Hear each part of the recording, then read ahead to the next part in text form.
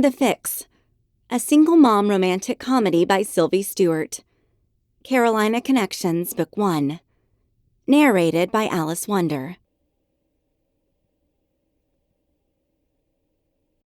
Fix. Noun, informal. A position from which it is difficult to escape. A predicament. Dictionary.com. Chapter 1. Pants. Who needs pants? Laney. I awoke to a foot in my mouth. No, not the old feeling of having said something horribly inappropriate that you immediately wish you could unsay, but an actual foot in my mouth. Ugh! I spat. To say this was a disturbing way to begin one's day would have been a gross understatement. Emphasis on the gross. What in the ugh? My head dropped back to the pillow as comprehension dawned. Rocco's size 12 with those cute little toes lay on the pillow next to my face, along with a small puddle of drool. I took in his sleeping form, passed out upside down in nothing but his Ninja Turtle underwear. We can't keep doing this, dude, I whispered to myself. My little exhibitionist, having contorted himself into some kind of inverted nocturnal backbend, had spent the night in my bed, yet again. Being awakened by small naked body parts was starting to mess with my head. Not to mention, who knew where those little feet had been? Oh, wait, I did. Blech. Completely unprepared to get up for the day, I snuggled back into my favorite dogwood printed sheets and stared up at the ceiling. I was discovering that moving to a strange new house was rough on a kid. Hell, it was rough on me, and I was 20 years older than him. All things considered, though, Rocco had been a real trooper since leaving the only house he'd known at my parents' and moving into this cute fixer-upper we now call home. But there were obviously still some kinks to work out. Case in point, my rude wake-up call. When my parents first brought up the possibility of their out-of-state move, I don't think I'd ever seen them so edgy. There was lots of hand-wringing and, well, you know, before I had demanded they just spit it out. I was halfway convinced one or both of them was dying of Ebola or something equally horrifying. I'd been feeling increasingly uncomfortable for leaning on them so heavily since the little stick had turned blue, so it was almost a relief to have the decision to get a place of my own taken out of my hands. Turns out, while I had feared our moving out would hurt my parents' feelings, they had been afraid I'd fall to pieces without them. One come-to-Jesus conversation later, and my mom was accepting a new position at the University of Richmond in Virginia, while I was on the phone with a realtor. The truth is, early on I would never have survived a day of motherhood without the undying, and most importantly, non-judgmental support of my family and my best friend, as well as the financial, if not physical, support of Rocco's dad. But it was past time for me to pull my big girl panties up, and I knew it. All the support I'd received had allowed me to finish my associate's degree and get a job which, while not entirely stimulating, allowed me to take care of my kid and me. As far as single moms went, my situation was the dream, and I knew it. Turns out, there is something remarkably satisfying about holding ownership of the place where you lay your head at night, and our new house was adorable. It had bright white siding, after a power washing from my dad, and black shutters that were mostly on straight, and it was topped off by a cheery bright red front door. The house was a ranch, and it was a bit older, but it had 3 bedrooms, 2 baths, and a fenced-in backyard for Rocco, and the dog I was sure we would eventually get. It was close, but not too close, to the stores and restaurants, and the street was nice and quiet. I loved it, and I was proud of our new home, even if it did have some drawbacks, leaky faucets, a few uneven floors, and maybe a few more major problems, but that was okay. All of that could be fixed with time and a little help from my idiot younger brother. I hoped. On the condition that he would help with the repairs and renovating, I had agreed to let him stay with Rocco and me. It was a win-win. My faucets wouldn't drip, and my brother wouldn't be homeless, considering that his previous residence had also been my parents' house. Even he had to admit that at 22, following your parents to a new state in order to live in their basement was borderline Jay and Silent Bob. And besides, all his drinking buddies were here in Greensboro, so there was that. So now the house was ours, and we were making it into a home. What I didn't know before moving was a new house breathes differently than your old one. It has its own voices and creaky bones to creep you right the hell out if you're not used to them. And we were definitely not used to them. Thus, the previous month of waking up to Professor Underwear, crowding my sleep space in an entertaining array of positions. It was past time to get out of bed, so I laid my hand on Rocco's bare foot and pressed a soft kiss to his head. I inhaled the unique boy scent of sweat in the outdoors, trying not to wake him. The floor squeaked under my feet, and out in the hall I tried in vain to avoid the cockeyed floorboard that's entire existence was centered around mocking my lack of coordination. One stubbed toe and several curses later, I reached the kitchen and went straight to the vintage avocado-colored fridge for my morning coffee. Okay, what I actually mean is Diet Coke. Don't look at me like that. There are plenty of people who don't like coffee, and some of them are even over the age of 13. One could say I'm not a morning person. As in, I may be a borderline vampire. All these people who wake up at the crack of dawn to enjoy a leisurely pot of coffee and read the paper completely baffle me. And don't get me started on those 5 a.m. gym weirdos. In my world, no sane person ever wakes up a minute earlier than it takes to frantically throw things together and arrive at the day's destination a mere hair's breadth from being tardy. And usually looking like their 5-year-old styled their outfit. And hair. Armed with my caffeine, I made my way into the laundry room. Okay, room may be a tad generous. Technically, it's more of a laundry closet. To see if I had somehow managed to wash and dry appropriate clothes to dress Rocco for daycare and me for work in a somewhat presentable fashion. Luckily, the dress code at Brock Technologies, where I log my 40 hours a week, is pretty laid back. I can usually get away with pants and a blouse or even a nice t-shirt if I throw a sweater over it.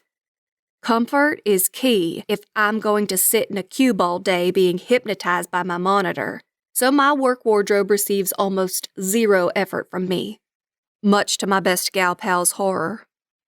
On the complete opposite end of the spectrum, my best friend Fiona puts together outfits in a manner I can only describe as crafting. Copious amounts of thought, skill, and passion are involved when Fiona gets dressed in the morning.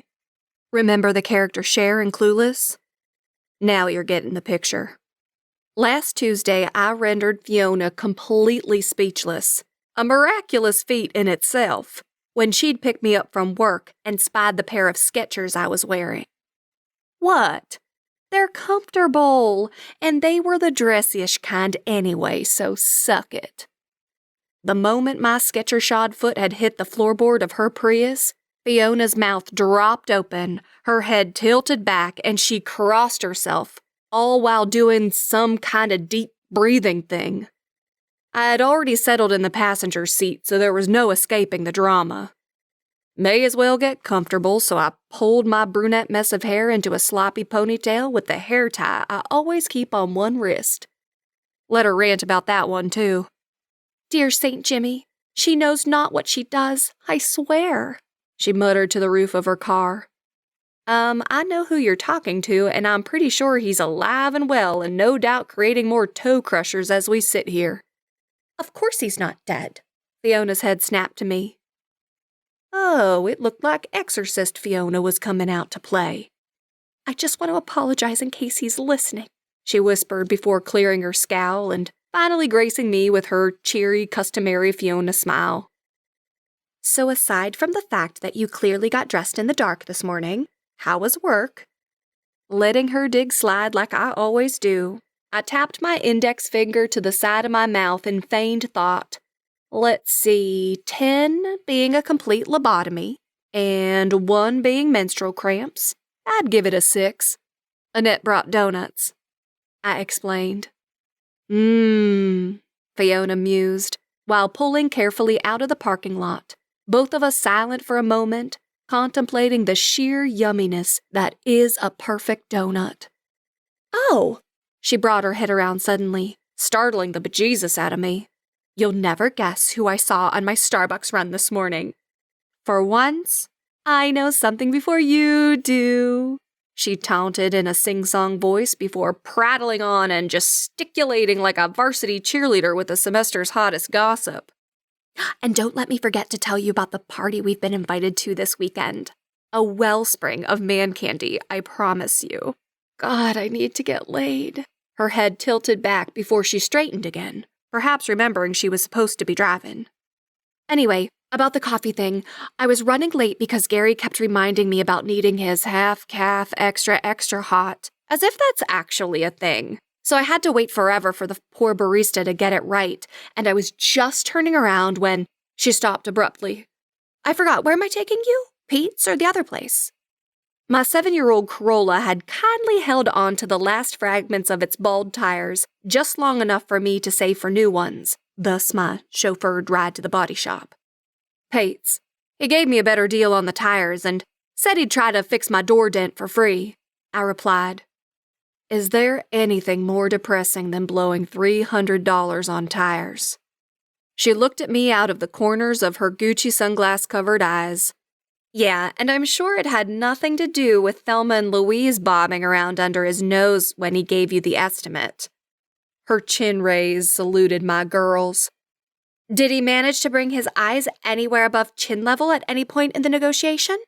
I chose to ignore her little joke at the expense of my rack. If I've told her once, I've told her 1,000 times, you don't get to have big boobs without having big other stuff to go along with it. Mother Nature has some sense of justice after all. So, continue with the big news, I redirected her, pulling my drugstore sunglasses from my purse. Fiona has what I like to call an, oh look, something shiny, level of distractibility. Her habit of losing track of thoughts and taking little verbal strolls during conversation can be a tad confusing. Listening to her tell a story is like picking your way through a vocal minefield, but since she's my best friend, I choose to find it charming. As do most people, actually. That's just Fiona, a charming little verbal diarrhea-spewing pixie with a gorgeous, heart-shaped face and wispy blonde hair. She is also the most cheerful and positive person I know, and although she occasionally has a temper, and definitely has a dirty mind, everybody loves Fiona. Most people would like to carry her around in their pocket like one of those celebrity purse dogs, but infinitely better. However, she is mine, and I will not give her back. Oh, right, Fiona said. So Starbucks. Anyway, the barista hands me Gary's coffee, but it's the wrong one, and I turn around to tell her mine is the venti black one, not the tiny grande with cream. Although why Gary doesn't like a little cream, I don't know. Something else about Fiona? She has a mouth on her, no doubt, but she also has this uncanny knack for saying things that sound overtly sexual, at least to those of us with dirty minds. So yeah, pretty much everyone I know. But are in fact completely innocent, and she doesn't seem to know she does it, therefore making it all the more hilarious, especially coming out of that angelic face. It's so bad that my idiot brother and his equally idiotic best friend have a running bet where the first one to get turned on by something Fiona unwittingly says owes the other $5 on the spot. And I practically run smack into Gavin, I heard her say. Speak of the devil. Literally. My idiot brother Gavin. Gavin? My Gavin? My idiot brother Gavin? What in the poop was Gavin doing at Starbucks? He doesn't have enough money for a Starbucks coffee.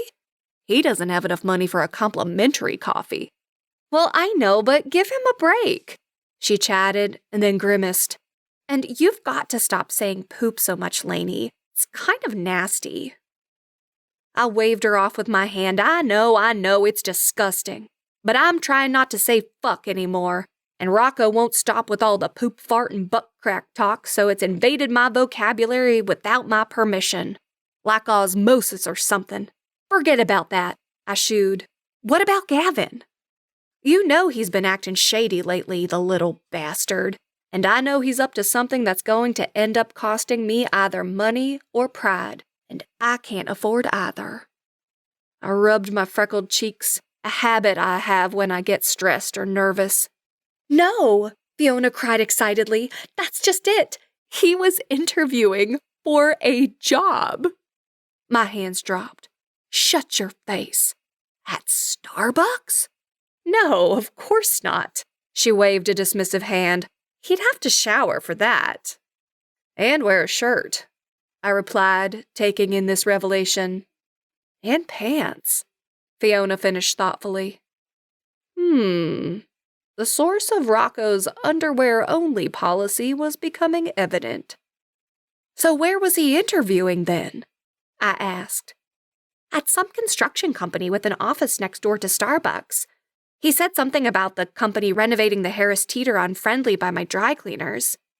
Not that you would know what a dry cleaner is, my fashion-impaired friend. She gave a little giggle. Why was I friends with her again? But I digress. Apparently, the company is growing so big that they need some new muscle to push it hard on a couple of new jobs. I snickered only momentarily at her inadvertent dirty remark, too distracted by the notion that my beloved ignoramus was actually growing up and attempting to take on responsibility. Wow, I might cry. This brings me back to my laundry room at 7:15 in the morning, where I was sifting through clothes trying not to spill my Diet Coke. Rocco's wardrobe was a snap. Shorts, t-shirt, socks, sneakers, bam. I'm not one of those moms who dress their kid like a tiny grown-up in collared shirts and pleated pants with belts and topsiders. He's not executing a business deal.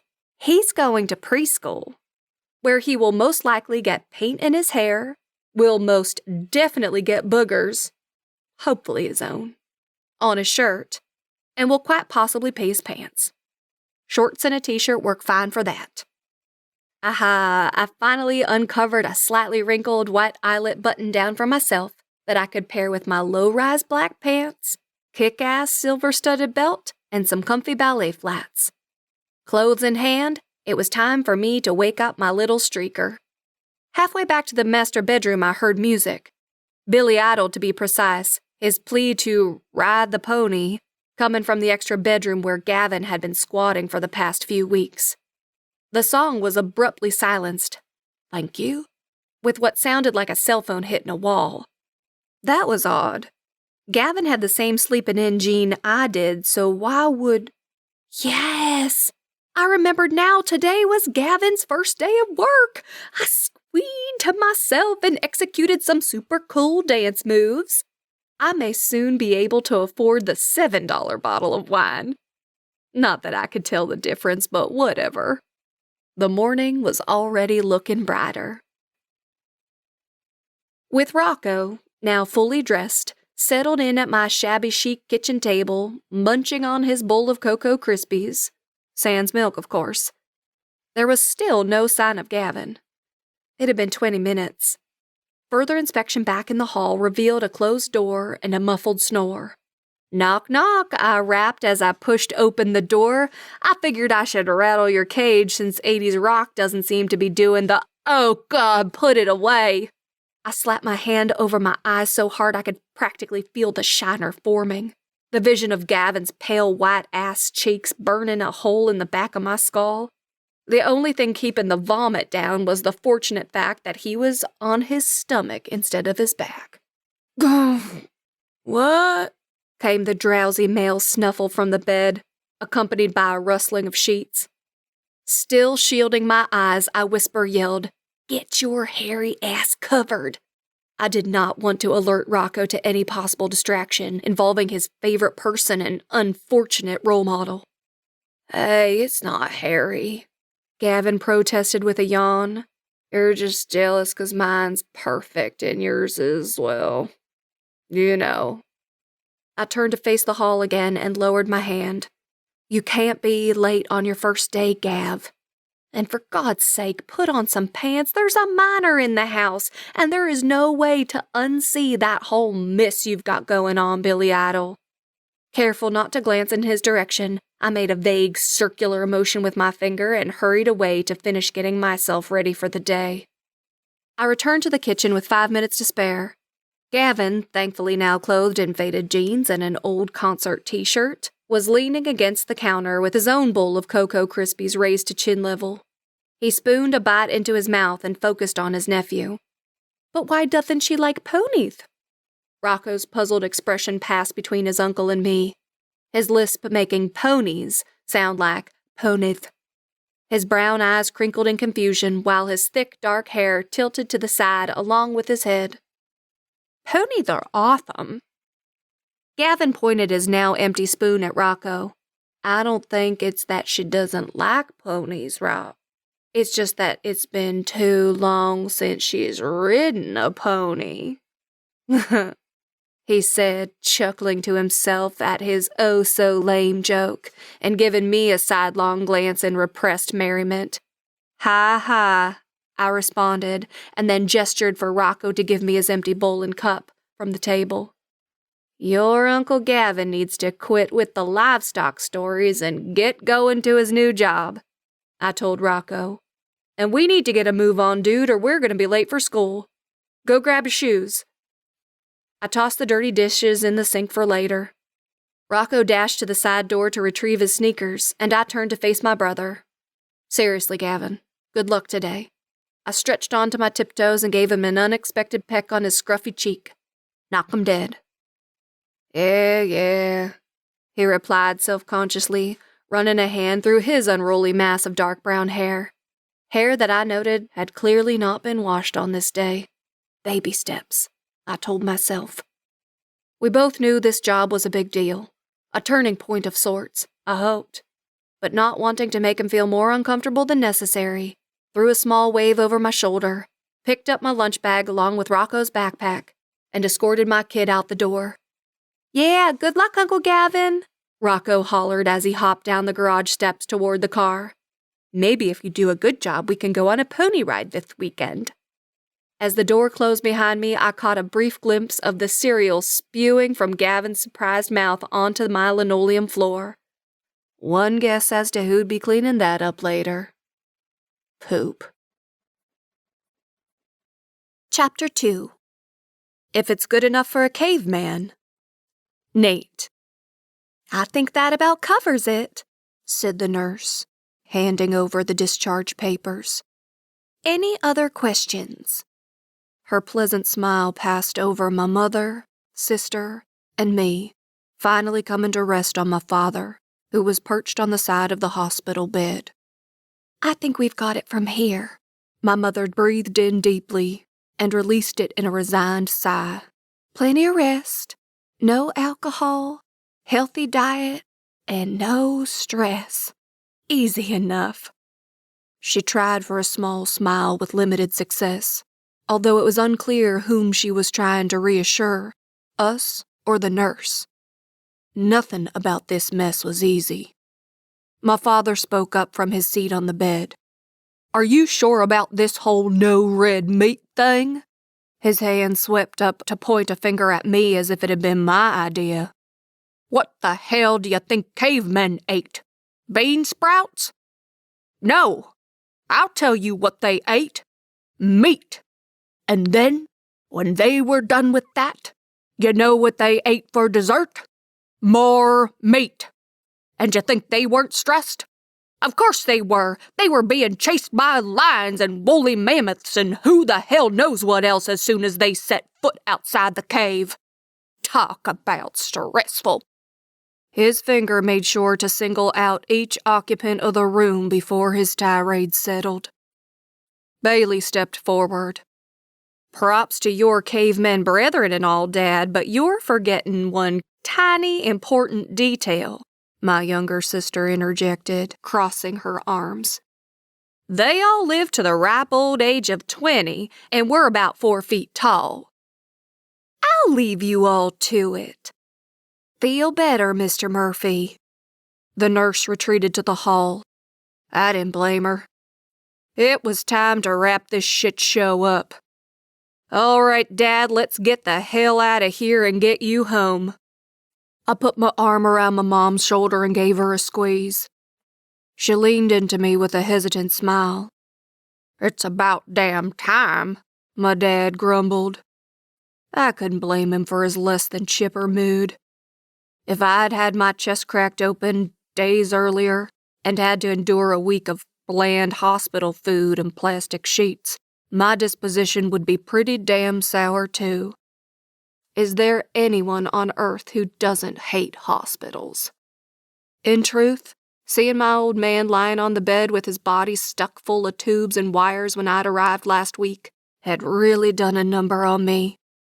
His normally robust presence had been completely absent, and a frail and extremely, mortal-looking figure had taken my dad's place.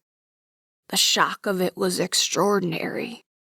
After that, it had taken very little time for my brain to catch up with my gut.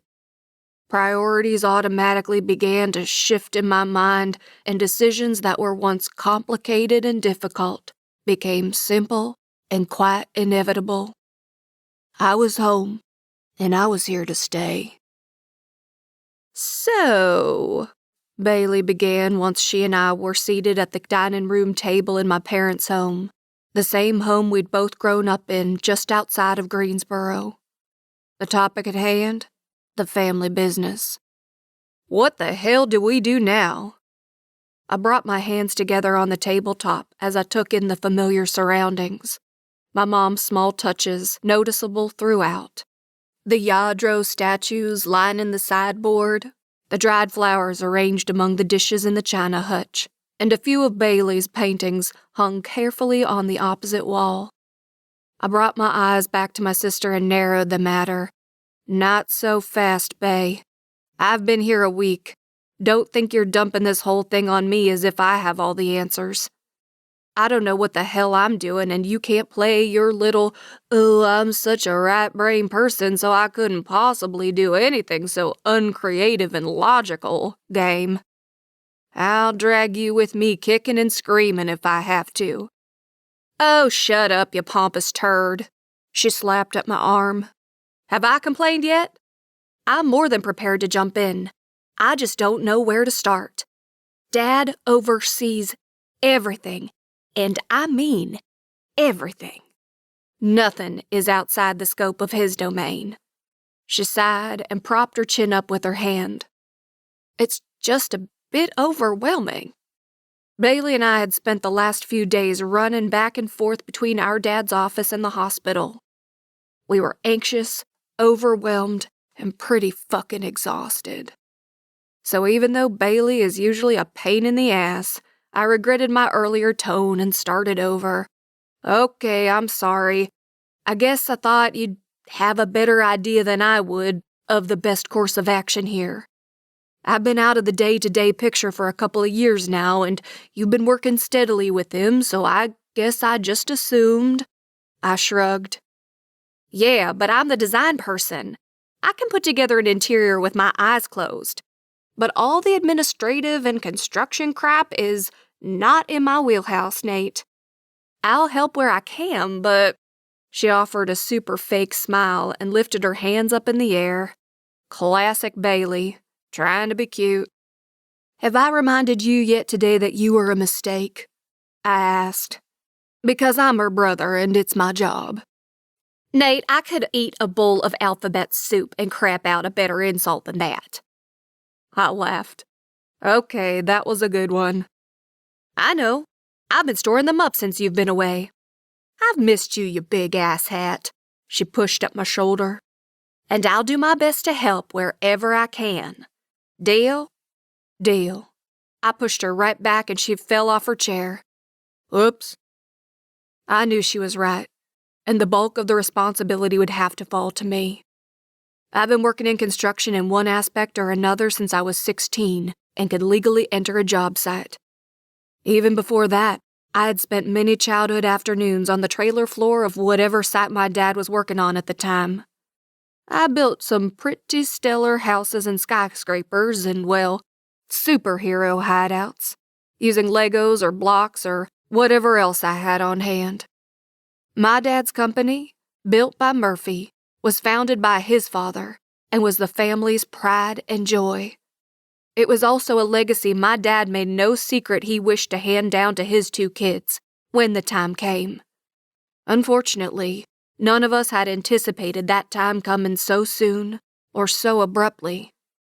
Not that any of us were under the illusion that Reardon Murphy would quietly submit to the laid-back life of a retiree just because he had a major heart attack. But he would certainly be taking a step back, or several steps if my mom had anything to say about it. In light of that, someone had to take a step forward, and it looked like I was the only man for the job. Construction is tough. There's a reason most movie scenes involving construction sites occur during smoke breaks or lunch breaks. It's hard to glamorize dirt and concrete dust, let alone try to carry on a conversation through the deafening buzzes and whirs of heavy equipment and power tools. Hard hats and hard work make you sweat, and they exhaust you by the end of the day. But then you wipe your filthy face with your even filthier shirt and stand back to take in your work. And that's when the magic happens. At least for me. The bones of a future house, or the foundation of a parking structure, or even a whole damn building stand before you, and you know that you built that. You helped lay that floor. You smoothed that concrete. You hung that drywall. Your accomplishment is tangible. And sure, most days you forget to stand back. You're exhausted and ready to hit the shower or grab a beer, or you have some crappy errand to run. But on the days that you remember, there's no feeling like it. I wasn't reluctant to adopt the actual construction aspect of the company. Never had been. But as I'd seen with my dad, the guy who runs the show doesn't wield a hammer. He spends half his time in meetings and the other half putting out fires. This holds little interest for me and is the main reason I left town a few years back. I didn't want to get sucked into the business of doing construction. I wanted to do my job, do it well, and at the end of the day, just leave it there and get on with whatever the rest of the evening held for me. Taking his work home with him and strategizing to grow a company is what landed my dad in open-heart surgery at the age of 60. No thanks. But what choice did I have? It all came down to one thing: family. And worse yet, fucking Irish family. Come on in, I beckoned to the kid. It was the following Monday, and I was starting my day at an apartment building we were putting up on the north side of town. I'd spent the weekend at the office and at the company's various work sites with Bailey, still trying to get up to speed. We'd had a few new crew members starting this week, and it looked like the first one had arrived. So maybe kid wasn't exactly the right word for the guy standing at the open doorway. He was probably early 20s, and I had only just turned 31 myself. But from the looks of his work history that Bailey had passed on to me, I couldn't think of what else to call him. There was hardly a thing there. What in the hell had this guy been doing since high school? He stepped toward me in the site trailer, hands in the front pockets of his jeans, a tentative expression clear on his face. He was fairly tall, probably only an inch or two shorter than my 6'2", and I suppose he looked strong enough. Bailey did mention the stellar character references she'd gotten from a couple of the guy's former baseball coaches, I think. At any rate, something made her give him a shot, so I figured I'd just go with it. The kid didn't know shit about construction, that was clear. But that didn't bother me per se. At this point, I just needed all the extra hands I could get, and as long as we kept a close eye on him, he could learn a lot of what he needed to know on the job. Nothing like trial by fire. Monroe, right? I asked him. Yeah, that's me. Gavin Monroe. Nate Murphy. I stuck out my hand. He took it and gave it a firm shake. Nice to meet you, and, thanks for the job. You won't be disappointed. Well, that remains to be seen, Gavin. His Adam's apple bobbed, but he held my eyes. This could work out fine after all. Follow me, and I'll show you around. You'll have to pardon me. I'm still trying to get up to speed on all these open projects. But I'm assuming my sister told you all about that when she interviewed you. Yeah, she did. I hope your dad's doing better. He's hanging in there, thanks. I handed the kid a hard hat as I donned my own by the door of the trailer. You bring a pair of work gloves with you? No, sir. The uncertain look was back. We'll find you a pair. I took a step down the stairs. I'm assuming those boots are steel-toed? It wasn't a question. Yes, sir. All right, come on. I'll introduce you to Mark. He's the foreman on this job, and he'll get you squared away. Not sure if you'll stay on this side or not, but we'll play it by ear. I strode toward the closest building, not waiting to see if the kid followed. And cut the sir crap. I raised my voice over the buzz of a power saw. You work hard, and do your job, and save your manners for your mom. Chapter 3. The Butt Sandwich. Laney. So hungry. Gavin whined like the little baby he is. He was stretched out on the sofa with his hands cradling his stomach and his sweaty shirt sullying the upholstery. Why didn't you eat any lunch? I asked from the kitchen, where I was helping Rocco with his backpack. We'd just walked in the door a minute earlier, and I was equal parts eager and anxious to hear about Gavin's first day. I did. Whine. But they had me running around so much I burned that off by about 1 o'clock.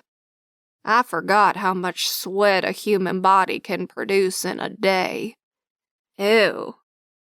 I'm hungry too, Mommy, Rocco said, as he pulled off his shoes and left them in the middle of the floor, right by the dried-up, half-chewed Cocoa Krispies I'd forgotten about from this morning.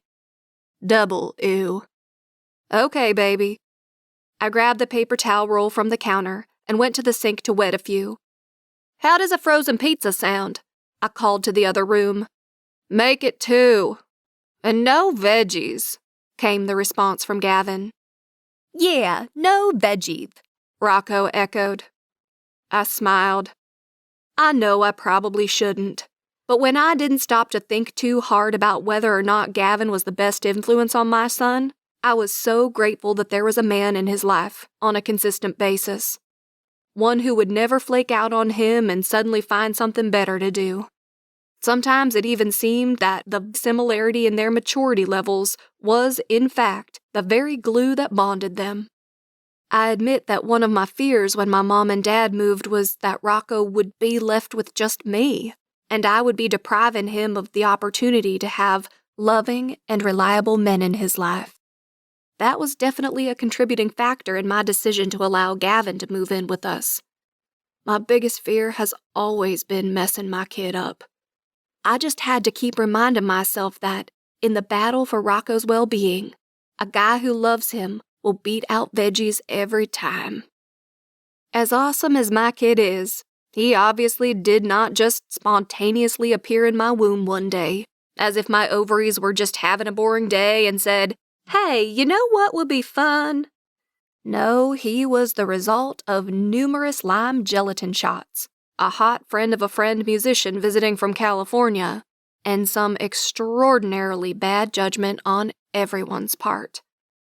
Dominic, Rocco's dad, is actually a nice guy, and I have to give him some credit. After the initial and expected freakout when I'd tracked him down by phone with the news every 19-year-old guy wants to hear, guess what? It's a boy. He tried to step up the best way he knew how. It had been 3 months since the fateful deed in the back seat of a borrowed extended cab truck. I know, don't remind me. And only 3 days since I'd stopped Linda blaring my guts out with morning sickness. As I sat on my bed in my childhood room clutching my cell phone, we had discussed possible options. Me moving to California, him moving to North Carolina, but in the end, it had just made sense for each of us to stay put. My family was here, and I was midway through my freshman year of college. His family was scattered, but he had just been accepted to a very prestigious music program, and while his family had quite a bit of money, we'd both known that him dropping out and moving across the country for his knocked-up one-night stand would not go over well. As cringeworthy as it sounds, we were complete strangers, and while neither of us wanted Dominic to be a stranger to his child, uprooting hadn't been the best plan. So I had stayed here, and Dominic had flown out for the birth. After a paternity test, which his family's lawyer had naturally insisted on, a reasonable arrangement for child support was agreed upon, and we worked out visitation. Dominic, even now, didn't make much money, but with his family's resources, he made sure we got what we needed financially. And he does love his son. I know this. But I don't know if he'll ever love anyone more than he loves his music, and that's not what I want for Rocco and a full-time dad. Now Dominic flies out to take Rocco for a few weeks every year between breaks in his busy touring schedule, and we all forge ahead. But at night, when I lie in bed and rehash all the parenting decisions I could have handled differently that day, not to mention all the calories I shouldn't have eaten and all the chores I should have completed, I often wish to the bottom of my soul that our story of mother and son had begun differently. That instead of a duo, we were some incredible kick-ass trio. I set the oven to preheat and attempted to ease into a group discussion so I could covertly interrogate Gavin about his job. I began with Rocco. "So, Rock, did you and your new friends do anything fun at school today?" "Nah," he twitched his little nose. "What do you mean, nah? You were there all day." Another change since we'd branched out on our own, Rocco was attending a new school, otherwise known as daycare, for the full day instead of the half day of preschool we'd done while living with my parents. Once I'd pushed past the guilt, I could appreciate that this was actually a positive change for him. He'd spent the majority of his time around adults before, and it was high time he made some friends his own age. I moved to the half wall between the kitchen and the living room to find Rocco mimicking his uncle as he lay in my favorite cushy armchair, hand to his gut and head thrown back. "I dunno," was his complete response. "Well, what did you do all day?" "Don't 'member." He shrugged and twitched his little nose again. "Well, how do you respond to that?" I guessed it was time to move on to the next topic. "Okay. How about you, Uncle Gavin? Did you do anything fun with your new friends today?" Gavin's head came off the couch to fix me with narrowed eyes. "Am I allowed to say I don't remember either?" Taking in my look, he said, "Yeah, I thought not. It was okay, I guess. They all treated me like the newbie, as expected. Most of the guys were okay. Some of them were dicks. I mean jerks." He glanced Rocco's way, but the little guy was unfazed. "It was mostly a lot of lifting things and holding this or that while somebody secured it." "That doesn't sound so bad," I commented. "Where were you?" "I was at some apartment complex off New Garden, but the boss said they might move me to the grocery store on Friendly, or maybe even the commercial building going in at the end of our street. I told him I lived here, so I think he might try to put me on that one, which would be cool." "What commercial building?" I asked, unfamiliar with anything being built by our neighborhood. "I don't know, some building they're putting up with rental spaces, right at the entrance." That was odd. "There are houses on either side." "Don't ask me, it's my first day. Nate said the houses were in foreclosure, so they got the properties at a really good price. They're gonna tear 'em down and put something else up." Apprehension speared my gut, but I pushed it aside. "So it sounds like you met a lot of people for your first day." "That's good," I led. "I guess." What was with guys? Would it kill them to share a little? Well, since Mom and Dad aren't here, someone has to say it. "I'm proud of you, Gav," I told him. "I know this isn't your dream job, but I'm glad you're moving on." His sudden frown had me regretting my last statement. Stupid. He inhaled and then sighed. "It's no major league game, but whatever. It is what it is. What the commercial building? Will it sell toys from the TV? Asked Rocco, as the oven dinged. Time to put in the pizzas. Uncle Gavin will explain. I turned back to the kitchen to make dinner for my guys. Baby steps, Laney. Baby steps. My phone rang an hour later. Gavin was busy holding a giggling Rocco upside down in the living room and shaking him to get the pizza to reappear. I was adding dishes to the growing pile in the sink, telling myself I'd get to them later. The number on the caller ID was unfamiliar, but I pressed accept. Hello? Oh, hi. Is this Laney Monroe? Yes. This is Melly Jordan from Cornerstone Daycare. How are you? Rocco's daycare teacher. Oh, hi, Melly. I'm good. How about you? We exchanged pleasantries. I'm just fine, Laney. Listen, I'm sorry to bother you at home. I was hoping to catch you when you picked Rocco up this afternoon, but I think I just missed you. I wanted to touch base on a couple of things. Nothing's wrong, so don't worry, she reassured me. Okay, what's up? I asked. Well, first of all, I wanted to tell you that we all love Rocco here. He is just such a sweet little guy. My chest wanted to swell at this, but my motherly instincts were sensing a butt sandwich on the horizon. Your kid is great, but he's pantsing all the other kids on the playground, and we'll have to expel him. But did I tell you we really think he's great? But, Melly continued, here it comes.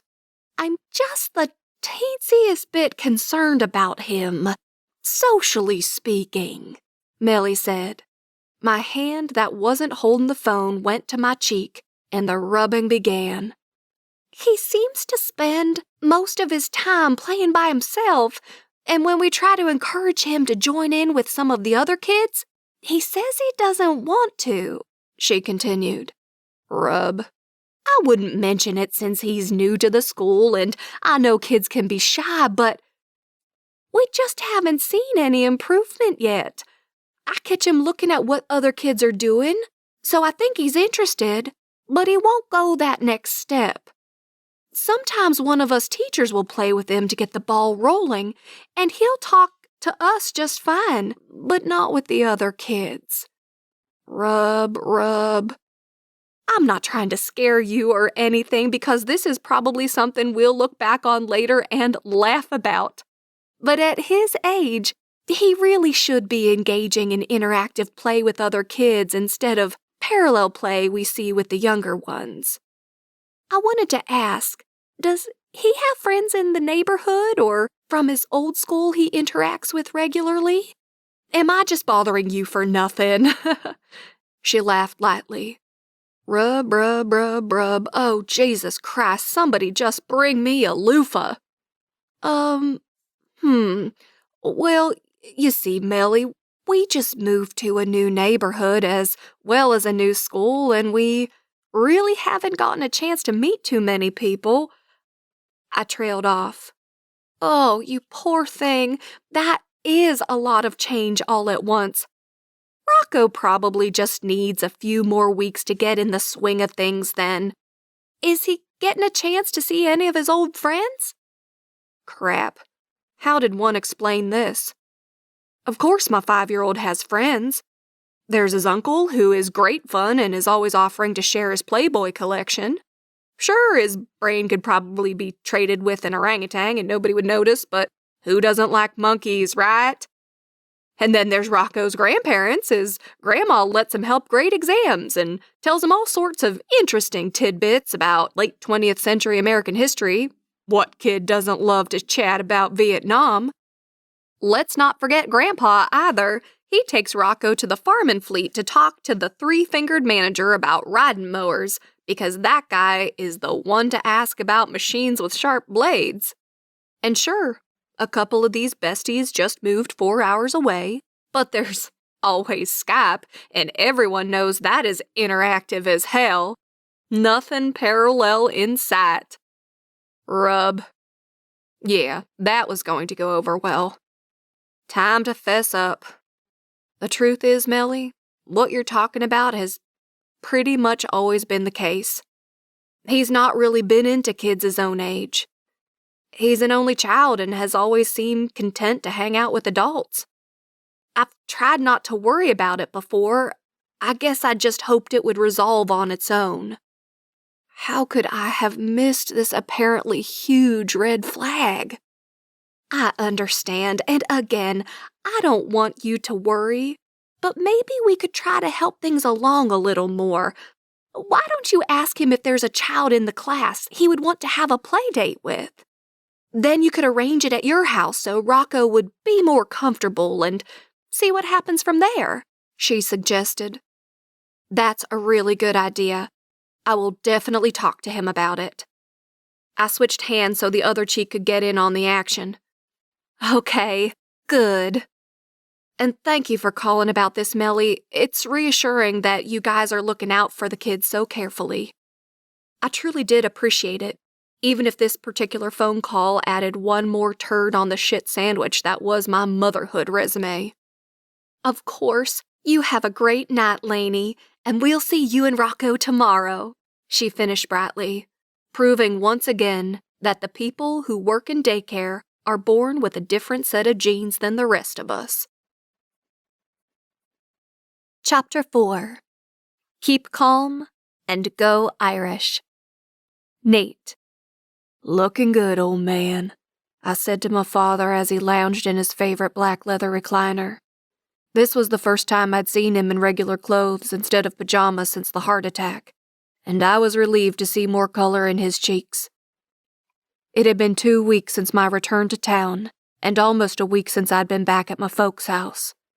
Work was a shitstorm, and I'd been doing my best not to bother my dad any more than necessary. But it was nearly impossible to decipher whatever organizational puzzle he worked by. Bailey and I were having a hell of a time keeping our heads above water. Not that we would tell him that. Remote in hand, he paused the football game he was watching and turned to me with a hopeful expression. For the love of God, please tell me you brought something to eat that doesn't taste like cardboard. It was no secret my mom's cooking wasn't stellar on a good day, so I could only imagine what it tasted like with all the salt removed. Sorry. I held my hands up to show they were empty. Mom only let me visit on the condition I brought nothing into the house that you might find even remotely edible. I got a TSA pat-down from her in the foyer. I figured as much. He settled back into the chair. Distract me then. Tell me what's going on at work. Did Mark get the permit squared away? I got the number of that guy at the— All taken care of, I interrupted. Yeah, but we'll be in deep shit if every I isn't dotted on that one, he insisted. I know. Mark and Doug have been a big help, and Bailey knows a lot more than she led us to believe, so we're handling it. I promise we'll keep you in the loop and let you know if we need help. I've already called you a dozen times with questions, and I may be permanently banned from the house if Mom catches us talking shop, I warned. That was another condition for my visit.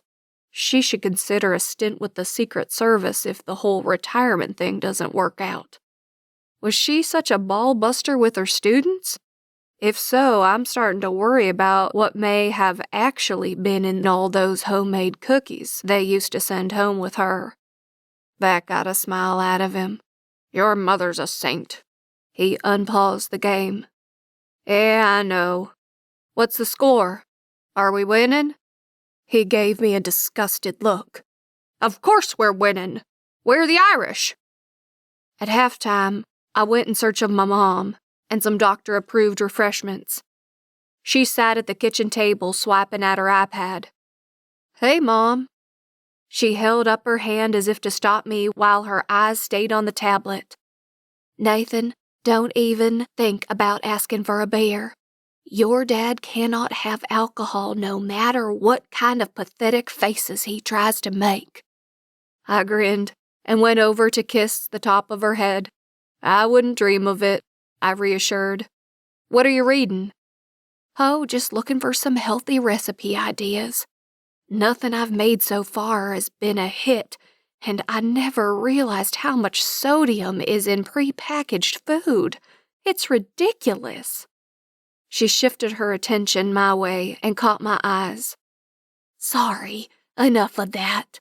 I want to hear about you. How are you, Nate? Are you and Bailey hanging in there? By our fingernails, but yeah, we're doing fine. Don't worry. Anything I can do to help? She tilted her blonde head. Sure, you can get one of those stupid hang in there cat posters and give it to Bailey. It'll be hilarious to watch her try to be polite when she opens it. I smiled. She slapped the back of my hand and scoffed. Don't torture your sister. I'll consider it. I suppose it would free up some time in my schedule. Her hand went to my arm more gently this time. I know your dad can't say it yet, but you need to know that we both appreciate so much that you came home to take over. Okay, I guess it was time for the serious portion of the visit. It's no secret that this wasn't your plan, at least not yet, so I wanted to thank you again. I don't know what we would do without you. She started to tear up. Whoa, no need to get all mushy. You know I'm happy to do it. And besides, I'm not really taking over. Dad will be back when he's feeling better. She scowled at me, so I hurried on. I mean, I know it won't be full time, like before, but still. My mother shifted in her chair. I know. There is no way he'll give up the business completely. But you know your dad doesn't do things by half measure. I'm just afraid he'll gradually ramp things up until we're right back where we started. And may not be so lucky next time. She had a point. So that's why we need to use this recovery time to find him some hobbies. Say what? The doctor said there are plenty of activities he can do that are great for keeping blood pressure down and can be quite engaging. I'm hoping if he becomes invested in something else, he might not be so eager to dive back into the deep end. Like what? I asked, picturing my dad playing croquet or painting tiny military figurines with a little brush and a monocle. Inside my head, I chuckled. Outside, I was the picture of serious reflection. Oh, you know, putting together jigsaw puzzles or collecting coins or stamps or painting landscapes. There are all sorts of things. Her excitement was palpable. Oh, wow. This was going to be fun.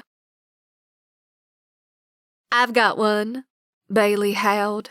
We can get him some gardening clogs and a subscription to Home and Garden. Bailey and I were swapping new hobby ideas for Dad between fits of hilarity, picturing the ultra-masculine force of nature we knew as our father in an array of awkward scenarios. All of them included our mom cheering on the sidelines. So far, the best one involved the Westminster Kennel Club and some dog trimming shears. You cannot tell Mom about this conversation, I reiterated, sitting across from her desk and trying to school my features. Duh, you shithead, came her clever response. It was Monday morning and we were supposed to be going over some bid paperwork for an upcoming meeting with a potential client, but I could not resist sharing our mom's plan from the weekend. Oh, Bailey started, finally getting us back to business. I forgot to tell you, Doug called with some potential troublesome news about the foreclosure properties at Old Oak Ridge. It seems the neighbors are not taking too kindly to having a commercial property in their midst. In his words, trouble is a-brewin'.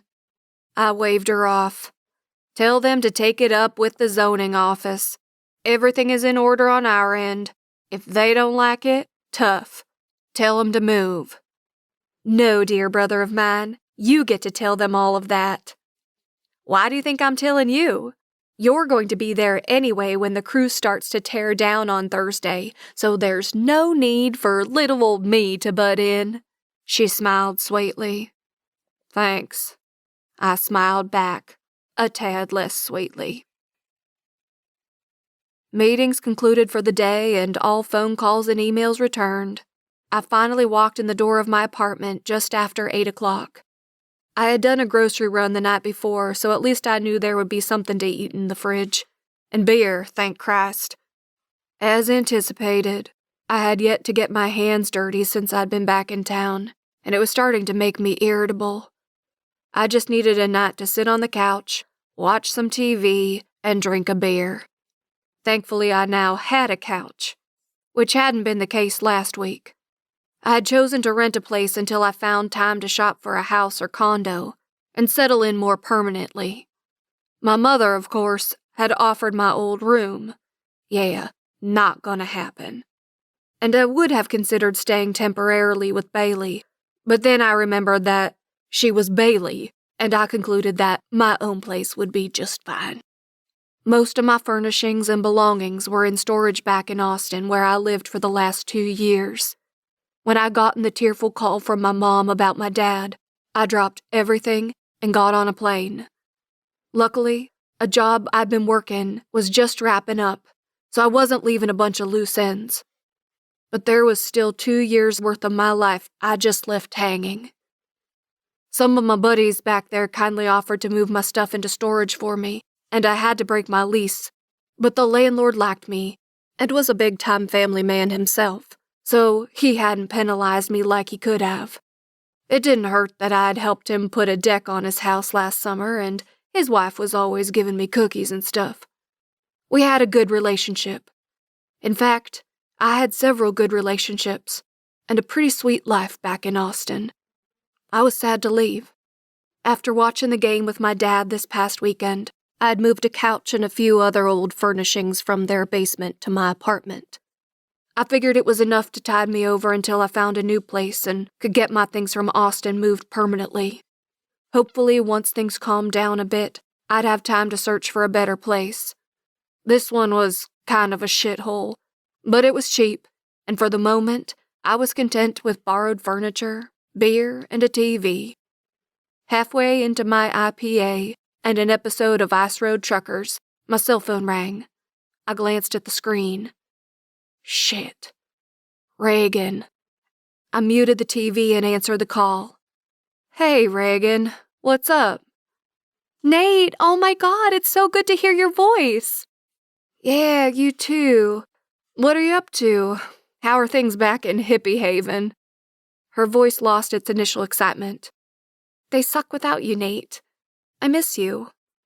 And that right there was what I'd been afraid of. It was the reason I'd avoided her calls for the past week, although I kept promising myself I'd call her back when things lightened up. Reagan was a really nice girl, honestly, and she made it clear she found me to be a nice guy too, but I suspected she also thought I was the guy. Reagan was sweet and pretty hot. She was definitely not the girl. Who even knew if such a girl was out there, but I knew for sure Reagan was not it.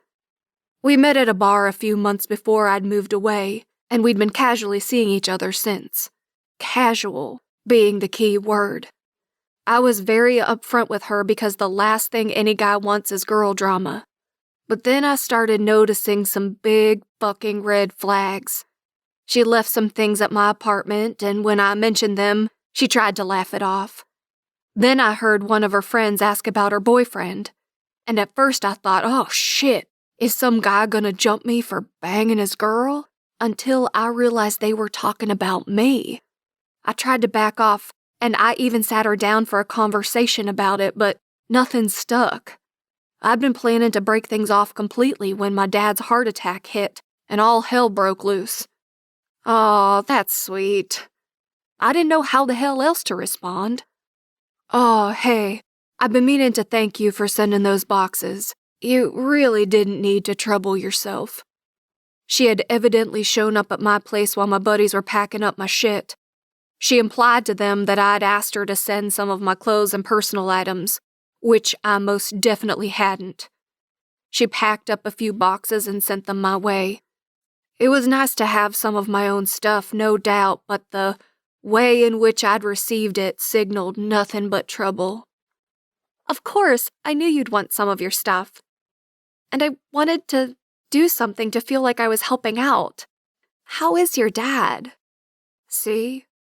Really nice girl. He's doing a lot better. Thanks. Oh, good. So, listen, I was calling because I really wanted to hear your voice, but also because I was thinking of coming out to see you. Christ on a bike. There it was.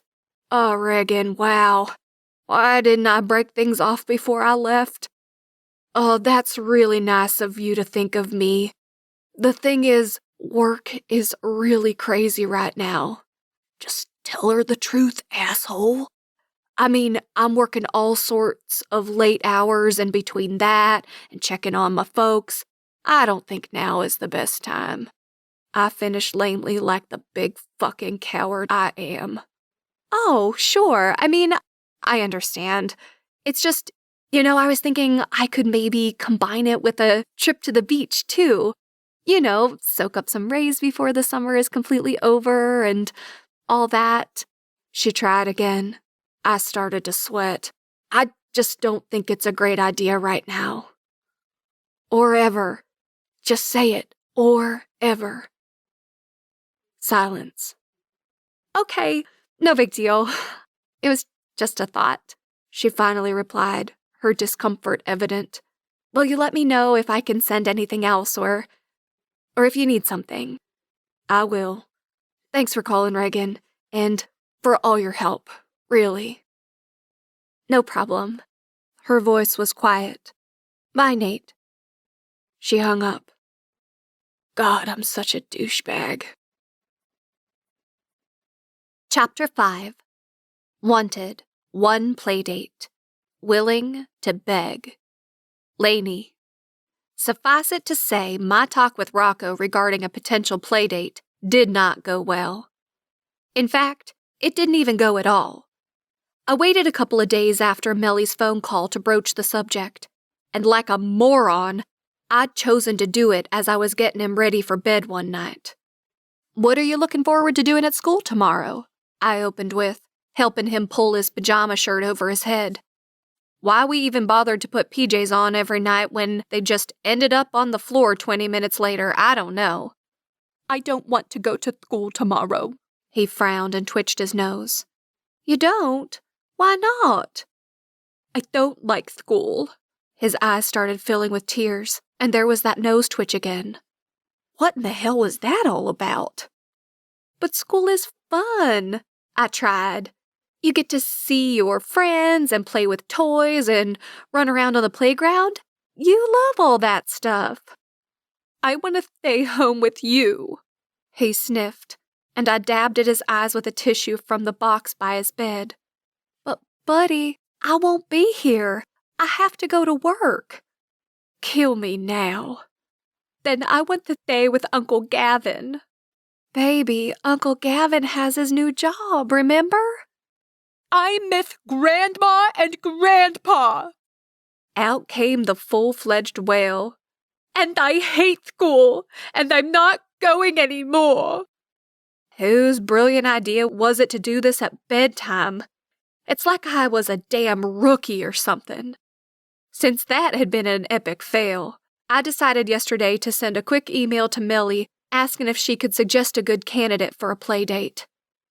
I was surprised when I received a response almost immediately.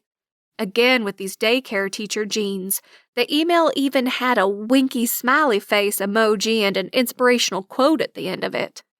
Tucker Peterson, she'd suggested. I had my mark. My alarm went off 10 minutes earlier than usual in the morning, and I managed to get Rocco to school several minutes early, thank you very much. A Tootsie Roll had proved sufficient motivation to get him in the car that much faster than usual. As every parent knows, bribery is an essential tool useful in preventing the explosion of one's head. I stood by the classroom door, determined to find my target. I had a vague recollection in my mind of Tucker's mom from the first day I'd brought Rocco to school. If memory served, she had blonde hair and was fairly tall and thin. Aha, there she was. And there was Tucker at her side. Good God. Of all the rotten luck. The child wore a polo shirt with a collar popped and, I kid you not, seersucker pants. Oh, I'm sorry. Slacks. What 5-year-old even owns? Okay, don't judge, Laney.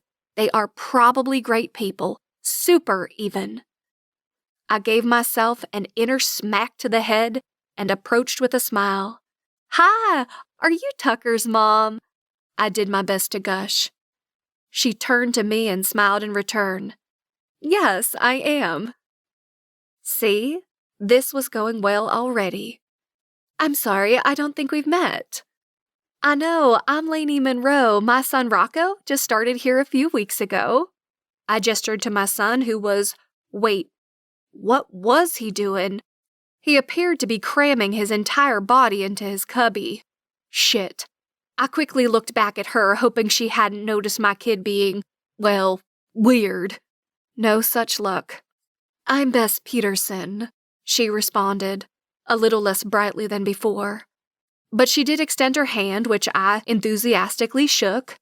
Ugh, she did the limp fish partial shake, which made my very firm and very normal shake come off as trying way too hard.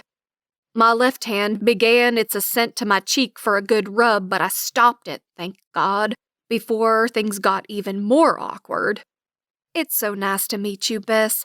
Listen, I know you probably have to run, but I wanted to invite Tucker over for a play date this weekend with Rocco. I glanced down at her son with a smile that was probably coming off as a little crazy at this point. But he wasn't paying attention to me. He was busy with his finger up his nose while the other hand played with his crotch. See, our kids have so much in common already. Oh, that's really sweet of you to ask, but I think we're all booked up this weekend, she said, with what really did sound like genuine regret. All right, let's not give up yet. Oh, I understand things can get a bit crazy trying to cram everything in after the work week. I made some odd zinging sound. Maybe it was more of a whistle. Either way, I was sounding like an absolute moron. I couldn't have stopped my hands from coming to my cheeks if you paid me $1 gazillion. Still, obviously not satisfied with my current level of humiliation, I continued. How about next weekend? Gee, She stopped and shooed Tucker toward his cubby on the opposite end of the wall from Rocco's, mind you. Have a good day, sweetie, she called after him and then turned her smile back to me. We usually seem to have a lot of things scheduled on weekends, but I'll check our calendar and get back to you. Sorry, I really do have to run. It was nice to meet you. And she was gone. Note to self, arrange playdates by email in the future. Taking my own advice, I stopped in Mellie's office on the way out the door to get a list of email addresses for a few more moms.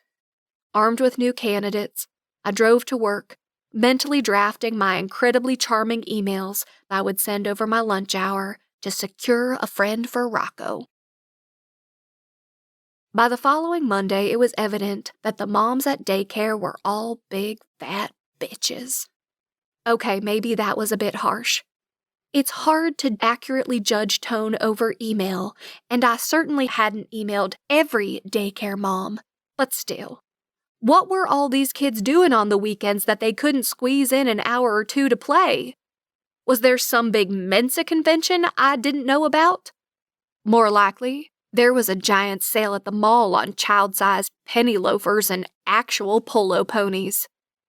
Okay, that was a bit judgy. By the time I got the 5th rejection email, the picture was becoming clearer. All these kids had been in school together since they were in diapers. They had their little established playgroup, and apparently the membership roster was all filled up. It was like the Heathers for the nose picker set. I supposed I could try to reach out to some of the parents from Rocco's old school, but that just seemed even more awkward. If he hadn't played with their kids when he had seen them every day, why would they want their kids to come over and play now? Grrr! My internal rant was interrupted by the sudden appearance of Annette's curly head over my cubicle wall. "I have the perfect guy for you," she announced. "I'm setting you up, and I will not take no for an answer." Hello to you too," Annette continued without acknowledging me. "His name is Alex, he's 29, he has a 7-year-old daughter, divorced, him, not the daughter.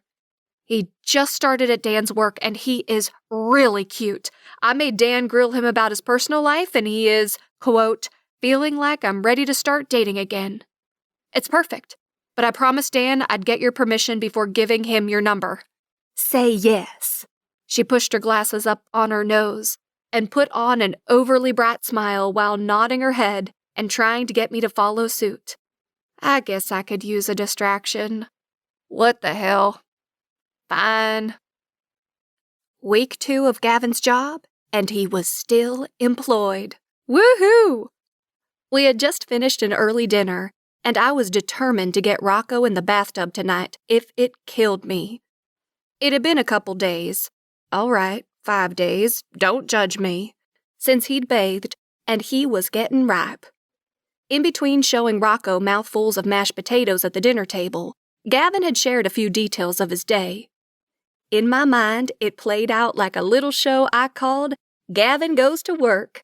Such was my excitement about his new job. There was even a jaunty theme song.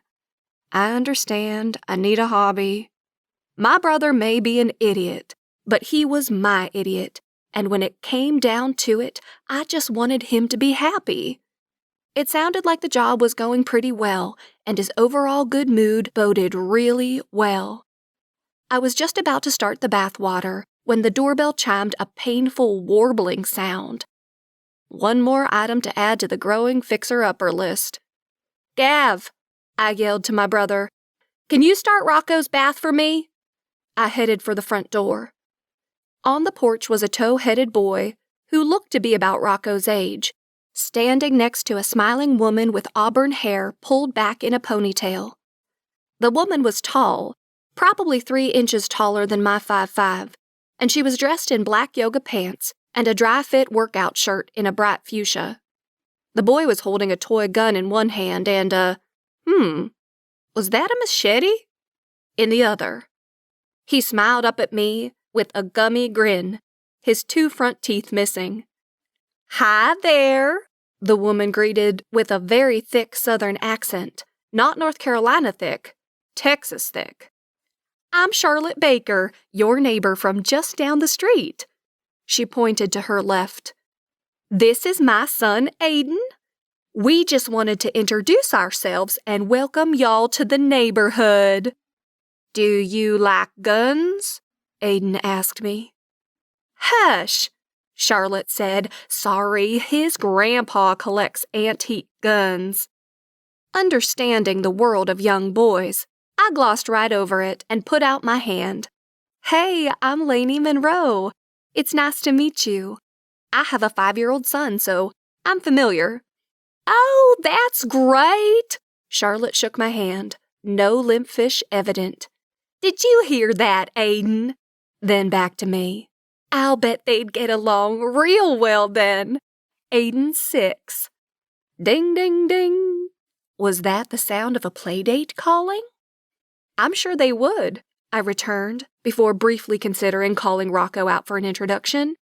The likelihood that he'd emerge from the hall naked stopped me, though, as it would prove a tad more awkward than NRA talk. We'll have to arrange something. I made sure to keep my smile just this side of crazy. "Sorry, lady, you're not getting off my porch without a commitment."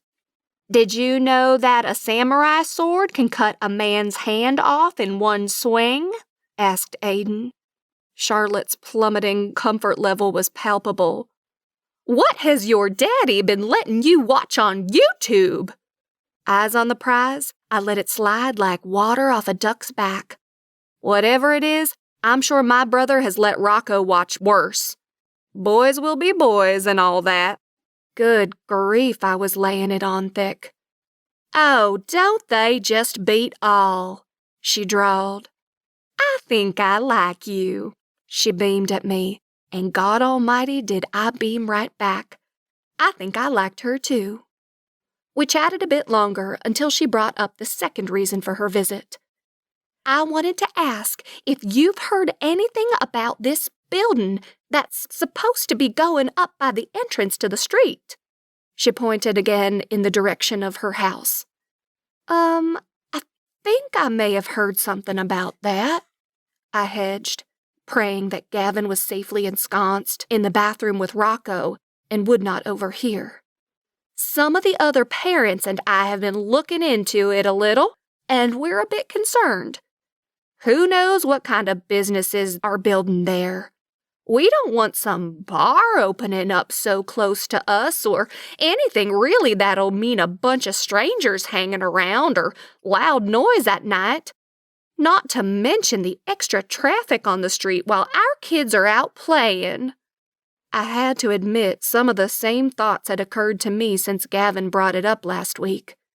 I'd just bought this house, and although I got a good deal because of the work it needed, I didn't want to watch its value go down. And of course I wanted to live in a safe neighborhood, especially with Rocco to consider. It's been difficult to get much information over the phone, so those of us who can make it, we're planning on going over there early Thursday morning to try and get some answers. That's when they're going to start tearing down the houses. I made a non-committal sound. Anyway, she put her hand briefly on my arm. It would be great if you could make it. I'm planning on heading over around 7 to try and catch them early, and I know a couple of other people who are coming. Her face brightened again. Oh, hey, and we're also gonna have a little get-together this Saturday at our house with some of the other neighbors and their kids. You should come along and bring Rocco. The kids will probably just play on the Xbox or run around the yard while we talk about some of the neighborhood stuff, but it should be fun. Victory, my weekend playdate. That sounds great. We exchanged phone numbers before she and Aiden went off with a wave. So, I said, entering the bathroom where a very naked Rocco was splashing in the tub. Guess who just scored you a playdate with some cool neighborhood kids and an Xbox? I crowed. Me. That's who. I may have tried out a couple of my cool dance moves too. Why hadn't I ever taken a hip-hop class? Just no, Gavin said from his perch on the closed toilet seat. I loved most everything about my little house, but I had to admit the hall bathroom was a bit small. It had a tub-shower combo, a toilet, and a tiny pedestal sink. Unfortunately, both the toilet and the sink were pink. I'm a girl, and even I was slightly offended. What's an Xbox? Rocco's dark head tilted back, and his face got scrunchy. Trust me, kid. You want to play Xbox, said Gavin. It's an electronic game you can play with other kids. It's awesome. And you can usually kill stuff. Hopefully they weren't playing those games, although, since it was Aiden's game, yeah. What kid? Rocco still didn't look sold on the idea. And there was the nose twitch again. Some of the other kids that live in our neighborhood. I just met one of them. His name is Aiden, and he's 6. I enthused. Rocco's head tipped back down, and he dive-bombed his privates with a plastic shark. I gave Gavin a side glance. Sounds fun, Rock. You should totally go, he offered before standing up. Well, I'm out. And he left the overcrowded bathroom. Will I have to talk to them? Rocco asked, zooming the shark through the bathwater. I guess, at least a little. Why wouldn't you want to? Do I have to play with them and stuff? Another damn nose twitch. That's kind of the whole point, baby. Someone please give me the code to my kid's brain. Oh. Still with the shark. Nah, I don't want to go. I'm going to be there too, I kept with a sales pitch. The other grown-ups and I will be talking and doing adult stuff, but I'll be right there the whole time. In the same room? I got his eyes again, along with another twitch. What are you so worried about, little man? Probably in the next room, but you can come see me whenever you want. His tiny lips shifted to the side in thought. I guess. That was the best I was gonna get, so it was time to move on. All right, little dude, let's get this hair washed and then I'll let you stay in for 10 more minutes. But then you have to get out. No arguments. With the amount of time this kid liked to spend in the bathtub, you'd think he was a beleaguered mother from a Calgon commercial. Out in the hall, I stopped at Gavin's open door. He was standing barefooted by the dresser, fiddling with his phone, still dressed in his dirty jeans and t-shirt from work, his shaggy brown hair matted from his hard hat. I don't get it. What kid doesn't want to go on a play date?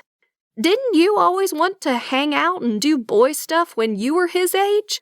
I was always hanging out with other kids, wasn't I? I asked him. Maybe I was having some selective memory problems. Without looking up from his phone, he responded, Sure, I guess. Ever the skilled conversationalist. Rocco's voice floated from the bathroom, singing a made-up song about armpits. Be honest, Gav. Is Rocco, I don't know, a bit odd? His head still tilted down to his phone, only his eyes lifted to mine. Are we both hearing the same noises coming from the bathroom right now? Chapter 6. Dear Superman, your brother's a dick. Laney. Thursday dawned bright, and I mean bright. A person was not meant to get up this early. I stumbled around my bedroom, having woken up without my little sleeping buddy beside me for the first time since we'd moved.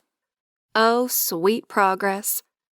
My alarm had gone off early because I wanted to get Rocco and myself ready for the day and still make it to meet Charlotte at the building site before rushing to school and work.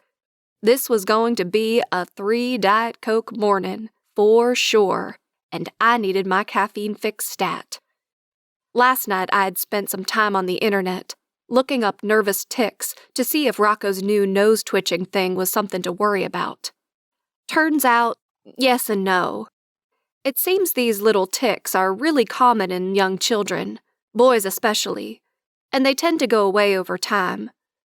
Unfortunately, my research also revealed that the impetus for these kinds of tics was often a feeling of general stress. So in a way, it told me what I already knew. Ugh. After a quick shower and a rush through of my usual hair and makeup routine, I tucked my hair behind my ears and called it good. Congratulating myself for setting out clothes the night before, I slipped on a pair of charcoal dress pants with a skinny red pinstripe and a V-neck sleeveless blouse the color of a poppy.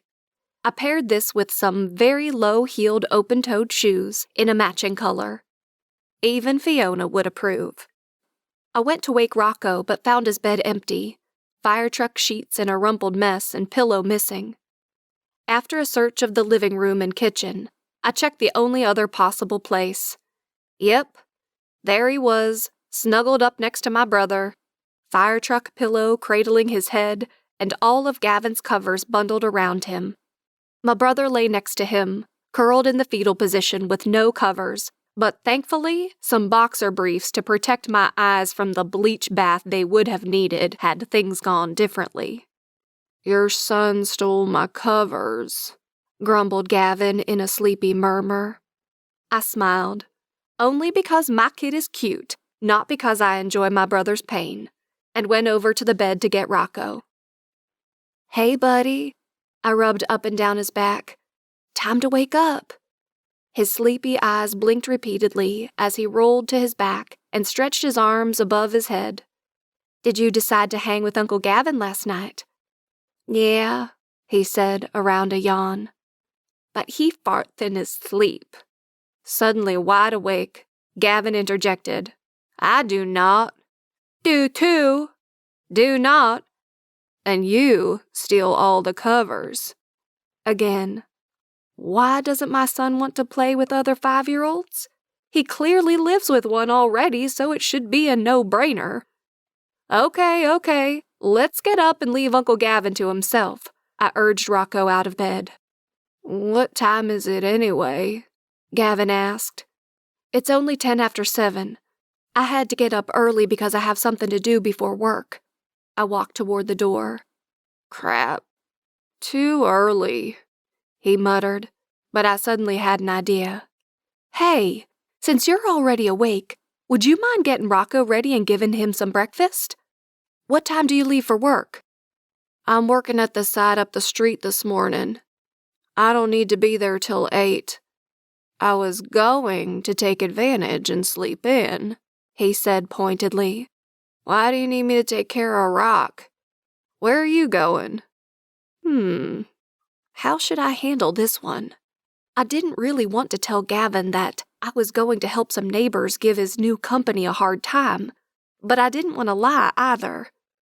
Remember that lady who came by the other day with her kid? She wanted me to help her out with something this morning. I'll be back in plenty of time for you to make it to work. Vague. Let's stick with that. Okay, I guess. Just give me 10 more minutes of snooze time, Rock, and I'll give you some breakfast. Gavin laid his head back on the pillow and covered his eyes with his arm.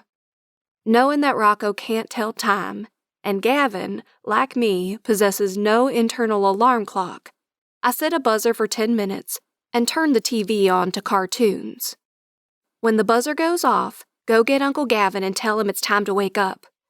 If he doesn't get up, tell him that I will erase all his college women's volleyball recordings from the DVR, I told Rocco as he settled in on the couch. I may as well have been talking to myself. I paused the show and tried to block his view. Tell him your clothes are lying on my bed, okay? I just need to run up the street for a few minutes, but I'll be back in time to take you to school. I got a nod, but his eyes never left the TV. I unpaused it and hoped for the best, wanting to stay in Charlotte's good graces, but get this over with as soon as possible. I grabbed my cell phone and slipped out of the side door, heading quickly toward the sidewalk. As I approached the end of our block, where it intersected with Old Oak Ridge Road, I spotted Charlotte and Aiden with a couple I didn't recognize, and a toddler girl who appeared to belong to them. The man also had a sleeping baby in his arms, wrapped in a pink blanket. Aiden was poking at the ground with what I hoped was a plastic knife, and he had what appeared to be an arsenal of various other knives tucked into some kind of utility belt looped around his pants. Behind the group I spied 2 yellow construction vehicles, don't ask me what they were called, and a flatbed truck loaded with 2 more. The truck's signage read Built by Murphy, and there were 3 men huddled in conversation to the side of the large vehicle, the tallest of whom had a cell phone to his ear with one hand, and the other hand gripping the back of his neck as he alternately barked into the phone and to the men beside him. Tense much? Charlotte spotted me immediately. Hey, Laney! So glad you made it! She waved excitedly. I couldn't help but respond to her friendliness with a smile. Morning, Charlotte. This is Darcy and Glenn. They live across the street from me, and this is their daughter Haley, and this cute little bundle is Mackenzie. She gestured enthusiastically to each person in turn. This is Laney. She just moved into Missy Green's old place. She has a son who's only a year younger than Aiden. After the introductions were made and pleasantries exchanged, Charlotte got down to business and pointed discreetly to the group of men by the truck. The one who had been on the phone a moment ago was now scowling and gesturing angrily at a clipboard held by one of the other men. Okay, so from what I know, I think one of those guys is the owner of the construction company. I figured he'd be the one to talk to. She looked back down the street toward our houses. I was hoping we'd have a few more people, but it looks like it's just us for now. Little Mackenzie chose that moment to awaken and start fussing. Glenn began bobbing up and down, doing the crying baby dance, in what seemed to be a well-practiced routine. Charlotte looked at me. "Laney, you mind coming over there with me?" "No, Charlotte, actually, I think I'll just hang here with the baby and these people I don't know. You go on ahead. You see, my brother just started working for this company last week, and it's the first real job he's had since he ruined his baseball career by being an idiot, and I kind of don't want to mess it up for him. But I'll be right here cheering you on. Go team!" Sure. There was absolutely no reason for these guys to think I even knew Gavin. I'd just keep my mouth shut and let Charlotte do all the talking. Piece of cake. I followed Charlotte as she waved her hand in the air and walked toward the men, her auburn hair swinging and her hips sashaying in workout pants and a bright yellow fitted t-shirt. "Yoo-hoo! Gentlemen!" she called. I didn't know there were actual people who used the expression, yoo-hoo. I was loving this chick. All three men turned in unison to the southern firecracker that was Charlotte. The man on the left held the clipboard to his forehead in order to shield his eyes from the sun, and his handsome face broke into a wide grin at the sight of my neighbor. Oh, I knew this guy. Well, not this particular guy, but his type was unmistakable. He was the guy at every party, every gym, every concert, with the cocksure smile, who stood a bit too close and made allusions to his cock size within your first conversation. He was also the guy who found any and every excuse to take his shirt off. "Oh, is it hot in here, or is it just me?" Gag. My eyes moved on, and I have no idea how the man on the right reacted to us because, as my eyes moved from cocky guy, they caught on angry cell phone guy in the middle of the group and chose to stay there for a nice long rest. "Thank you very much," said my lady bits. This guy was tall. He was built. He had a square jaw that could cut you. And despite the sunglasses that hid his eyes and the scowl that said, "Don't even think about talking to me," he had my belly dropping to the ground in an instant. His almost black hair was in need of a cut, and it looked like he had been running his hand through it for a week. There was just the right amount of stubble covering his perfect jaw, enough so he looked sexy and a bit rough, but not sloppy. My knees felt a little wobbly. Paging Superman. I think I found your long-lost, scruffier, sexier, and broodier twin. It was at this point I patted myself on the back for not wearing high heels, because if I had, I would surely be kissing the dirt right about now. Charlotte, seemingly right at home in the presence of hot superheroes, kept right on going without pause. "Hello there, my name is Charlotte Baker. I live just up the street." She was already upon them, and I scurried a bit to catch up. Charlotte looked back toward me. "This is another neighbor, Laney Laney," I interrupted loudly and thrust my hand out toward cocky guy. "Just Laney is fine." I avoided Charlotte's quizzical look. No last name needed here, guys. Let's keep it casual. "Well, Laney." I got the smile and nod as cocky guy shook my hand. "Charlotte." He switched to hers, handsome smile ready to charm our panties off. "I'm Mark. It's a pleasure to meet you both. This here is Doug." Mark indicated the man on the right whom I hadn't had a chance yet to assess. Doug appeared to be in his late 40s with blondish hair and the beginnings of a paunch. Face unreadable, he nodded in greeting, but didn't offer his hand. "And this is Nate. He runs a show around here." Mark turned his thumb toward the man giving me high blood pressure. Nate, face completely readable, turned his scowl on Mark, not pleased to be thrown under the bus. Unfazed, Mark continued, "What can we help you ladies with today?" "Well," Charlotte began, her charming smile returning his, "I'm assuming you're the company putting up the new property?" When that got no response, she continued, "Yes. Well, we have some questions we wanted to ask, if that's all right." Mark, still the only one of the three to speak, moved closer. "See, I told you," and said, "Sure, happy to help." At this point, I think it was safe to assume he was envisioning Charlotte naked. "We've been trying to find out exactly what kind of business is going to be moving into the new property. Can you tell us that by chance?" "Well, Charlotte," Mark began, "we won't really know that until the property is completed and the spaces are rented out. But I can tell you there will be a total of 3 rental spaces. There are a variety of businesses that could make use of the spaces, but until rental agreements are signed, I'm afraid I can't be more specific than that. Wouldn't you say, Nate?" He passed the issue off, his eyes glued to my neighbor. "Yes, Mark, I would say," the hottie ground out in displeasure, his voice low and a bit gravelly, perfectly matching the whole sexy scruffy thing he had going on there. "Let's cut to the chase, girls. What is it precisely that you are concerned about?" His eyes moved to us, his impatience unmistakable. "Somebody had a crap sandwich for breakfast this morning." Charlotte was beginning to hesitate.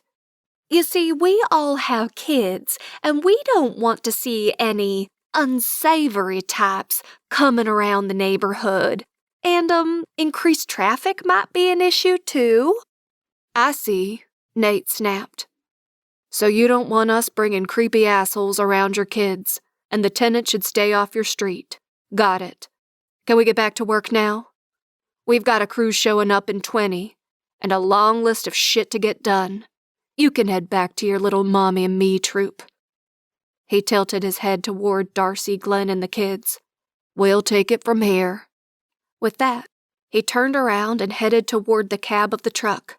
And damn it to hell, I couldn't help but take in the view from the back with a little bit of bow chicka wow wow echoing in my head. Thoroughly disgusted with my girl parts for turning to the dark side, I returned my gaze to Charlotte. Her jaw hung open, and she looked like she might cry. A surge of protectiveness washed over me, and mostly overruled my baser feelings. She was a nice person. She didn't deserve to be yelled at by that big, fat, sexy jerk. She was friendly and cared about her kid and invited strangers like us to her house for play dates and just wanted to keep everybody safe. Sure, her son may or may not be a future serial killer, but everyone has flaws. What right did this guy have to berate her for asking a simple question? "No way, you rude, arrogant, insulting, too-tight t-shirt wearing dickhead. Laney Monroe has a bone to pick with you." "Hey!" I yelled out to his retreating sexy-as-hell back. "Nate, or whatever the hell your name is. You get back here and apologize to her. That was totally uncalled for." My fist found purchase on my hips, and I was prepared for a fight. "I'm sorry," Mark, looking not so cocky anymore, tried to interject, but the bell had rung on his bout. It was time for the heavyweight round. I shot him a look that silenced him, so I knew my message had been received. Nate was back. "Lady, I don't have time for this. Doug has already told your friend by phone to contact the zoning board if you all have a problem. They permitted us to put this building here, and as long as we follow all the rules set out by them, the city, and the inspector, which we will, this is not my problem." He brought his face closer and ripped off his sunglasses, revealing brilliant blue eyes that were frosted over with disdain. "Look, it'll probably end up being a nice little salon so you and all your friends can sit and get your nails done and have a gossip session where you can talk shit about me all you want. I don't care. Now, if it's all right with you, I think I'll get back to work." "What in the hell is going on here?" came a loud and very, very familiar voice from behind me. Well, shit. I looked over my shoulder to find Gavin looking completely perplexed, and Rocco riding on his shoulders, both hands grasping Gavin's ears like handles. But even the sight of my two guys couldn't stop the raging storm brewing in response to this absolute prick in front of me. It was on. Chapter 7. Getting Creative. Nate. "I got this, Gav," the ball of indignant fury in front of me called over her shoulder to, "Wait, wasn't that the new kid? What was going on here? Why did I even bother getting out of bed this morning? I should have known the day would be craptastic from the moment I woke up. I'd accidentally left my phone, which doubles as my alarm clock, in the kitchen last night, so I'd missed my alarm and, by default, my morning run. I need my morning run to clear my head and make a game plan for my day. I think better, feel better, and probably behave better if I get to run first thing.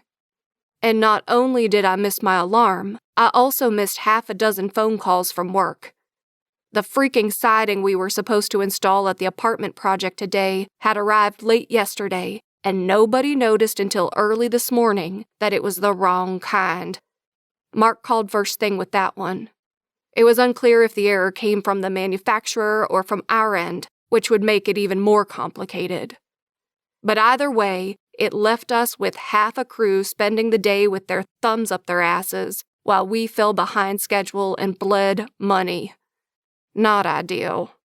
I made a few more phone calls and we were able to shuffle some things around, but we were still going to be running behind until we got the right siding. And who the hell knew when that would be? And behind all of that was the nagging fear that somebody would slip up and tell my father about it, which would bring on a whole new shitstorm coming from both him and my mom. Good Christ, I felt like chucking it all and catching the first flight back to Texas. This day was like screwing a skunk. It had hardly even started and I'd already had enough. Mark, Doug, and I decided to touch base in person at the old Oak Ridge site, where Doug and I were planning on starting our day anyway. So without time for coffee, breakfast, or my run, I'd taken the fastest shower known to man and headed over there. Suffice it to say, I was not in a receptive mood for any more bullshit when I'd arrived. Enter the amateur pageant queen and her friend, her smoking, fuck-hot friend with glossy dark hair halfway down to her ass and intense gray eyes that lit my dick on fire. Not to mention the rest of the package. To say I'm a tits and ass kind of guy is like saying the Cookie Monster has a vague fondness for sweets. And goddamn did this girl have some T&A. She had a little bit of that Christina Hendricks thing from Mad Men going on, and she was serving up the attitude to go with it. Maybe Texas was a bad idea after all. I knew I was being a total dick, and I'm sure my hot little friend and her red-headed neighbor didn't deserve it, but I couldn't help myself. The crew was almost there and I had just gotten off the phone with the siding company. They were estimating another 2 weeks before they could get the right order in. That was a shit ton of money and time, and I didn't have the patience to deal with these neighborhood people who were wasting my time with shit that wasn't even going to be an issue for months, if ever. So I released the asshole on them. Sue me, then get me a coffee. But it looked like this girl was just getting started, and now I was finding out she was somehow involved with one of my crew? What the fuck was going on with this day? Her eyes blazed into mine as she drew in a deep breath, in preparation for whatever was about to come. It was impossible to ignore the rise of her perfect breasts, and I caught just a glimpse of black lace at the V of her red shirt from my elevated vantage point. It almost made me want to be cooperative. Almost. Listen here, you misogynistic prick. Contrary to everything I'm sure I was expected to feel at that point, my dick rose to attention. You called? You can't stand here making your half-assed assumptions and treating us like we're some brainless little fairies flitting around all day with nothing better to do than take a crap on you and your macho man bullshit. Yep, still sporting wood. We are all homeowners on this street who have a right to know what is happening in our neighborhood. She wagged her index finger in my face, and I wanted to bite it. We take the safety of our children and families very seriously, as well as the value of our homes in which we have invested our hard-earned money. God, she was in my face now, and I could see the dark ring around her flinty gray irises.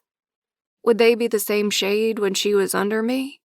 Money we've made doing real work the same way you do, and I will not stand here and let you treat us like we are somehow less than you and your precious crew, while you wave all your big muscles around and beat your chest.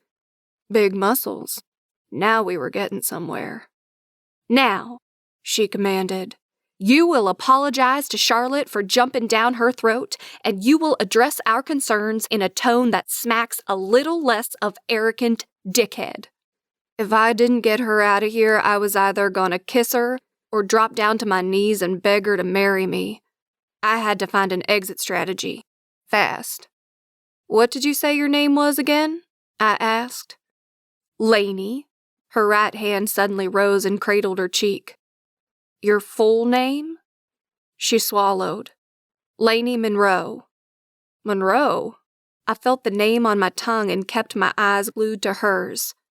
She belong to you, kid? I yelled out to Gavin just so I could watch her eyes light up with rage again. God, this girl was smoking. I don't belong to him. Her hand dropped and her voice exploded with indignation. God, you really are an asshole, aren't you? There was no arguing with that one. With that, she turned and I got to watch the show as her perfect ass strutted away toward Gavin and the kid on his shoulders. Come on, Charlotte. We're done here. To me, she shouted, This is not over. All three of them headed out. I continued to watch the show, noticing Gavin glancing worriedly back at me a few times. He appeared to be arguing with her. With Laney. I couldn't blame him. That was the most fun I'd had in weeks. 10 minutes later, with most of the crew in attendance, I saw Gavin Monroe approaching, this time without the kid and the hot girl.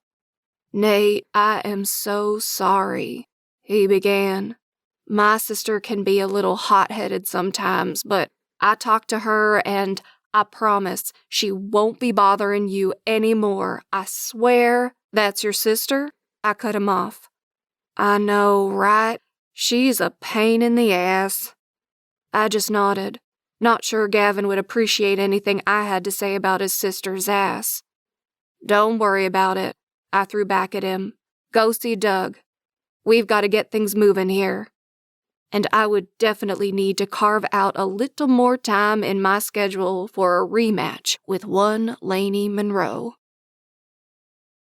No, Mark, my dad won't want to collect electric trains as his new hobby. And if you like your nuts where they are, you'll mind your own business and tell Bailey to keep her gaping pie hole shut from now on, I said to the moron on the other end of the line. Mark and I were pretty good friends, but sometimes I seriously questioned his level of common sense. It was Friday evening, and I was standing on Gavin Monroe's front porch, having gotten his address from his employee file, and hoping to catch his sister at home. I had yet to ring the bell when Mark called, and I'd picked it up, assuming, who knows why, that he was calling about actual work. Turns out, Bailey had let him in on the search for Reardon Murphy's new hobby, and he couldn't resist getting in on the action. Why not? I could get him one of those train engineer hats, he guffawed. 2 things, Mark. 1, you do know that even with a bum heart my dad could beat you into the ground, right? And 2, don't even think about letting him or my mother get the barest wind of this conversation. The goal is to lower his blood pressure, not elevate it. And besides, Bailey and I are family, so he can't kill us. Just think about where that leaves you. You're no fun, man. I'm calling Bailey to swap ideas instead, he complained. See? No common sense. You go right ahead, man, but don't come crying to me when he turns you into a eunuch. Later, Mark. Later. He hung up and I turned to ring the doorbell. However, the door was already open. If you're looking for Gavin, he's not here. He's probably at Jake's shooting pool. You should try there. I hear it's a pretty male-dominated crowd. Hardly a woman in sight. So you should feel right at home. Laney gave me a fake-ass smile and started to close the door, but I stopped it with my foot. Her expression changed to a glare. Whoa, hold on there. I'm actually here to see you. She didn't try to break my foot right away, so I continued. I wanted to apologize. Her look turned suspicious. Apologize. Yes, you were right. I was an asshole. And have you directed this apology to Charlotte as well? One hand went to her hip. Oh, she was a sharp one. I will as soon as you give me her address. Can I come in before the neighbors start calling the cops? After a few moments, she opened the door a touch. I guess. But you have to act like a normal person. I have company and my son's here. Ah, so the little kid was her son, not Gavin's. But she didn't have a ring, I'd noted earlier. Still, I reminded myself to tread carefully. She stepped aside and left the door open for me. I followed her into the house and closed the door behind me.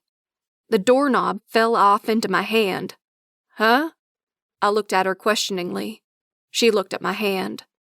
Oh, crap, she said and grabbed the knob from me while pushing the door to rest in a position that was mostly closed.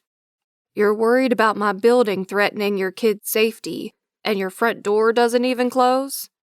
I couldn't resist. Her hand shot to my mouth and covered it. I thought you were here to apologize, she hissed. I was too distracted by the effect her touch had on me to respond. Her warm hand stayed over my mouth a few seconds too long, as her eyes rose to meet mine. Could she feel that too? Apparently so, because the next second her hand dropped like it had been burned, and then both of her hands went to her cheeks and started running up and down over the sweet little freckles I'd just noticed. Sweet little freckles? What was I now, a girl? She turned her back and hurried from the entryway. I couldn't do anything but follow. It turns out we were headed into the kitchen, where a very petite blonde woman stood at a stove that was older than dirt, stirring something in a pot. The little boy from yesterday, who I now knew was Laney's son, was sitting at a blue table with a pile of Legos in front of him. He wore a gray t-shirt with a yellow chick on it and the words, "Chicks dig me." Just under the sleeve of the shirt, I could see one of those stick-on tattoos, but I couldn't tell what it was supposed to be. I like this kid already. I could work with this. Nate, this is my friend Fiona, and my son Rocco. Laney did the introductions, one hand still holding her cheek. Oh, shit. A thought suddenly occurred to me. Were these women a couple, and this was their son? I was usually so good at spotting signals, and I could have sworn Laney was into me, even if she didn't want to be. The woman named Fiona whirled around, clearly not expecting a strange man to appear in the kitchen. She looked me over, and I can tell you she was not shy about her head-to-toe perusal. I was beginning to feel a little violated. She was so thorough. Okay, so totally straight. That was a relief. Fiona, Rocco, this is Gavin's boss, Nate Murphy. Rocco, say hello to Mr. Murphy, Laney gently directed. Nate's fine. How's it going, Rocco? I waved to the kid. Nice tattoo. Did you get that in prison? I'll bet it kills with the ladies. Crickets. 5-year-olds don't really get sarcasm, said Fiona, leaning toward me and offering her hand. Oh, I said stupidly as I took it. Fiona couldn't have been more than 5'4", and she was wearing sky-high heels, so her actual height was probably closer to an even 5 feet.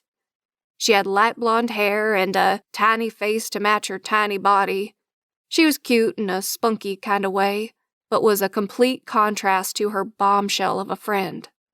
"So, Nate, I hear you've been stirring up some trouble in the neighborhood," Fiona led with a wink. "Oh, no," Laney interjected. "None of that. Nate is just here to apologize for yesterday, and then he's going to be on his way." She lost her slightly frazzled demeanor and was back in command. "No," Fiona argued, and looked beseechingly at me. "You have to stay for dinner. I'm making penne with a fabulous tomato cream sauce and meatballs for my main man over there." She tipped her head toward the table where Rocco still wasn't acknowledging my presence and was busy building a Lego structure. "You'll love it." While the two women silently communicated in a series of indecipherable facial expressions and hand gestures, I accepted the invitation before it could be revoked. "Sounds great." "Are you the man with the construction trucks?" Rocco spoke his first words to me 10 minutes later. We were all seated at the hideous blue table over bowls of admittedly delicious pasta. Fiona could cook. "I am," I said, thrilled to finally have something that might win the kid over. I needed all the help I could get. "You like construction trucks?" "Yeah, Uncle Gavin took me to see them yesterday. But we only stayed for a minute. My favorite is the backhoe." All his S sounds came out as TH sounds, and I had to admit it was pretty damn cute. "That is a good one," I nodded at him. He twitched his little nose and went back to his meatball. It seemed I was dismissed. So much for that. As Fiona had been preparing the pasta earlier, I took the opportunity to explain to Laney that my tirade yesterday had been the result of things that had nothing to do with her or her friend. I did a bit of light groveling, and she seemed to be receptive on the condition that I also apologized to Charlotte. I agreed, and the matter was closed. Why she chose to bring it up again over our nice dinner then was beyond me. I was just hoping that the presence of Fiona and Rocco would help keep things friendly. "So, Nate, you really don't have any idea what kinds of businesses will rent the space?" She licked some pasta sauce from her top lip, and I had trouble concentrating on her question for a minute. Not really at this point, Laney. I mean, certain types of businesses couldn't be licensed on this particular property anyway. There are rules for required distances from churches, schools, and whatnot. But I can't really help you out too much with anything concrete. I brought another forkful of the delicious pasta to my mouth. "But you'll own the property, right? So technically, you can decide whether or not to rent it out to specific people, right?" "Oh no, we were not going there tonight. We were having a nice meal, her friend seemed to like me well enough, and her kid had even spoken to me. I was not messing this up." I finished chewing and wiped my lips with a napkin. There's actually a lot more that goes into those kinds of decisions. "Is there any more of that garlic bread, Fiona?" "Sure thing, Nate." Fiona handed me the bread basket. "I'm sure Nate's company will do its best, Laney. They don't want trouble any more than you do. Isn't that right, Nate?" Fiona smiled at me and then let her eyes shift to Laney. "Right," I responded, and then shoved a whole piece of bread in my mouth so I wouldn't have to say another word. "But let's just speak in hypotheticals," Laney continued, undaunted. It was like she was trying to annoy me. What was I saying? Of course she was trying to annoy me. "You wouldn't rent the space to, say, a medical practice, would you?" Genuinely confused, I forced the bread down my throat in a painful lump and responded in a tight voice. "What's wrong with a medical practice? You could walk Rocco to a doctor's appointment." I gestured to the kid. "I don't want to go to the doctor," Rocco objected vehemently. "Nobody's going to the doctor," Fiona soothed him. "Yeah, and some junkie would break in at night and raid the drug cabinet. That happens more than you realize," Laney declared, hand waving in the air. I turned my head to the left and then to the right, looking for what, I had no clue. "What are you, a true crime offer?" "What the junkie?" Rocco chimed in at the same time. Sensing, as I was, that this was going nowhere good, Fiona interjected, "Time for dessert." Thankfully, the rest of the evening went smoothly. Fiona was very chatty. Laney tolerated my presence, and Rocco even spoke another handful of words to me. Laney and I exchanged a few more heated looks, hers possibly fueled more by annoyance than lust, but I'd take what I could get at this point. I had yet to get her alone again, though, so when it was time to leave, I was thrilled that Fiona led Rocco down the back hall, and Laney was left to walk me to the door. "So, thanks for dinner," I said. "Thank Fiona. She invited you." Laney tried to glare at me, but instead I got a reluctant smile. Damn, she was pretty. Tonight she had her hair up in a messy ponytail, and she was wearing a black t-shirt and cut-off jeans, neither of which could hide her curves. I was dying to kiss her, but I figured she'd probably slap me at this point. As we approached the door, I remembered the damn doorknob. "Laney, you can't go to sleep with your door like this," I told her. She waved me off. "I know it keeps falling off, but I can fix it, at least temporarily, until Gavin gets to it." She opened the door and I had no choice but to step out onto the porch. No offense to your brother, Laney, but he doesn't know shit about fixing things from what I've seen so far. That earned me a bigger smile. "We'll figure it out. You know, I did notice a couple of things in your kitchen that could use some attention too, and I've been told I'm pretty handy." Handy or handsy? Funny. I thought so. I've got some free time this weekend. I'd be happy to come over tomorrow and fix a few things. Truthfully, I've been spending so much time on the phone and driving from place to place that I haven't actually held a tool in weeks. It's killing me. Oddly, she seemed to be holding back a laugh at first and ducked her chin to her chest. But then she raised her head back up, schooling her expression, and started to shake her head. "That would be awesome." Fiona's head popped in from out of nowhere. "She'll see you tomorrow morning." The door closed in my face. "I'll be here at 9. I'll bring coffee," I yelled through the door before turning around and stepping off the porch.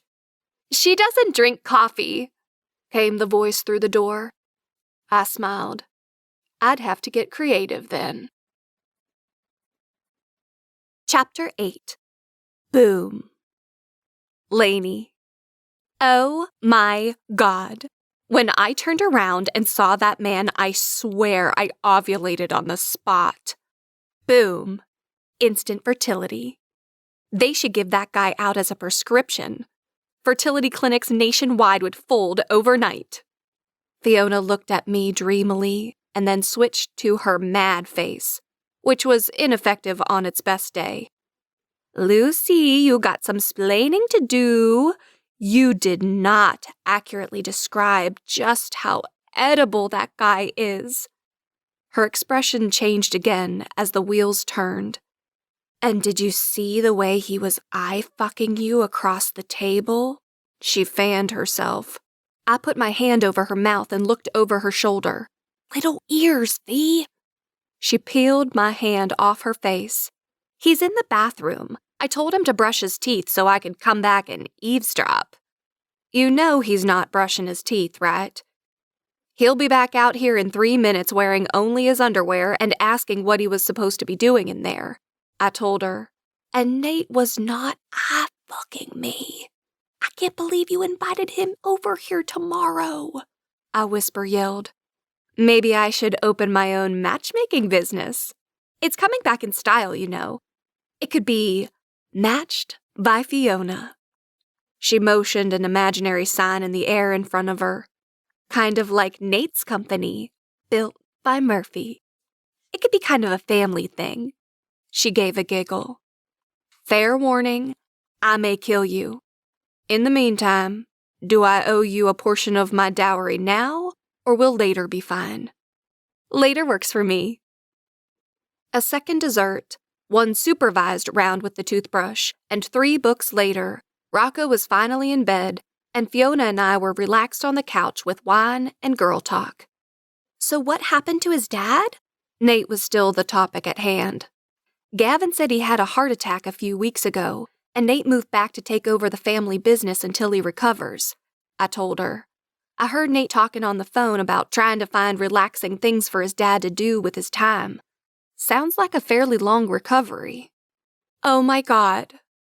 Fiona gushed and put a hand to her face as though I'd just handed her a puppy with a giant pink bow. That is so sweet. He said he just moved back, but I didn't know all of that. See? He's hot, and he loves his family. Yeah, just what I've always wanted. A sexy man who loves his family and hates women, I snapped. I was trying desperately to hold on to my mad, but my resolve was fading. Evidently, I was holding a puppy too, but mine had taken a roll in a pile of poo and still needed some work before it was as adorable as Fiona's. Fiona swiped at my arm. He doesn't hate women. So he was totally sexist yesterday, a real pig. But listen to us. We've been reducing him to a cut of brainless man meat for the last 10 minutes. Face it, we all suck. But he apologized, didn't he? And he did seem genuinely interested in helping you. Her eyes sparked with a familiar shine. And besides, did you see that ass? Like I said, boom. She did the fist explosion thing. Stop. The last thing my ovaries need is encouragement to start sending out party invitations.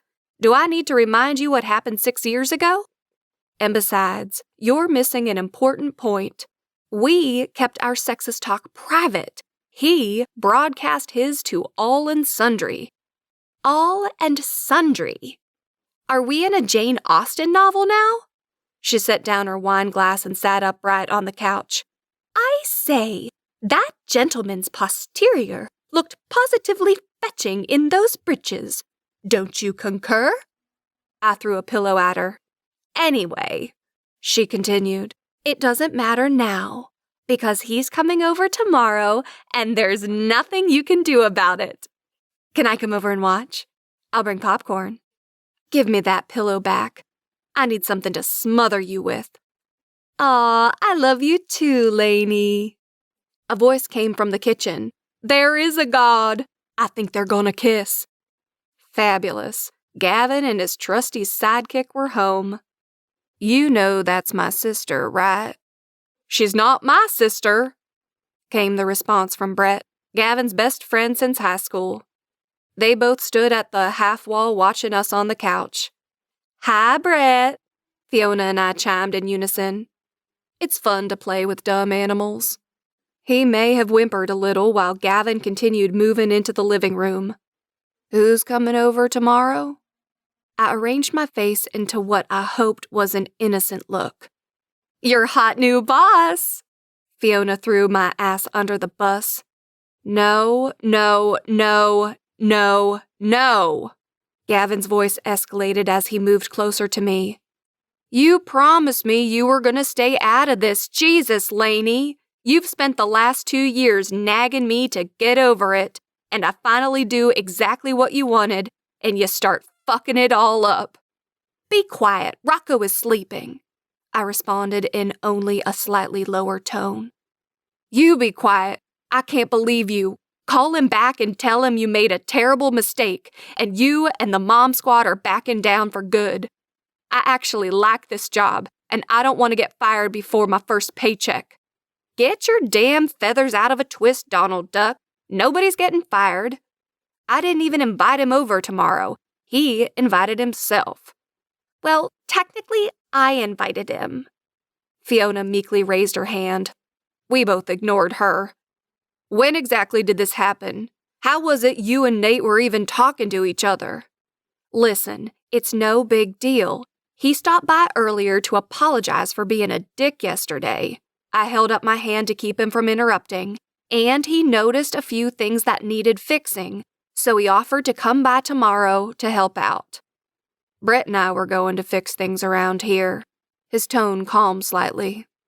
Fiona turned to Brett, who had also entered the living room by that point. I didn't know you were good with tools. How long has this been going on? I may need you to come over to my place and fix a few things. Brett's upper lip appeared to be sweating. Since he was about 13, I think, Gavin said, all tension gone and a repressed smile replacing it. Hissy fit finished. Wow, that long? Fiona replied. God damn it, shouted Brett. He reached into his pocket and pulled out a wad of cash. He slapped a $5 bill into Gavin's already outstretched hand and stormed off to the kitchen. Anybody want a beer? He called out behind him. If you haven't already guessed, I am in no way, shape, or form a tidy person. When I know company is coming over, I stuff everything in my bedroom or closet. When I do laundry, only about 30% of it ever gets folded and finds its way to a dresser drawer. When I cook a meal, which I don't do as often as I should, I first need to wash the knife and cutting board because they are still sitting in the sink from last night's meal prep. Essentially, I was freaking the hell out the next morning in anticipation of Nate's arrival. Expecting that he would probably want to check out the entire house, I was left with very few options for stashing my mess. Sure, he'd seen the kitchen and living room the night before, but I'd cleared those out before Fiona arrived. Although why I even bothered doing that for her anymore was beyond me. She was well aware of my cluttered and chaotic decorating style. When everyone was over last night, there had been no fewer than 6 pairs of Rocco's shoes crammed into the pantry, not to mention the unopened mail behind a potted plant, and a giant pile of toys and clothes on my bed. Or, more recently, my floor, since I'd shoved them off before I went to sleep last night. So today, I spent the entire morning alternately chugging Diet Coke and doing my best to make the house look like it didn't belong on an episode of Hoarders. A twinge of guilt almost penetrated when Rocco came out of his room and asked what was going on with his bed. I made it, I told him, assuming this was explanation enough. Huh? You know, I tucked the sheets in the sides and arranged the comforter and pillow and stuff. I don't get it. They're just going to be all pulled off when I go to bed tonight. My kid was a genius. Exactly. I kissed him on the head just as the dying doorbell wailed. Shit, poop, shit. I wasn't ready. I was all sweaty and I'm sure my hair was a disaster. I needed another shower after running around the house like an insane person. Well, too late now. Both hands rubbed at my cheeks. Whatever. It wasn't like I wanted to impress him or anything. Psh. I trailed Rocco to the front door like I was approaching my execution and watched him turn the finicky knob. And there, standing on my front porch, was my executioner. All 6 foot whatever of him in a threadbare t-shirt designed to render women speechless and send urgent signals right to their hoo-haws. His shirt impeccably showcased his muscular chest and arms, and a pair of worn army green cargo pants showcased, well, all of that. And then there was the face, which looked even more flawless than it had yesterday, if that were possible. And next to the dazzlingly panty-melting smile sat one perfect dimple. The freaking puppy had had a full spa day. How the hell was I going to resist a fluffy puppy with not just a giant pink bow, but a fucking dimple? Hey, Rocco. Laney. Nate pulled a box of Krispy Kreme donuts out from behind his back. Of course he did. My stomach joined my lady bits in celebration. Donut! Rocco squealed. Will this buy my entry? Nate asked. Come on in, Nate. I stood aside and he handed the box of donuts to me. Apparently he didn't want any. He bent down and picked up a bag I hadn't noticed by his booted foot. I assumed it held his tools and supplies. He followed Rocco and me to the kitchen, closing the front door behind him. So you did fix it, he observed of the knob. Kind of. I twisted my mouth to the side, resigned to let him have his way with my, house. I brought a replacement anyway. I hope you don't mind. Rocco was already at the table stuffing his face with a donut, bits of glaze sticking to his cheeks and chin. My kitchen was super cute, but I could see Nate's eyes assessing it the night before, and I doubted he appreciated the awesomeness of my shabby chic table and my vintage fridge. I had to admit the linoleum needed to go, and in my dreams I'd get granite countertops and maybe even an island. But the kitchen as a whole was actually quite roomy, and nobody could argue against the big picture window that gave a primo view of the backyard. I'd dressed it in flowy white cotton curtains with turquoise tiebacks to match my table. I thought it looked amazing. Rocco finished swallowing his last bite and spotted Nate's bag. "You got told?" "Sure do. I'm going to fix a few things around here for your mom. Maybe you can help out." Nate leaned against the counter and crossed his arms over his chest. I checked my chin for drool. Rocco looked at me and then back at Nate. "I don't know if I'd be comfortable with that." Nose twitch. Nate looked a bit surprised and uncomfortable himself.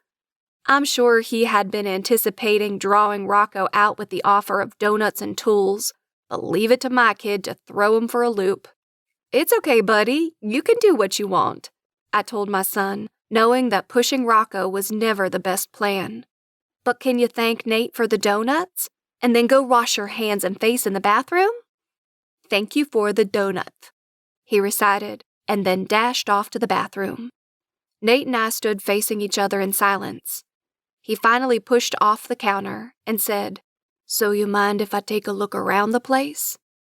"Help yourself. It's not big enough to require a tour, so have at it."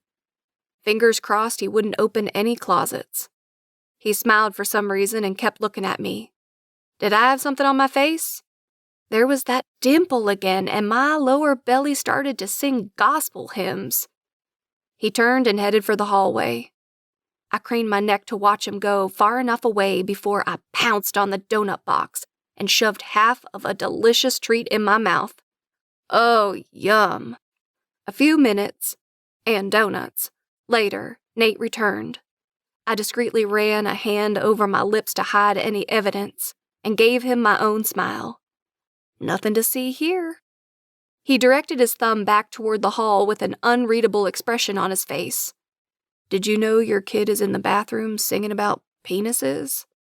"Kill me now." The wiener song. A perennial favorite." Gavin unexpectedly appeared behind Nate. A bit startled, Nate turned to face him and then stuck out his hand. "Hey, Gavin. Good to see you, man." They exchanged macho pleasantries. "Laney said you're going to help her with a few things around the house. You really don't have to do that, man," Gavin told his boss. "Oh no, I'm happy to. I was telling your sister last night that I haven't gotten my hands dirty in weeks, and I've got an itch for it." That wasn't precisely what he'd said. It seemed Fiona wasn't the only one dropping double entendre around here. "Oh, please, you know you were thinking it too." "Okay, man, it's your funeral. I would stay and help you guys, but I'm supposed to meet my buddy at the gym." He hiked up his backpack over one shoulder. "Later." He passed by Nate, and before passing by me, he discreetly pointed 2 fingers first to his eyes and then to mine. I flipped him off. "What's that one for?" Despite his earlier reservations, it turned out Rocco could not resist the lure of power tools. As soon as the electric drill had uttered its first growl, Rocco was glued to Nate's side.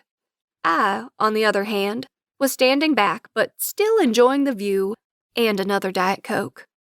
"This is a Phillips head screwdriver." They were finishing installing the new knob and deadbolt on the front door.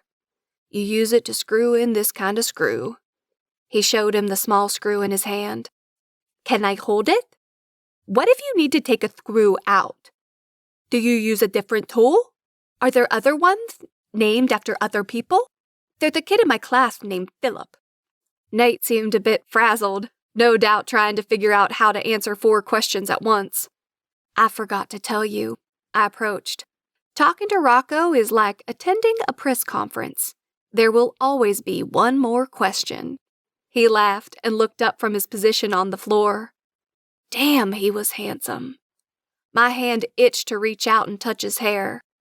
Redirection and distraction are your friends, I said, and if all else fails, pulling a quarter out of his ear is a crowd pleaser.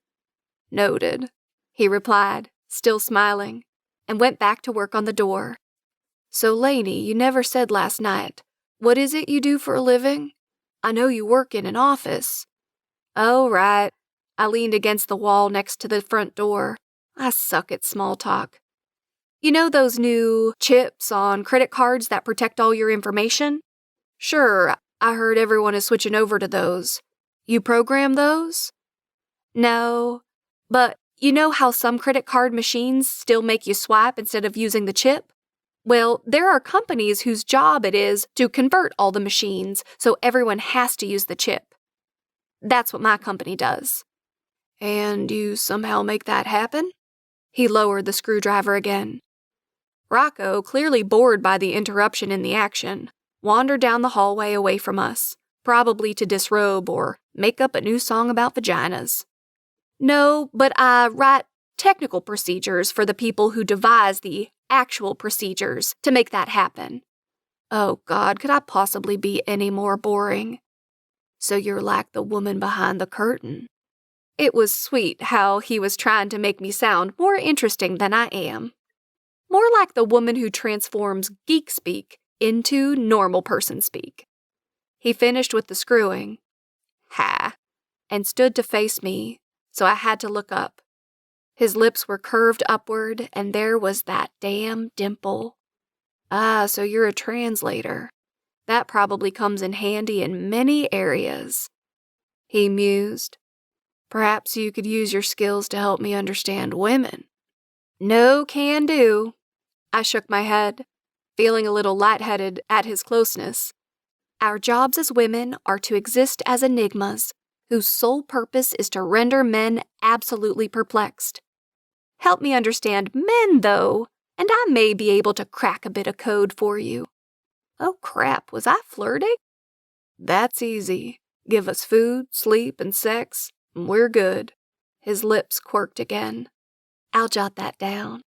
Mine returned the favor. Just make sure you reference the original source in the bibliography. Rest assured, I wouldn't dream of attributing that little gem of wisdom to anyone else. You are a true savant, Nate. Has anyone ever told you that? Definitely flirting. This conversation was too inane to be anything else than a prelude to sexy time. Has anyone ever told you that you have a smart mouth? Before I could respond, he tugged me into his arms and kissed the hell out of said mouth. Bring on the sexy time. Chapter 9. Fishing. Nate.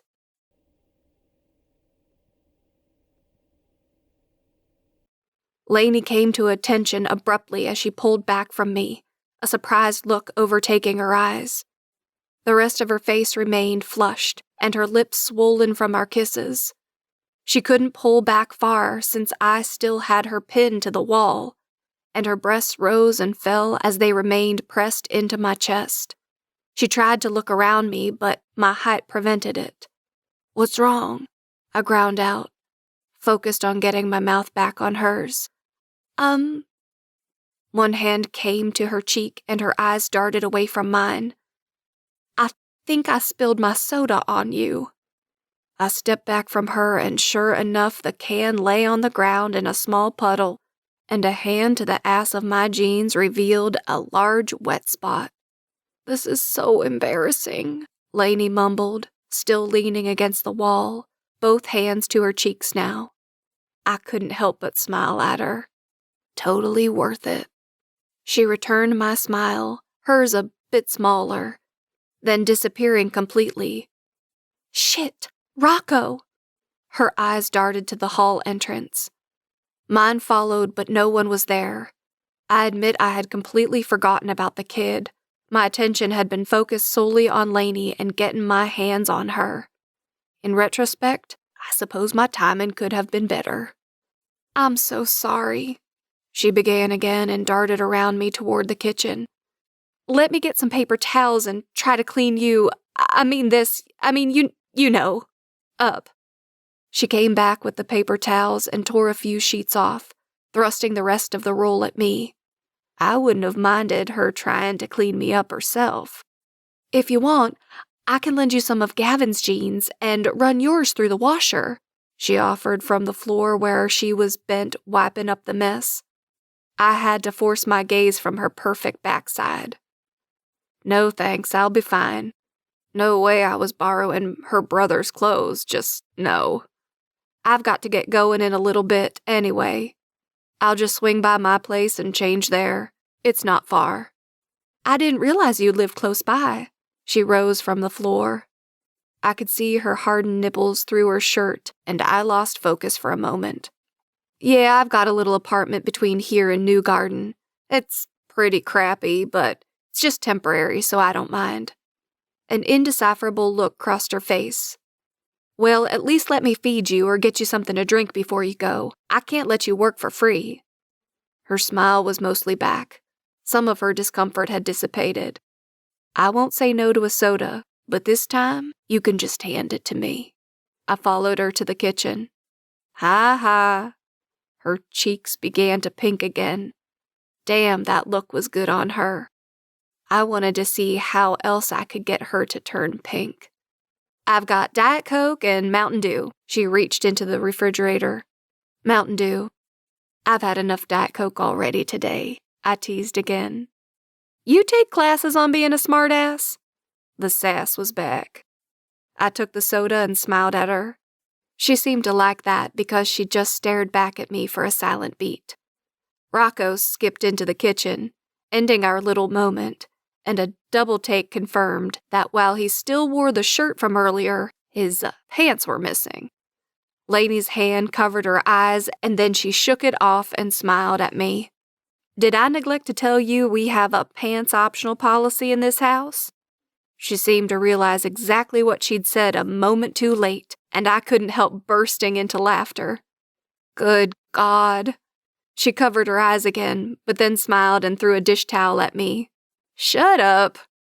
"You shouldn't say 'shut up, Mommy,'" said Rocco, opening the pantry door. Squeak. "I know, baby, I'm sorry. Nate was just being very naughty, and I forgot. I'm gonna make you some lunch so we can head over to that play date soon, okay?" The kid didn't respond, but I noticed his nose twitch again. Did he have a troublesome booger or something? "That sounds like fun," I offered, leaning against the counter and opening my soda. Still no response. "I'll bet you've got lots of new friends in the neighborhood, huh?" Just a shoulder shrug and a nose twitch. "Should I get him a tissue?" "I'm going to play Ninja Turtle." And he was gone. "Was it something I said?" I asked Laney, who had her head in the refrigerator pulling out lunch fixins. "No, not at all. He's just having a rough time making friends his own age, and there have been a lot of changes recently, so he needs time to catch up." Oh. I was a bit relieved to not be the cause of any upset. I was also curious about these changes, but didn't want to pry too much. "So I assume moving here was a recent change?" I hedged. "Very," she confirmed, now at the counter making a PB&J. "Until a few weeks ago we lived with my parents, but they decided to move to Virginia, and it was time anyway, you know?" She rested the knife and looked up at me. No, I didn't know, but it was sounding like the baby daddy wasn't in the picture. I wanted to know more, but I stayed silent, hoping she'd elaborate on her own. "It was great having all the help with Rocco, especially when he was a baby, but 5 years is a long time, and it's nice to be on our own now." She looked around the mismatched kitchen with a smile. "I love it here." Her eyes landed on mine, and must have seen the skeptical look on my face. "Don't start."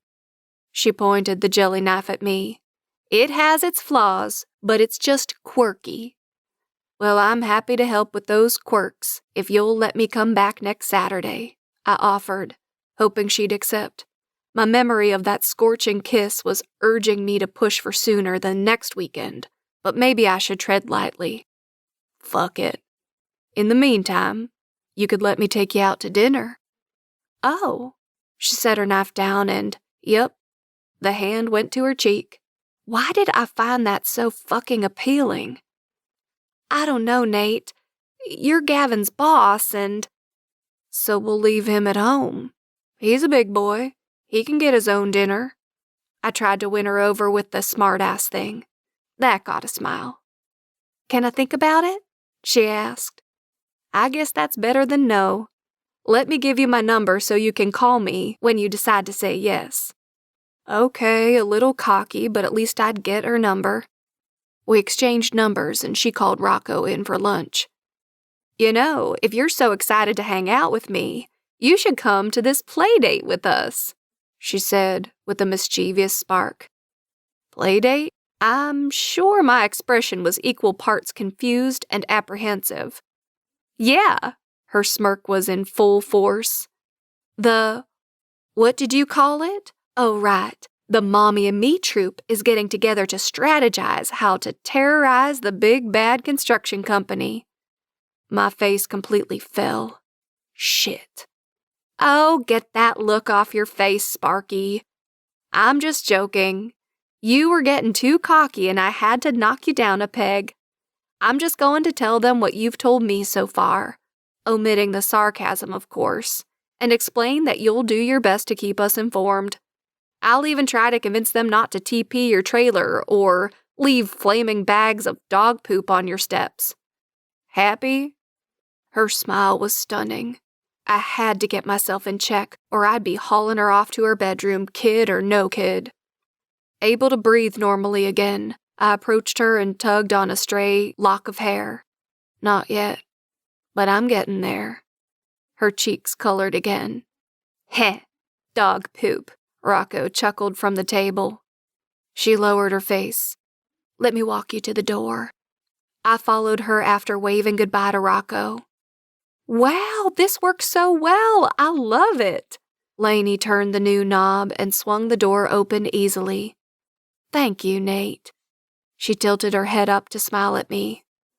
Hell, if fixing her doorknob could inspire that look, I could only imagine what other things could do. We stood a bit awkwardly for a moment, looking at each other, both of us aware of how close Rocco was and how close we both were to saying screw it and proceeding to, well, screw it. So I chose to bend down and kiss her cheek. You're welcome. And don't forget to call me. She smiled, but didn't respond, so I turned around and stepped off the porch. Halfway to my car, she called out behind me. Hey, Nate, tell your dad to give fishing a try. It's relaxing, while still being manly. And it involves both sharp things and motors. What's not to love? I did a half-turn and pointed to her. You just may have something there. I smiled. She certainly did have something. Chapter 10. When in doubt, choose burgers over sushi. Laney. Holy balls. Nate Murphy has the power to make a woman forget her name. How does he do that? It's like his scruffy jaw and his dimple are my kryptonite. One moment we were having a nice little conversation, and the next, I had my tongue down his throat and was pouring my drink all over him. This was actually fortuitous since, in addition to forgetting my name, I had forgotten that my 5-year-old was 20 feet away. I had been ready to tear my clothes off and beg him to take me right there by the front door. What was wrong with me? Oh, God. And then he asked me out. Squee! But no squee. Shit. There was Gavin's job, and there was Rocco, and the last thing we needed was some guy who was only in town temporarily. Ugh. Not to mention it had been so long since my last date, I'm pretty sure dinosaurs had still roamed the earth. I mean, a girl has needs, and I'd been sort of satisfying them myself for the most part. I'd dated a couple of guys since Rocco was born, but nothing had stuck. And the fact that I wasn't all that disappointed about it just went to show that those relationships were way wrong. But with the way I was reacting to Nate right from the start, I was pretty sure this guy had heartbreak written all over his too handsome, too freaking perfect face. And arms. And ass. Jesus, I was starting to sound like Fiona with all my scattered thoughts. Get a grip, Laney. I had to set this incredibly sexy and tempting topic aside and focus on something else. Another date, in fact. The play date. I peeled myself off the back of the door and headed back to Rocco, but I penciled in a good old-fashioned phone gab with Fiona on my mental calendar. I may have also penciled in a good old-fashioned fantasy session with my vibrator. But I'll never tell. Charlotte's house was just as I'd imagined it to be. Warm, comfortable, and wholly southern. There were fresh flowers and sweet tea, and most importantly, welcoming hugs and greetings all around. Rocco suctioned himself to my leg, but gradually loosened up as he saw some of the other kids organizing a few games. He eschewed the round of tag in the backyard, which unsurprisingly involved plastic knives and guns, and instead wandered over to check out the Xbox battle that was launching in the next room. However, he made sure to maintain an open line of sight to me the entire time. I considered it a small win anyway. Once I got a moment alone with Charlotte, I told her, mostly, about my visit with Nate on Friday, and the information he'd shared. I explained to the best of my ability the cause of his rude behavior, and told her he wanted to apologize to her. When I asked for her permission to pass on her number to him, she graciously accepted, as I knew she would. It seemed all was already forgiven in her eyes, and she turned them to me speculatively. So do I sense a little chemistry going on here? What? No, of course not, I replied, totally unconvincing in my hasty denial. She just smiled and raised her eyebrows. Even if he was a Class A jerk, I'd have to be blind not to see the sparks lighting up the air around you two. She was way too smug. Oh, shut up, I told her, and she just giggled. Damn her cute little ass. My job was done. I'd shared my pertinent information, my kid was slightly engaged with others his own age, and I had a glass of real Texas sweet tea. Ugh, why do people like this stuff? Remind me, why are you always over here when you could be out enjoying a totally awesome nightlife of hot guys and no responsibility? Instead of the phone call, Fiona had elected to come by my house for our girl gab. Seriously, she could be out doing anything she wanted at any time. She had money to go party or go on vacations or buy out the entire Sky Mall catalog. Hey, some of that stuff is cool. But she chose to spend the majority of her time with me and my dysfunctional little family. To say she came from money was like saying Ghirardelli double fudge brownies were kind of okay. The bitch was loaded. Luckily, she was completely missing the bitch gene. She held rotating jobs mostly out of boredom and, I suspect, to generate stories to share with me when we got together. That's real friendship for you. Truthfully, though, I don't think Fiona knew what she wanted to do with her life, so it was easier to just keep busy and keep postponing life decisions. With her family's wealth, she didn't need to work if she didn't choose to. In direct contrast to all the rich snob stereotypes, her parents were wonderful people who were in full support of any decisions Fiona made. And I mean any decisions.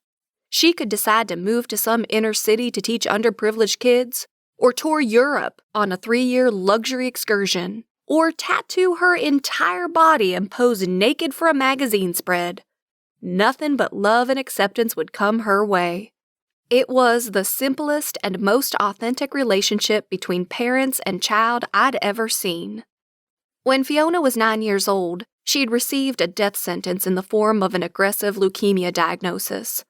Through bottomless funds, prayers, and a wealth of medical miracles, she had survived, and not only that, she'd thrived beyond basic remission and into adulthood as a healthy, happy, and wonderful person.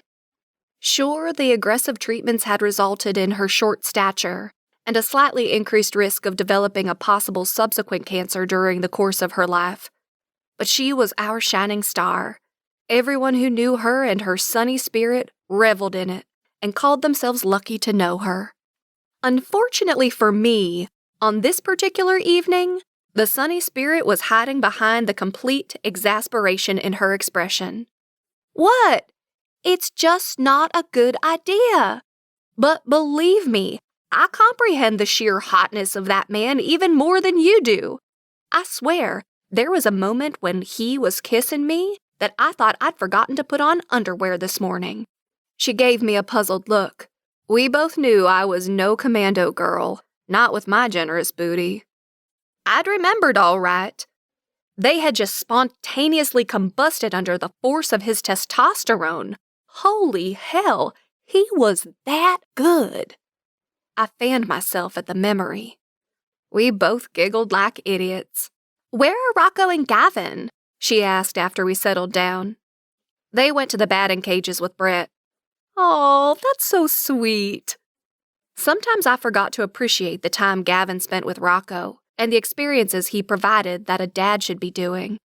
It was time to lighten up on him.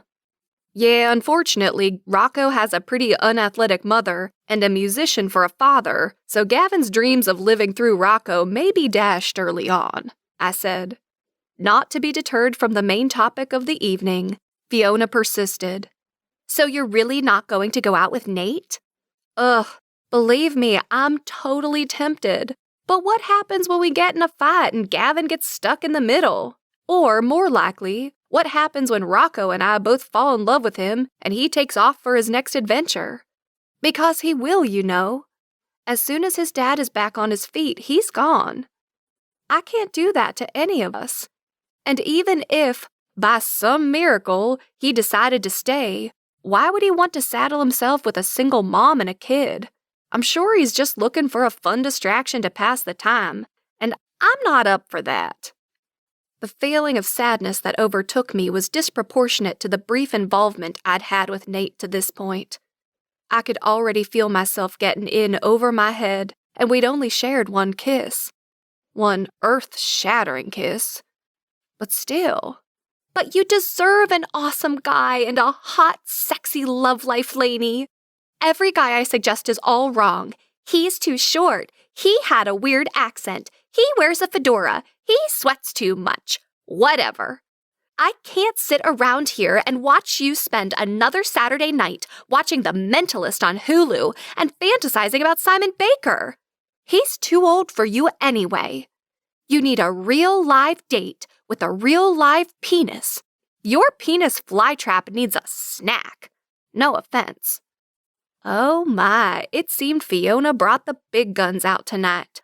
Wow, don't hold back on my account. I narrowed my eyes at her. First of all, did you stop by a bar for a shot or 7 of vodka on your way here? Second, you seem to have forgotten that one of the guys you tried to set me up with was 18 years old. His voice hadn't even changed yet. Enough said. Ready for her rebuttal, I thrust a hand out and intercepted it. But as it happens, dear Fiona, Annette is setting me up on a date with someone this week. He fits all your criteria, and he even has a child of his own.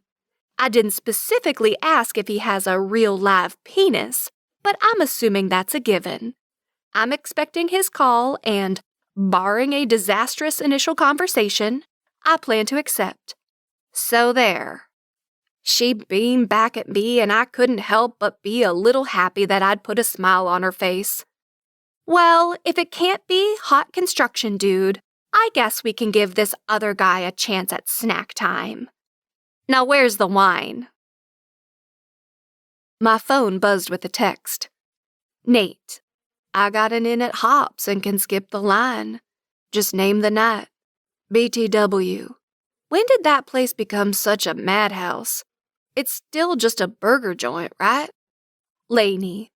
I know, ever since it got listed as best burger on some list, you can't get in anymore.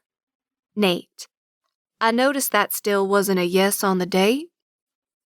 Laney, I've got Charlotte's phone number for you. Nate, I don't want to go out with Charlotte. I want to go out with you. Besides, dating married women requires too much effort and I'm not big on subterfuge. Laney, smartass. I meant I had her number for the apology you owe her. I haven't forgotten. Nate, neither have I. Now about this date. Laney, I've got Rocco, so it's not that easy. Nate, you've also got Gavin, and I'm his boss after all. I can be lenient if he needs to come in late. Laney, exactly, none of that. I don't think we should get involved. Nate, you think too much. That was Tuesday, and I chose not to re-engage, or I'd get myself in trouble. That same night, I got the call I'd been expecting from Annette's guy, Alex. He seemed nice enough on the phone, although we did have the expected awkward moments one gets when trying to organize a date with a complete stranger. We settled fairly quickly on Thursday evening, and I have to say I was somewhat relieved to get off the phone. I forgot how stressful dating was. Why do people do this to themselves? Thursday night arrived before I was ready, and it was officially date night. The only problem was that the date wasn't with the guy I actually wanted, no matter what the logical part of my brain said. Nate had continued to text me since Tuesday, and I couldn't help but be charmed by him. Damn it! Determined to get me fired up for the date, Fiona showed up early in the evening with a slew of dresses and heels. Since she and I are nowhere in the neighborhood of the same size, my look of confusion must have been evident. So I stopped at a couple boutiques. Suck it. I would try to argue with her, but there was no stopping Fiona and her credit card. So I let her spend the next hour doing my hair and makeup and dressing me up like a Barbie, except one with actual human dimensions. She spent the majority of the time alternating between reveling in her own genius and filling me in on useless gossip that was totally frivolous and completely entertaining. As only a best friend would do, she offered to babysit Rocco during my date. I would have asked Gavin, but I was starting to feel like I was taking advantage of him a bit, and I knew he had his, drinking or whatever to do in the evenings. Truthfully, I had no idea what he was up to these days. This is definitely the one. Fiona stood back and admired her work, finger to her lips. I looked down at the form-fitting pink dress. It was sleeveless with wide straps because, come on, there was no way on earth I could forgo a bra, and a pencil skirt that ended just above the knee. Running down the center of the dress was a pretty little vertical ruffle of sorts. I tugged lightly at the ruffle. Don't you think this is too much? It adds interest and draws the eye vertically. Very slimming, she said. I was all for slimming, but you don't think it looks a bit like a vagina? She gasped just as the doorbell rang. Shoes! She shouted. Oh well, too late. I shoved on the torture devices she threw at me and headed out to the living room. I paused as I noted for the umpteenth time this week that the cockeyed floorboard on the hallway floor lay flat where it had once caused countless stubbed toes, as if that had been its sole purpose on this earth. Nate had fixed it on Saturday, and damn it, if I didn't think of him every time I walked down the hall. Sigh. I forced thoughts of Nate aside and entered the living room where Gavin sat on the couch. Doorbell, he said oh so helpfully. Then he looked me up and down. That's a lot of pink. No offense, but you kinda look like a... You must be Alex! Fiona opened the front door with a flourish. I knew it! Crap! Too late now. Alex stepped inside. Annette hadn't lied. He was super cute. Shortish blonde hair spiked up in artful disarray, and a thin nose held a pair of cool hipster glasses with black frames. He was taller than me in my heels, so that was good, and he had great cheekbones, but no scruff, I noticed. Oh well. He wore a gray short-sleeve button-down and black pants. Skinny pants. Huh. How did I feel about that? Fiona swept to the side like the little hostess she is. She motioned to herself, "I'm Fiona, the best friend. That's Gavin, the brother." She spared Gavin the slightest gesture, and then motioned to me as if presenting Alex to the queen. "And this is Laney." Jesus, was she going to curtsy next? Alex's face broke into a smile. "Wow, Laney, you look beautiful. I love pink." Cough. "Shut up, Gavin." "Thanks, you look nice too. Didn't they have those pants in your size? I guess I'd figured out my feelings about the pants after all." God, stop being a bitch, Laney. He really did have a great smile. Nice, even white teeth, but no dimple. Well, that's okay. Not everybody can have an awesome dimple. Come on, give him a chance. Fiona looked at me and seemed to be attempting to communicate the same command. "Let's do this." "Well, have fun, kids," she chirped and ushered us out the door. The drive to the restaurant went as expected for a first date. Some overly long silences and some talking over each other in an attempt to ease the awkwardness. Just normal first date stuff. "I thought we'd try out this new sushi place," Alex said. "Oh, okay. A bit of a risk for a first date, wasn't it? Not everybody likes sushi." "Shut up! You like sushi just fine." "Sounds great." We arrived at the restaurant and he opened my door for me. Gotta love a guy with manners. He kept his hand on the small of my back all the way to our table, which, while not prompting the flight of any butterflies, was nice. After we were comfortably seated and had a chance to look over the menu, we placed our orders with the waitress. I stuck to the basics with California rolls, tuna, and the like, but Alex was full-out experimental. I couldn't pronounce most of what he ordered, and I was a bit scared to witness him eating it. Eek. "So Annette says you and Rocco just bought your house? That's great. Isn't house hunting fun?" he asked with a smirk. Sarcasm. I like it. Yeah, it comes in only a close second to a root canal on my list of favorite activities. But now that it's done, I love it. I relaxed and sipped my water. I had to get a new place last year, too. I thought my daughter Allison would have a hard time adjusting. Her mom stayed in our old place, and we share custody. I nodded understandingly. But Allison's been an angel, handling the divorce like a champ. Couldn't ask for a better kid. That's sweet, I thought. I needed to give this guy a chance. Wow, that's great for you. I've heard that can be really hard, so it sounds like you lucked out. I smiled at him. There's not even a divorce involved in my move, and I think Rocco is going to need therapy to get over it. I joked. No luck about it. Allison's just the perfect kid. Deadpan. Whoa, back up there, mister. Isn't there some unwritten rule that you can't call your own kid perfect out loud unless you're using deep sarcasm? Before I had to think of a response, our waitress came with our food and the hot sake we'd ordered. I think some of Alex's meal was still alive. He picked up his chopsticks. So what do you like to do for fun, Laney? Oh, work and take care of my kid mostly. That's when I'm not flying off in my private jet to Aruba, of course. I popped a California roll in my mouth. Yum. Alex shook his head and swallowed his bite. You've got to make time for yourself. You should take up running. It's great cardio. Was he calling me fat? Running and I don't really mix. You can only get hit in the face with your own boobs so many times before you have to call it a day. I like hiking, though, but it's hard to take a 5-year-old. Rocco's ready to turn around 30 steps in. I tried to joke again. Allison loves hiking. We also do a lot of biking together.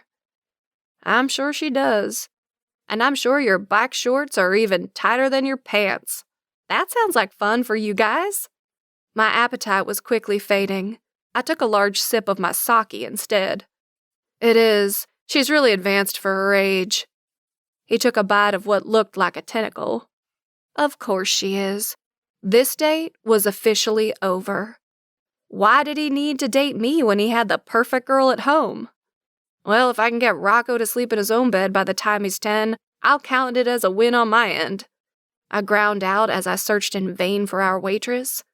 Completely misinterpreting my mood, he continued. My ex and I employed a nurturing concept called the family bed. Allison sleeps with me to this day. And there's that.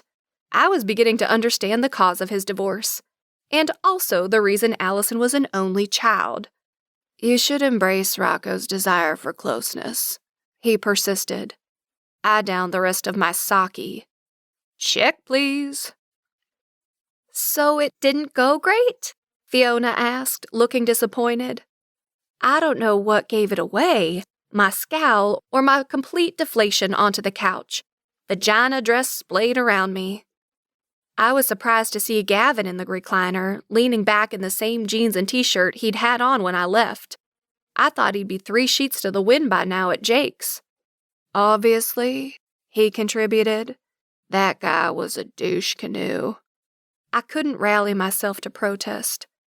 Is it judgy of me to find it creepy that he prefers sleeping in the same bed as his 7-year-old? Fiona's expression crumpled with revulsion, while Gavin's remained steady. Dating that twat waffle could only end in a smartphone full of dick pics. Consider it a bullet dodged and move on. Ew, Fiona and I simultaneously pronounced. Chapter 11. Well, this is awkward. Nate. I hadn't given up. Several days of flirty texting but no date accepted, I still had my ace in the hole with a tentative Saturday plan to resume work on her house. Nate. Krispy Kreme again, or should I go for Granny's? Laney. Ooh, tough choice. Surprise me. And just like that, I had my confirmed invitation to come over tomorrow. It was Friday afternoon, and I had to swing by my parents' house to get my dad's signature on a few documents. I hadn't seen him in about a week, so I was looking forward to checking out his progress in person. My mom had told me over the phone that he was making her crazy trying to be too active, and he was chomping at the bit to start driving again. That sounded about right. She was also still on her kick to find him a hobby. Bailey had brought over a few jigsaw puzzles earlier in the week, as requested by our mom, and it had not gone over well. Some words were exchanged about nursing homes and bingo, and an alternative, and quite creative, suggestion was made as to where to put the puzzles. Bailey's visit didn't last long. When I arrived, I let myself in the front door and was surprised to see that Bailey was back as well. Clearly a glutton for punishment. I thought you had an appointment this afternoon, I said. Canceled, she replied, chugging a coffee from Starbucks like it was her life's blood. Does Mom know you brought caffeine in the house? I distracted her when I came in the door, so I got away with it. How'd you do that? I had continued to get the pat down each time I entered the house. There he is, exclaimed my mother, entering the hallway and consuming me in a giant hug. My Nathan. Looking over my mom's shoulder at Bailey, I spotted my conniving little sister's shit-eating grin instantly. She just shrugged her shoulders and mouthed, "Sucks to be you." I flipped her off immediately. I was way too familiar with this look from Bailey. It was the same one she got each time she finagled her way out of trouble by throwing me under the bus. I'd spent many nights as a teenager, grounded in my room, plotting revenge on Bailey for just this kind of shit. It didn't matter that I actually had been smoking weed behind the garage or sneaking out my bedroom window to go out late. It was the principle of the thing. I'd been pretty successful with a few of my revenge strategies, the best one being the time I got the whole school to call her Sabrina for most of her freshman year. It was short for Sabrina the Teenage Bitch. And the best part? was that it could be used in front of teachers. It pissed Bailey off in the worst way. Good times. But that was then, this was now, and she would pay, as soon as I found out what the hell she'd done this time. "Hi, Mom," I said a bit warily, returning her hug with a tad less enthusiasm. She released me and took my face in her hands. "So handsome." Oh shit, this was worse than I thought. "Now tell me about her. I can't wait to meet her." "Bailey said she has a son." "That's just wonderful. I miss being around kids." Jesus H. Macy. Skewering Bailey with my best "you are fucking dead" glare, I stopped her in her tracks as she attempted to slink away. "Let's go have a drink in the kitchen, and you can tell me all about her and her little boy," my mother cooed. Trying desperately to get out of this conversation, I asked, "Where's Dad? I really need him to sign some papers." She waved me off and ushered both Bailey and me toward the table. "He's in the shower. He'll be down in a bit, and then you two can take care of that. Sit." With little other choice, I sat and mentally planned my sister's very painful death. Do they still have the rack? No, that was too good for her. Cups of decaf all around, and the inquisition began. "Bailey said you met her at work? Is she Catholic? I'll bet she's Irish, isn't she? Oh, no matter. I'm sure she's wonderful either way." Her eyes passed between me and my sister. At this point, Bailey jumped in and tried to save herself. "That's just what Mark said. I don't really know much about it except for what he told me." That bastard. Mark was too nosy for his own good, and I should have known he couldn't keep his mouth shut. He had seen Laney at the old Oak Ridge site, though, so there had been no avoiding talking about her. Every guy there had been talking about her for a week, much to Gavin's annoyance, which only made the guys talk more shit, of course. "Okay, slow down, Mom. I just met this girl and we haven't even gone out on a date, so hold off on the wedding plans, please." "But you've been spending time with her, right? That sounds to me like dating." "What's she like? I'm sure she's really pretty, isn't she?" "Her name is Laney. She's beautiful." I couldn't help it, it just came out.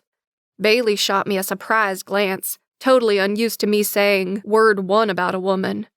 Why did I feel like I was shooting myself in the foot? "I knew it," our mother smiled. "And how old is her son?" "He's 5, I think. His name is Rocco." "Aw," came the two female voices simultaneously. Jesus. "I know," my mother straightened up suddenly. "You should invite them over for Sunday dinner. Then we can all meet them. And it would be a great distraction for your father."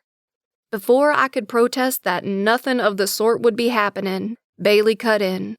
"Not this again, Mom. A girlfriend or a potential grandkid is not going to keep Dad from going back to work. You've got to stop with this hobby thing, too. You saw how he reacted to the puzzles. What's it going to be next? Synchronized swimming?" Bailey looked to me with a sudden smirk. "We'll have to add that to the list, Nate. Can you imagine?" She started to snicker before she realized that she'd just fucked us both. Have I mentioned what an utter pain in the ass my sister is? Our mother's good mood evaporated instantly, and the air turned thick. Her hands gripped her coffee cup so tightly her knuckles turned white. "So you two think this is all a big joke?" she said, with a quiet intensity we'd never heard before. "You just wait until you see the person you love more than anything lying on the ground, afraid and in pain. Then you see how funny it is to rack your brain trying to think of any and everything in your power you can do to keep them with you, to not lose them. Laugh all you want, but if puzzles or grandkids or goddamn synchronized swimming will keep your father with me for one more second, you better believe I'll pull out all the stops. Now, if you'll excuse me, I'm going to get your dad's medicine ready for him." Imagine the shittiest you've ever felt in your life. and multiply that by 10. That's how pathetic Bailey and I felt sitting at the kitchen table after the well-deserved beatdown served by our mother. God, we're such assholes, Bailey said. Yep. She'd hit the nail on the head. I'm going after her. Bailey rose from her chair and left the room. I continued to sit and drown in the guilt. I had even lost my desire to punish Bailey. It was that bad. 10 minutes later, Bailey poked her head in to tell me she was taken off and that she had apologized and tried to smooth things over with our mom. Looked like it was my turn. I found her folding my dad's t-shirts in the laundry room. Mom, I really owe you and Dad an apology. Making fun of your efforts was cruel, I began. I think we were joking around and being assholes because we didn't want to acknowledge that maybe the strongest man we knew wasn't the superhero we'd always made him out to be. And even harder to imagine is him admitting that fact too. Sure, he's human, but just because his heart wants to slow down doesn't mean he's not the same badass ballbuster and problem solver. But you're right, he needs to tone it down. And we need to be more cooperative in helping you accomplish what's best for you both. She looked up at me and said, I accept your apology, but next time, please try not to use so many curse words. She gave me a side hug and I kissed the top of her head, relieved to be forgiven. This is hard on all of us. So many changes to consider, my mom said. Yeah, the changes are definitely throwing me. You know I'm all in with this company, right? Of course. And you know we appreciate it so much, Nate. In for a penny, in for a pound. It's just that, ideally speaking, I would really love it if Dad comes back to take over the administration side of things, and I can take over the other side. But I understand if it can't happen. I just want you to know I'm there for you either way. But I'd be lying if I said I didn't miss using my hands on the job. She set the t-shirt she was holding on the pile. Nathan, you and your father are different men. That's no secret to any of us. He spent his career working out how to fit the figurative square peg in the round hole, while you spent yours literally fitting the peg to the hole. You don't need to become your father in some effort to rescue everyone. That can only end with you being unhappy and probably resenting us. And that is the last thing I want for any of us. She put her hand to my cheek. We'll work it out. And I'll bet if you open your eyes and start looking around, you'll see there are a lot of people who work with you and your father who'd be willing to step up a bit. Well, shit. Why hadn't I thought of that? Why had I automatically assumed the bulk of the responsibility? So, she smiled at me and picked the shirt back up. What time can I expect you all on Sunday? And checkmate goes to my mother. I'd decided on Granny's since I secretly loved Jimmy's, or Sprinkles to the uneducated. The front door opened before I even had the chance to climb the first step, and Rocco burst onto the porch. Is there chocolate? A man after my own heart. Of course, I told him, as if only a complete idiot would arrive without a chocolate donut. He snatched the box and ran inside. Rocco, manners! Laney appeared in the doorway. Oh yeah, thanks, Nate, came the quickly receding voice, muffled by what I assumed was a chocolate donut. I paid zero attention to Rocco at that point, however. Laney stood before me in what I can only describe as the outfit that would have caused teenage Nate to sequester himself in his room for 2 straight weeks. The white tank top was thin, the pink lace bra playing peekaboo in several places, and her currently tightened nipples were straining the fabric. The tank was snug at her waist as well, and her hips flared out in a denim skirt which stopped mid-thigh. How I was going to get through this morning without putting my mouth on several parts of her body, I had no idea. Did she wear this fuck-hot outfit for me? She must have, right? I was going with yes and pushing my luck as soon as the opportunity presented itself. With Rocco around, though, it was going to be a long morning working around the giant boner in my pants. How did this woman make me revert to a 17-year-old with one look and a tank top? I stepped through the doorway and made sure to skim my hand over her waist and kiss her cheek. She smelled like coconut and a hint of flowers. Her sharp inhale did not go unnoticed. This was happening. I spent the morning mildly flirting with Laney and placing casual touches on her arms and back as often as possible. Rocco resumed his position as my helper, but lost interest a bit more quickly this time. When Gavin returned home from the gym and offered to take Rocco for pizza, the kid dashed out the door without a backward glance. Perfect. Alone time with Laney. However, my normally confident air around women was a bit more elusive today, and I realized the reason with a mix of dread and uncertainty. My insensitivity with my mother yesterday had me consumed with guilt, and I knew I'd have to bite the bullet and embarrass the shit out of myself with Laney. I was going to ask a girl to meet my parents when she hadn't even agreed to go out on a date with me. Was there any way I could come across as more douchey or creepy than that? Before I could stress any more about it, though, Laney walked into the bedroom with a basket of laundry and dumped it on her bed. "Can you tell me what the point of folding laundry is?" she asked. I guess so you can find it later?" I didn't know how to answer. My wardrobe consisted solely of jeans, cargo pants, and crappy t-shirts, none of which required much care. "I guess so," she sighed, and sounded so disappointed I didn't understand how laundry could be such a downer. "Is laundry really that depressing?" I asked as I finished gluing a floorboard in place. She seemed to shake herself out of whatever mood had overtaken her and emitted a small laugh. "No, I guess I got stuck in my head for a minute there." She shook her head again and smiled at me. "So what's it like working as my indentured servant on your days off?" she asked. "Well, I'll tell you, working inside like this has its advantages.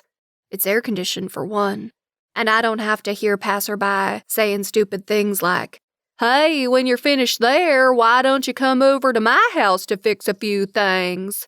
I mimicked an idiotic hillbilly tone, complete with a fake-ass chuckle. Her face fell.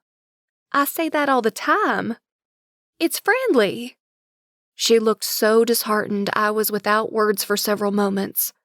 Well, this is awkward. That's all I had. We looked at each other silently for a few beats. Then, finally, thank God, she broke out into the fucking cutest fit of giggles I've ever heard in my life. It was impossible not to respond with my own laughter, and pretty soon we were both doubled over. The situation may not have warranted the extent of our hilarity, but it felt so damn good to share this with her. I felt 10 feet tall. Since there's never an ideal time to humiliate yourself, I chose the moment right before I was leaving Laney's house. I gathered my things and walked into the kitchen, where she was at the counter mixing something in a bowl. "What you making?" Her head turned to me, and she had a bit of what looked like flour on her cheeks. "Chocolate chip cookies. I figured if the donuts didn't put us into a diabetic coma, this would finish the job." She smiled and turned back to her task. I approached from behind and stuck my finger in the bowl. I got the dough to my mouth before she could smack my hand. "So good." "Hey, taste testing is only for the baker." I swallowed my pilfered bite. "It's just payment for today's work." I then pressed myself into her back, forcing her closer to the counter. I could hear her breath catch. I leaned down close to her ear and whispered, "You have flour on your face." Just to watch her raise her hand to her cheek in that way I found so endearing. I wasn't disappointed. "Why didn't you say something sooner?" She was flustered and started to squirm a bit. which did nothing for the situation in my pants, considering my body was anchoring hers to the counter. I had no doubt she could feel my body's reaction to her, so I went in for a soft kiss under the ear. She melted into me a bit, and I managed to turn her around so I could gain access to her mouth.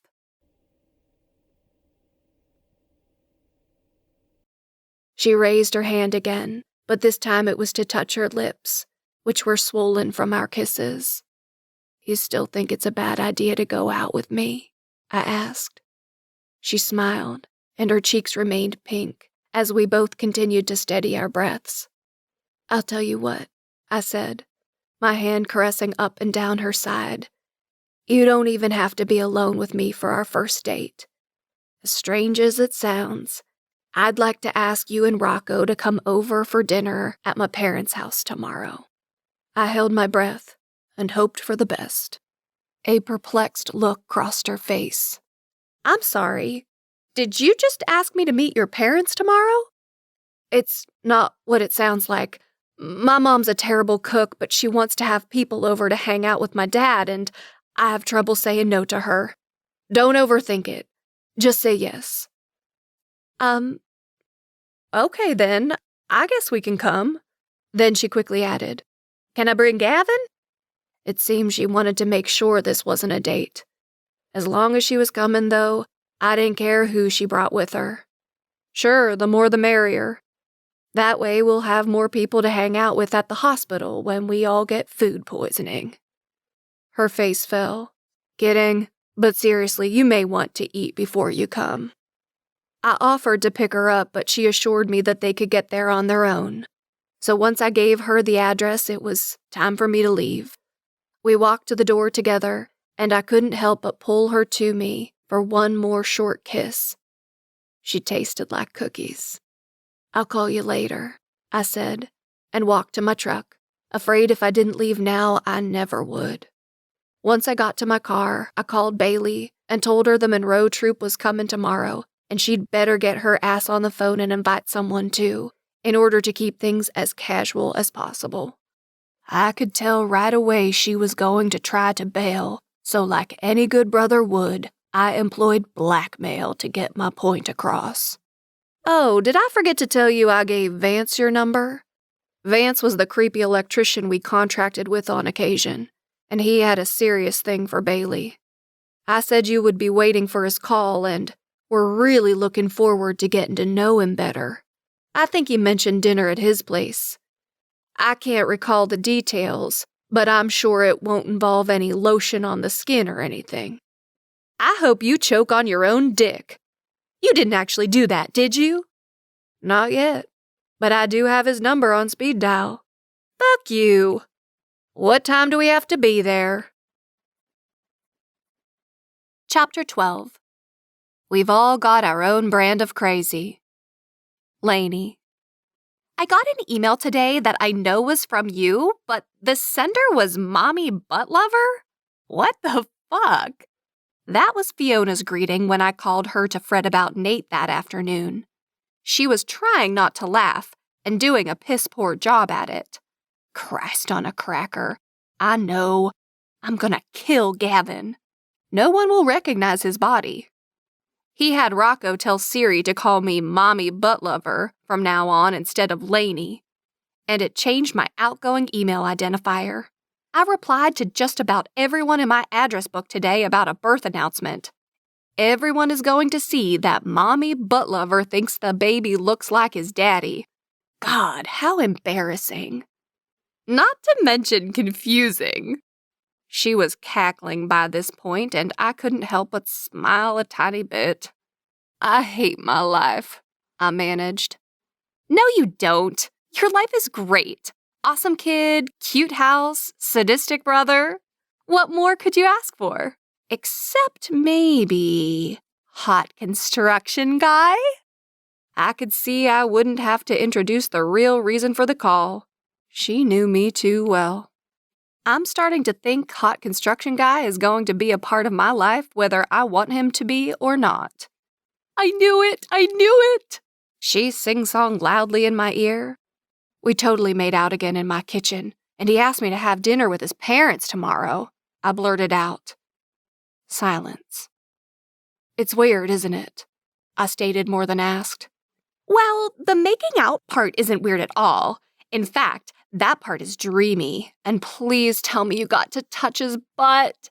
And it was as perfect as it looks.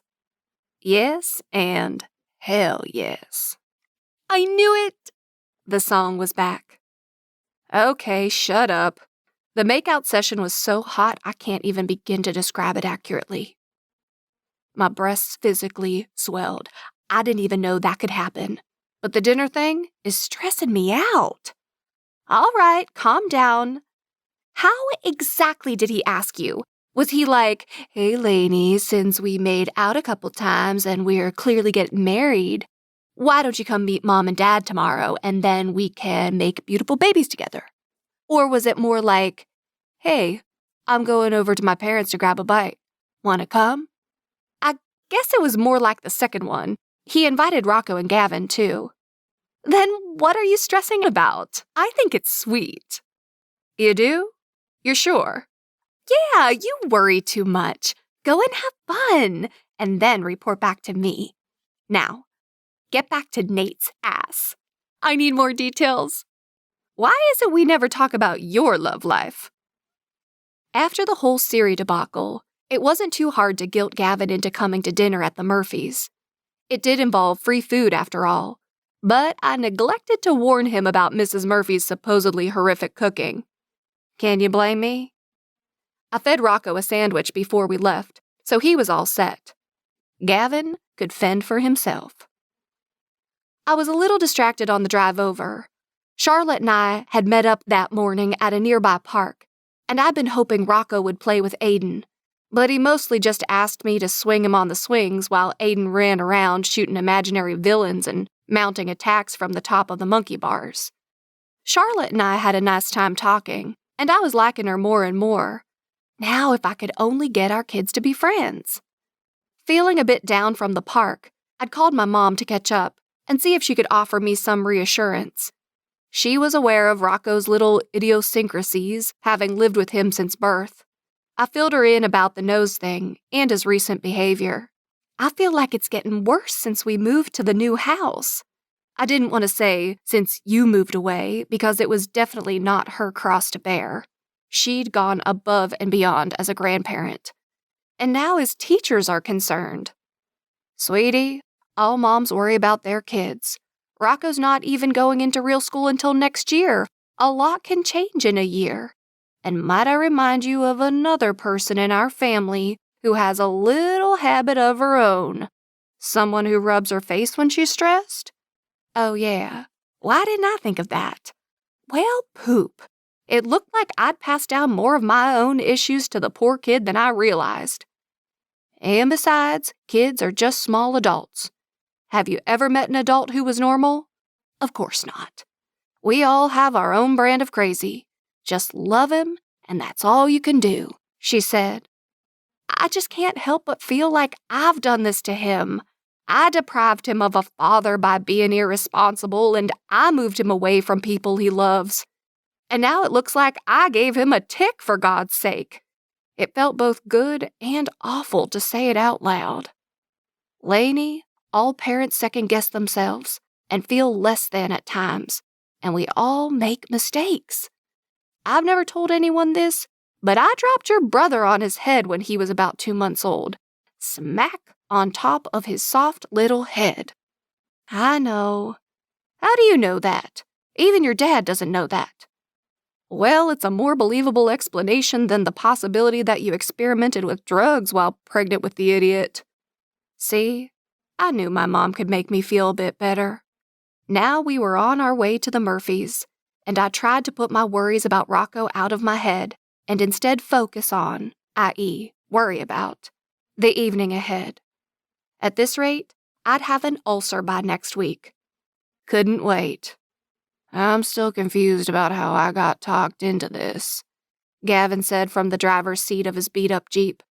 I never argued when Gavin wanted to drive because he is the world's absolute worst backseat driver.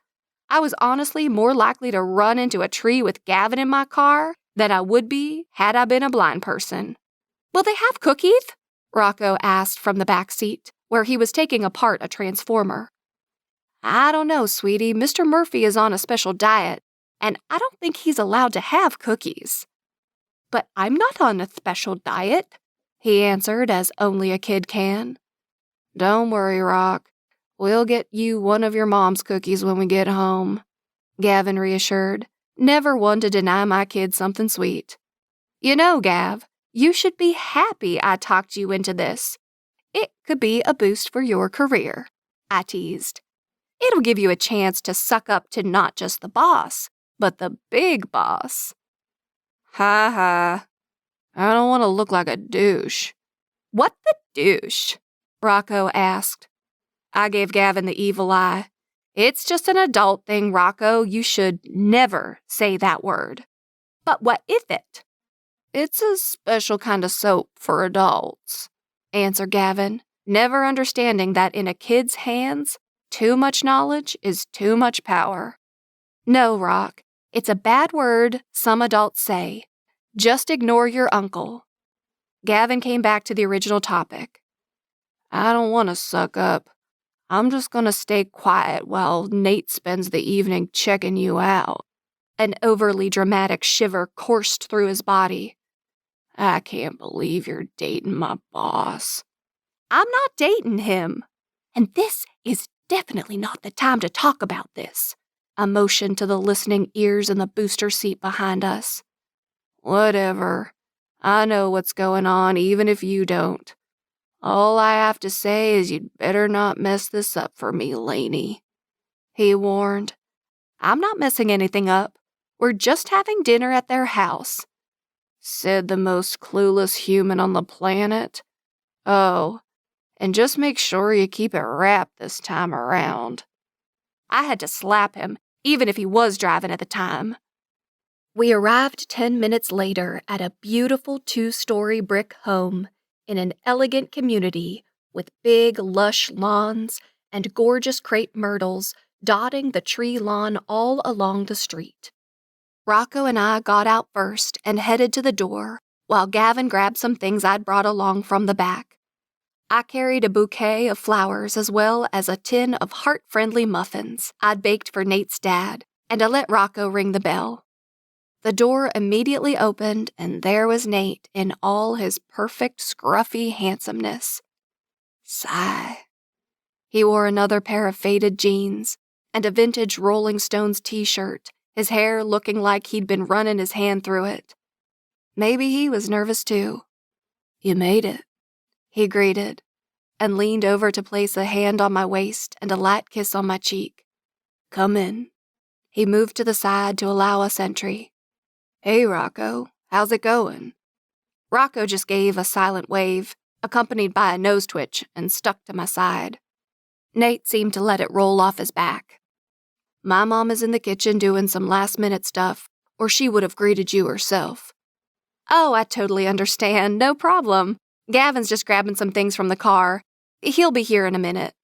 My nerves were eating at my stomach as Nate led us into a living room and invited us to take a seat. I remained standing and I could hear some banging coming from the kitchen. Are you sure I can't help your mom with something? Nate looked unsure. Then a loud curse rang from the kitchen. Maybe we should. I followed him, flowers and muffin tin in hand. Rocco, go help Uncle Gavin bring the things in from the Jeep, okay? I'll just be right in the kitchen.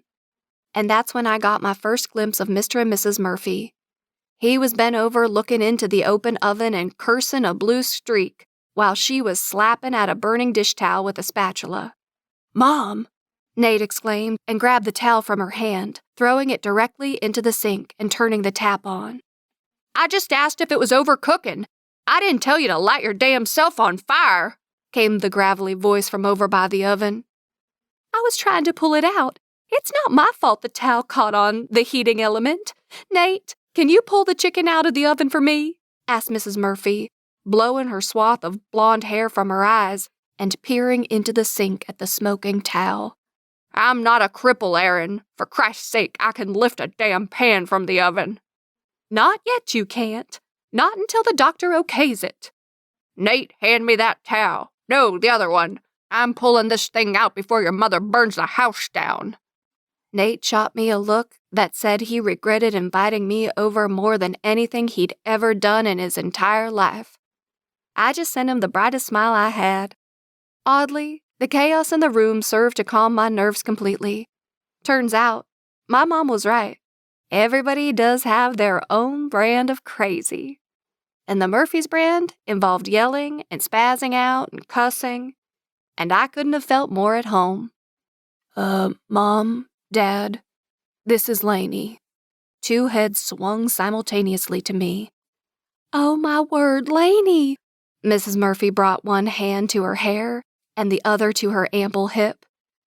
You must think we're insane. I am so sorry. Not at all, I laughed. It actually reminds me of home. It's nice to meet you, Mrs. Murphy. Oh, and I brought these for you. I extended the flowers and muffins.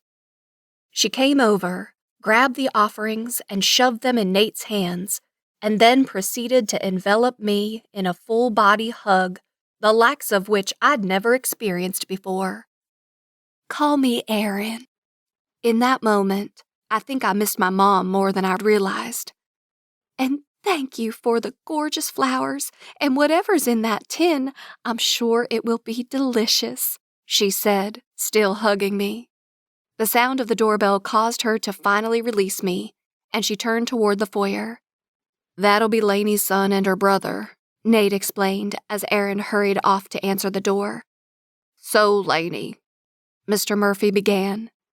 He was just as tall as Nate, and I could immediately spot the resemblance. They shared the same blue eyes, and although the older man's hair was peppered with gray, and he carried some extra weight, the similarities were undeniable. I hear you've been spending some time with my son. I hope he's treating you right. He's a perfect gentleman. Well, most of the time. He's helping me out a lot around my house. Thanks to him, my doorbell no longer sounds like a drowning cat, and I don't trip over my uneven floor on my way to the kitchen anymore. Good. Well, you just tell me if he steps out of line and I'll straighten him right up. He smiled at me. And wouldn't you know, there was an identical copy of that damn dimple. Nate just rolled his eyes at his dad. You're looking good, old man, but I still think I could take you. Yeah, you just try, he responded, the affection between the two obvious.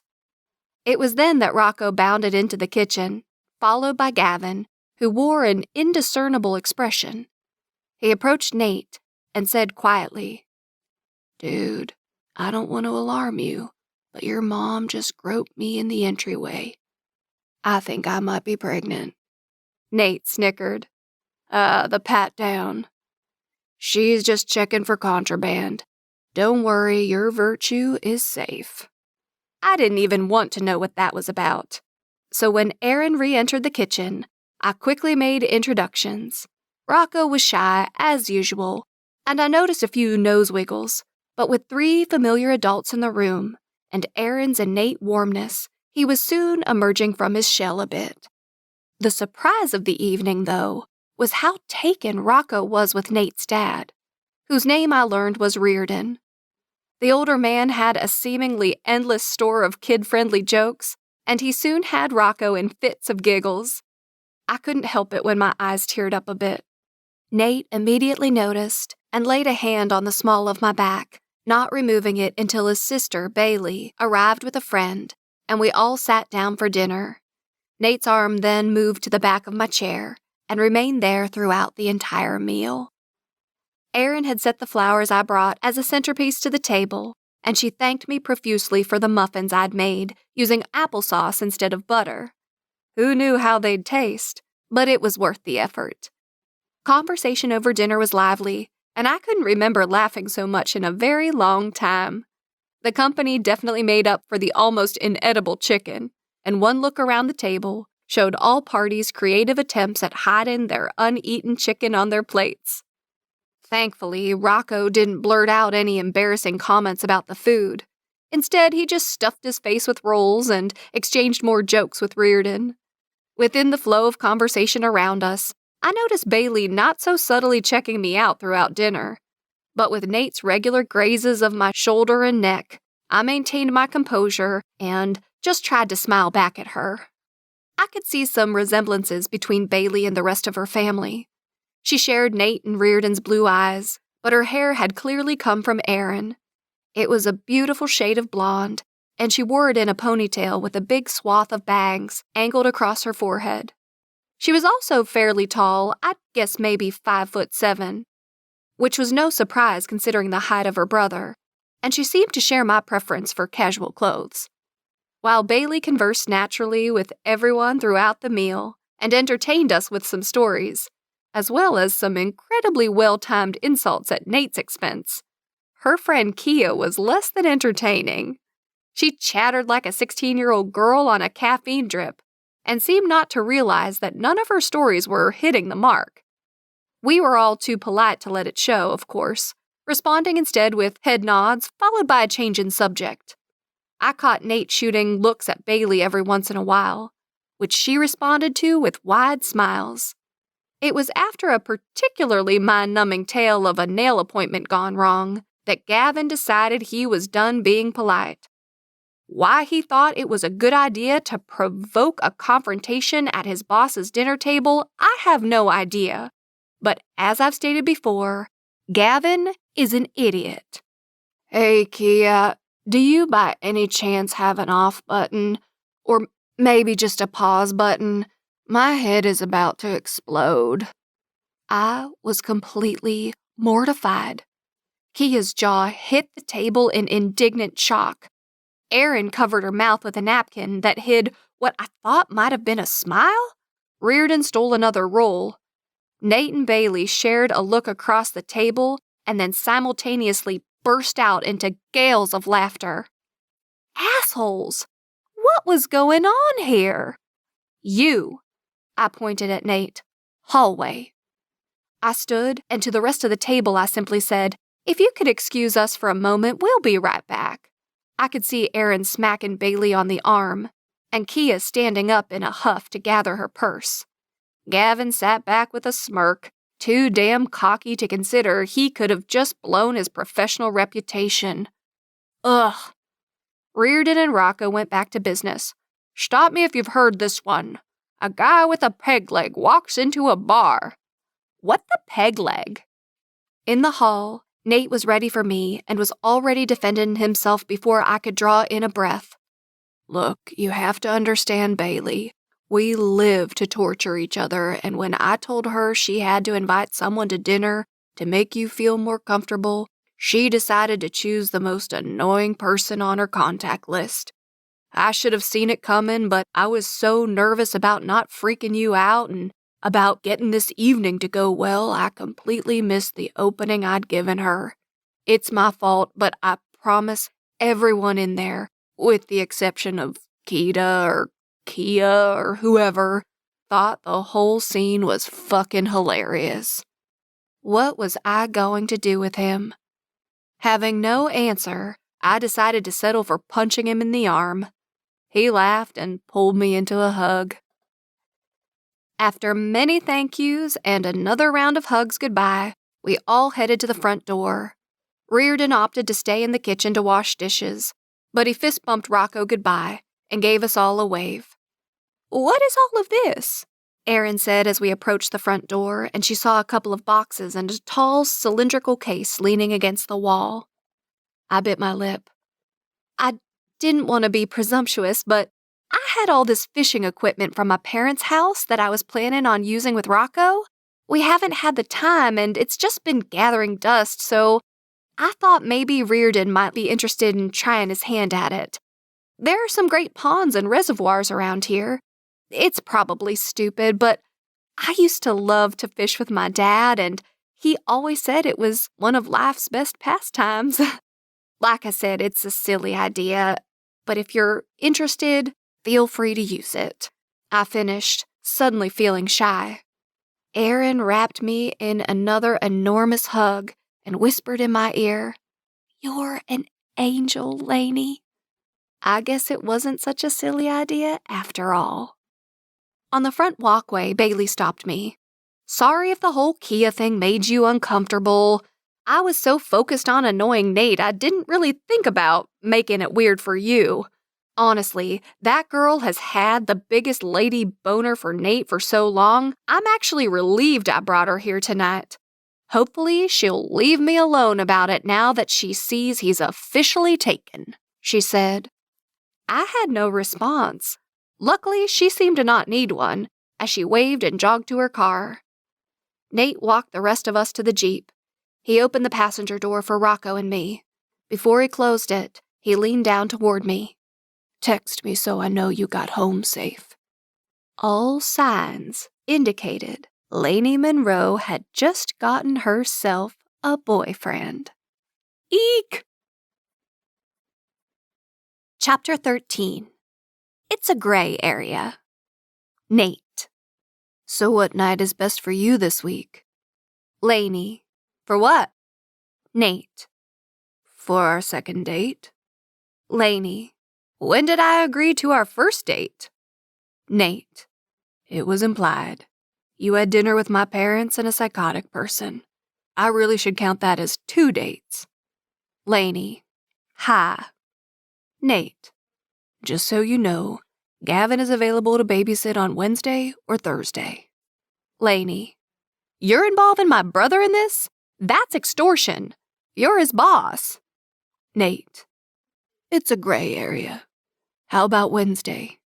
I'll cook for you. Don't worry, I didn't learn from my mom. Nate. I'm getting gray hair over here waiting. Laney. Wednesday. I can be ready at 6:30. Nate. I'll pick you up. Later, Laney. Laney sure knew how to get under my skin.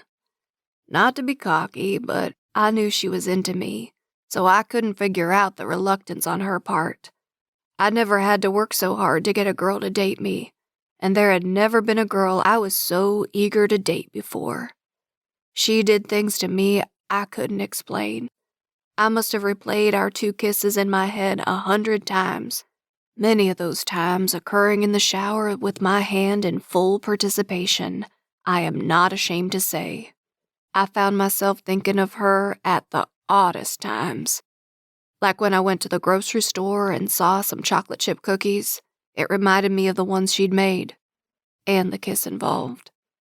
Or when I picked up some supplies at Home Depot, I bought a flashlight because I'd noticed Laney didn't seem to have one. This girl was firmly rooted in my head. Maybe the reluctance on her part was because of Rocco. I suppose that made sense. I'd never dated a single mom before, and it was bound to be more complicated. I confess I don't know the first thing about kids, but I like them well enough. I'd just never had the chance to spend a lot of time with them. Rocco seemed like a cool little guy, maybe a bit shy and kind of unpredictable, but that was okay. It was becoming clear that being a single mom was no picnic, but Laney seemed to be doing a stellar job from my inexperienced viewpoint. Rocco was well-behaved and everybody seemed to love him. Hell, I was beginning to think that maybe my mom had the right idea about pairing my dad up with the kid. They'd been having their own little club meeting at the dinner table last night. Truth be told, I was a bit jealous. That was unexpected. I wanted Rocco to prefer me to my dad. Maybe that was a bit juvenile, but there it was. I made a mental note to look up some G-rated jokes on the internet. But I'd gotten a yes from Laney for Wednesday, and I was determined to win her over. Crap. Now I had to impress her with my cooking, which I may have oversold a touch. Since spaghetti is just about the only thing I can cook, it looked like we were having Italian. On Tuesday, I got a call about another hiccup with a project on the east side of town, so I spent most of the morning there. Bailey and I had met with Doug yesterday, and just as my mother predicted, he was eager to step up and help us out with some of the troubleshooting, paperwork, and scheduling. Today's debacle sealed the deal in my mind, and I was determined to call Doug in on this new issue and have him take it over. This new resolve had me grinning on my walk to my truck this afternoon. This was when my phone rang. Laney. My grin turned into a full-out smile, and I believe I may have started to swagger. Hey, beautiful. What's up? Nate, thank God. She sounded harried. What's wrong? I felt my stomach drop. Sorry, I didn't mean to panic, but I'm in a bit of a bind and I didn't know who else to call. My breathing returned to normal. I'm glad you called me. What can I do? I'm completely stuck here at work. We have a deadline that there is no way we can meet if we don't all stay late. Rocco's daycare closes at 6:15. Fiona is out of town and Gavin's not answering his phone. It's already almost 5 and I have nobody to pick him up. Can you please pick him up for me and stay with him until I can get a hold of Gavin? Or can you somehow find Gavin and have him pick Rocco up? Anything. She was sounding panicked again. Calm down, I've got it. I'm done here, so there's no reason to involve Gavin. I can swing by and pick up the squirt. Where's the school? She released a huge sigh. Thank you, Nate. Thank you so much. I'll have to call the school and authorize you to pick him up first, but that won't take long. He usually expects me about 5:15, so do you think you can go soon? I told her it was no problem and got the information I needed from her, including the spot where she hides the spare key to her house. On top of the door jamb, if you can believe that. That particular hiding spot would be changing tonight. Now that I knew she was feeling better and all was well, I thought a little bit of ribbing was in order. I have to say I'm a bit surprised you called me Laney. We're not even dating or anything. Shut your face, Sparky. I drove up to Cornerstone Daycare around the same time as every other parent in town, it seemed. I showed my ID to the woman in the front office as Laney had instructed, and I found Rocco's classroom right where she said it would be. At least the teacher had told him to expect me instead of his mom, or I'd be more apprehensive than I already was. It wasn't like the kid and I were super tight yet. When I walked in the room, there was a guy about my age, directing his kid to his belongings from the lockers across the room. Tucker, grab your stuff. We've got to go. The kid was wearing a bright pink shirt with the collar popped and dark blue shorts with, were those fucking flamingos? I looked back to the guy, expecting to find the mortified look any man whose kid was dressed like that should be wearing. But no, nothing. This guy's wife must either have his balls in a vice or be a champion at blowjobs. I looked around for Rocco, confident that whatever he'd be wearing would be cool because, let's face it, his mom was awesome. I wasn't disappointed. Rocco sat at a table building a giant Lego skyscraper and wearing a t-shirt that said, "Support our troops," and had a stormtrooper on it. Classic. I also noticed he seemed to be humming to himself, and his nose was doing that twitching thing again. Yo, Rocco, I called so he'd know I was here. Before he could acknowledge me, the pink-shirted kid approached him. The pussy-whipped dad motioned to the Lego table. Is he yours? For some reason I didn't want to think about too much. I replied, Yep. The guy crossed his arms and nodded. It's really great that he's in school with all the other kids. You know. What the fuck? No, I don't know. Please enlighten me. My voice grated and my body turned to stone. He could not have looked more uncomfortable if a dozen Playboy bunnies had been pointing at his dick and laughing. Just, he's got some issues, right? And just then, out of the corner of my eye, I saw the little flamingo bastard swing his hand and knock over Rocco's skyscraper. We were done here.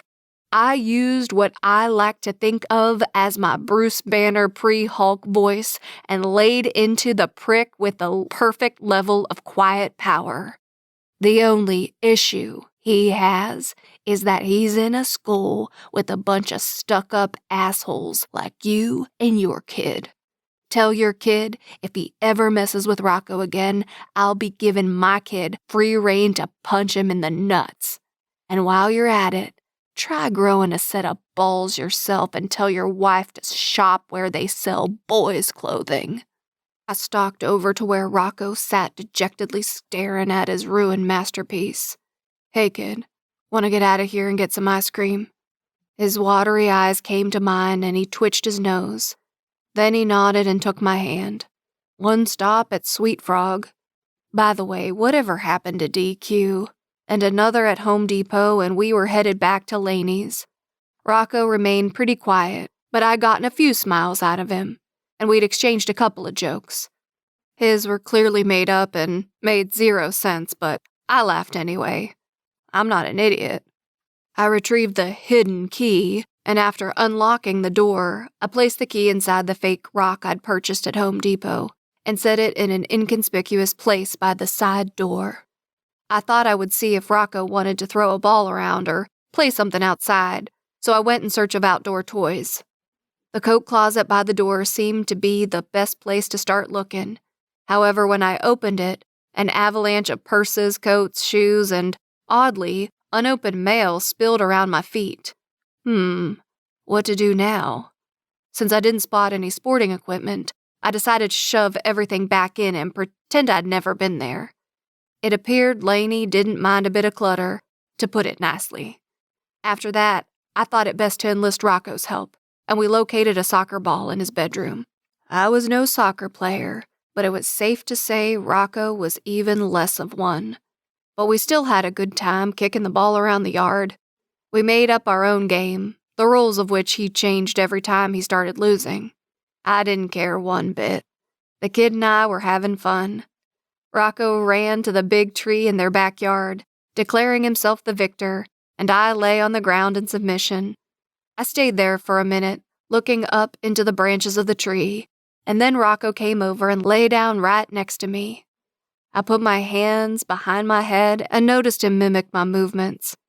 It may have been the single most adorable thing I'd ever seen, and I felt a tug in my chest. Then a thought occurred to me. "You know what you need, Rocco?" "What?" "A tree house." "For real?" His voice was filled with awe. "For real. Let's build one." His little fist punched the air. "Yes!" And that's when I lost the first piece of my heart to that little kid. When 6:30 rolled around, we were both starving, and nobody else was home yet. We'd gotten dirty playing soccer, so Rocco's solution was to shed all his clothes. I opted to keep mine on, despite the aforementioned pants optional policy in place at Laney's house. I fixed us some peanut butter sandwiches and threw in a banana to make myself feel like a more responsible guardian. Laney and Gavin both got home around 7. They walked in the door at the same time, and I heard Laney tearing into Gavin about keeping his phone charged. He threw back an insult at her, and it reminded me so much of Bailey and me that I had to smile. Rocco and I were both on the couch watching some asinine show about a bald kid with some weird-ass name I can't remember and his overly touchy-feely family. I don't even think Rocco liked it, but it was the only cartoon I could find. "Hey, Nate," Gavin greeted us first. "Sorry about the daycare thing. I didn't realize my phone battery was dead." "No problem. Hey, things are looking good at the new site. I hear you're picking things up pretty quickly." Gavin scratched his head a little self-consciously. "Yeah, they're going pretty well. I'm learning a lot." He walked over to the couch and put his fist out for Rocco. "Hey, dude." They exchanged a fist bump and he turned and headed for the hall. "I'm gonna hit the shower. I've noticed my luck with the ladies hasn't been so great when I head straight from work to the bars." "It's a learning curve, my friend." I shot back. "Hey, Rocco," Laney said quietly as she approached next. She was wearing a sheer blouse with some kind of black tank underneath, and her ass was perfectly showcased, yet again, in a pair of tight black pants. It took everything I had not to pull her onto my lap and cop a feel. "I'm so sorry I couldn't come get you today, buddy, but I promise I'll be there tomorrow." The guilt was plain on her face. Now I felt like a perv and instead wanted to pull her in for a hug. "Did you have fun with Nate?" Rocco's head swiveled from the TV and his eyes were bright. "Mommy! Nate and I are gonna build a treehouse." Laney cocked her head at me, eyebrows to the sky. Perhaps this was the kind of thing you're supposed to discuss with the mom first. Even though I may have been in trouble with Laney, my mood was sky high when Rocco gave me a hug on his way to bed. I waited on the couch and switched the TV to ESPN, while Laney put him down. She emerged from his room 15 minutes later and sat down beside me. I turned to give her my full attention. She cleared her throat. "First of all, I want to thank you for picking up Rocco and taking care of him. I really don't know what I would have done if you hadn't come through for me." She placed her hand on my arm. Before she could continue, I said, "But I shouldn't have made plans to build a treehouse without conferring with you first. It didn't occur to me at the time, but I get it. I'm new to the whole kid thing, so you're required to cut me some slack." I went with my most charming grin. "Goddamn dimple," I heard her murmur. "What was that?" "Nothing. Yes, you're right. You should have asked me first, but it's mostly just because I don't want you promising him things that don't end up happening for whatever reason. I can't handle him being disappointed any more than he already is." I was sensing a much bigger issue at hand, but I chose to let it go for now and try to tackle it later on, once we'd gotten to know each other better. "You don't have to worry. I'm 100% on board with the treehouse. In fact, I can't wait. I promise." I crossed my heart. "I believe you. And thank you, Nate." Well, if that wasn't an invitation to go in for a kiss, I don't know what was. But like a complete imbecile, I didn't. Instead, I chose that moment to fill her in on the little incident at daycare. "Come here," I beckoned and made a space right in the crook of my arm.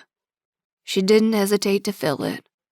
Warm, supple woman cradled against me. I could be happy here for a long time. "I take it things went well with Rocco?" she said.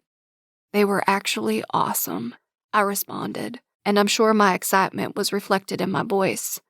"But I've got to tell you, I was a little pissed about some things at his school." Her body stiffened against mine. "What things?" "Laney, I don't know if these people are your friends or if you just happened upon this daycare, but I did not get a friendly vibe.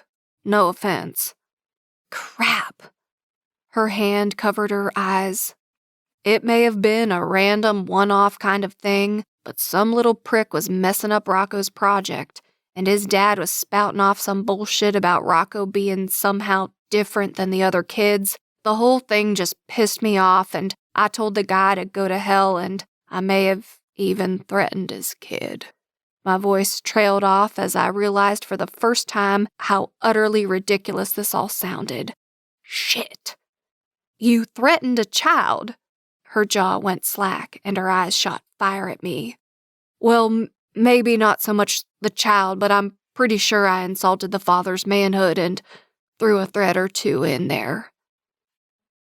Silence. In my defense, the kid was wearing women's clothing and still had the nerve to knock over what I personally considered to be an inspired Lego masterpiece that Rocco had worked hard on. Laney looked down to her lap and then brought her eyes back to mine. "Was the little fucker by any chance named Tucker?" Feeling somewhat vindicated, I responded, "Why, yes. Yes, he was." Okay, I can agree that I didn't get a good vibe from a lot of the moms there, his included. But Nate, you can't go threatening people at daycare. Who knows how these things operate? They could call the cops or something, or at the very least, we could be kicked out for violent threats. You know they have these zero-tolerance rules now. Well, where are those zero-tolerance rules when the pink-shirted kid is bullying Rocco and his dad is insulting him along with it? I don't know a lot about kids, but Rocco's skyscraper was at least 14 stories high, and I believe an elevator was being installed. Sounds to me like the simpletons couldn't compete, so they resorted to sabotage. Have you never seen a movie like this? Rocco is the brilliant inventor and Tucker is the underachieving mama's boy with something to prove. She put one hand on my arm again and another behind my neck. Nate, I need to hear the following words come out of your mouth. I understand these children are 5, and we are not in a Martin Scorsese movie. I started to laugh, but her facial expression remained deadly serious, so I recited her ridiculous statement. Sheesh. But I added my own addendum. Laney, I promise you there is nothing to worry about. Flamingo Kid's dad was humiliated to the point where he will never utter a word of our conversation to another soul. Still, maybe shopping for a new daycare isn't the worst idea, huh? Hoping I hadn't gone too far, I waited. The next thing I knew, I was being straddled by the hottest girl on the planet, and I finally had her ass in both of my hands. Sweet Jesus, my life was good. Chapter 14. Scarlett O'Hara had an excellent point. Laney, he was so freaking hot. He was so freaking into me. That was a collision of fates that didn't happen in my world. I was too weak to resist. I ran my tongue around the shell of his ear and sucked his earlobe. Apparently, that was the last straw. Nate physically picked me up and headed to my bedroom with his hands on my ass, and I had no choice but to hang on for dear life. This was shocking and a bit embarrassing on many levels, the least of which being the chronically untidy state of my bedroom. Let me explain. In all these romance novels, the buff guys are constantly picking the girls up and throwing them on the bed or having vertical makeout sessions, all while not straining a single muscle. I am not that girl. I have tits and I have ass, and I'm not saying that in some cute little, oh, look at her perky booty kind of way. I have double D's and a very proportionate ass to match. That very often puts me into the plus-size department and then on to a tailor to fit the smaller parts of me. Everyone loves to talk about boobs and booty like they are thrilled the old bombshell figure is back in style, but I can tell you 2 things. 1, a rack like this wreaks havoc on your back. And 2, tailors are not inexpensive. So Nate carrying me to my bedroom, an event which should have been a romantic milestone complete with Up Where We Belong playing in the background, was instead an episode that filled me with self-doubt and imagined trips to the emergency room. A hernia, at the very least, was a distinct possibility in this little scenario. How romantic can you get?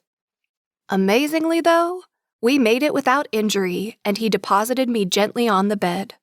He honestly didn't look any worse for wear, and his lustful look implied I'd better kick my insecurities to the curb. Shit was about to get real. Yowza. You're wearing too many clothes, he growled while gazing at me from his elevated viewpoint at the side of the bed. Lose the pants and the blouse. I'll take care of the rest. Holy shit, it seemed someone was putting on his alpha pants. He looked up at my face, and I swear, at that instant, life as I knew it stood still. I don't know what it was, but something profound, something more than sex or teasing or friendship, gripped at my chest, and I found it hard to breathe. What did this mean? I'd never experienced another feeling like it, and I could see in his eyes that Nate sensed it too. I felt heady and strange, and his look told me he was similarly afflicted. Mommy? The door creaked open. No, no, no, no, no! Rocco, I can't believe we didn't lock the door! For some damn reason, kids don't understand that they are not allowed to interrupt epiphanic moments. I threw a sheet over my body and did my best to kick Nate onto the floor. So sorry, Nate. What's wrong, buddy? Why aren't you asleep? My heart was beating out of my chest. There are 2 reasons, but I can't remember the first one.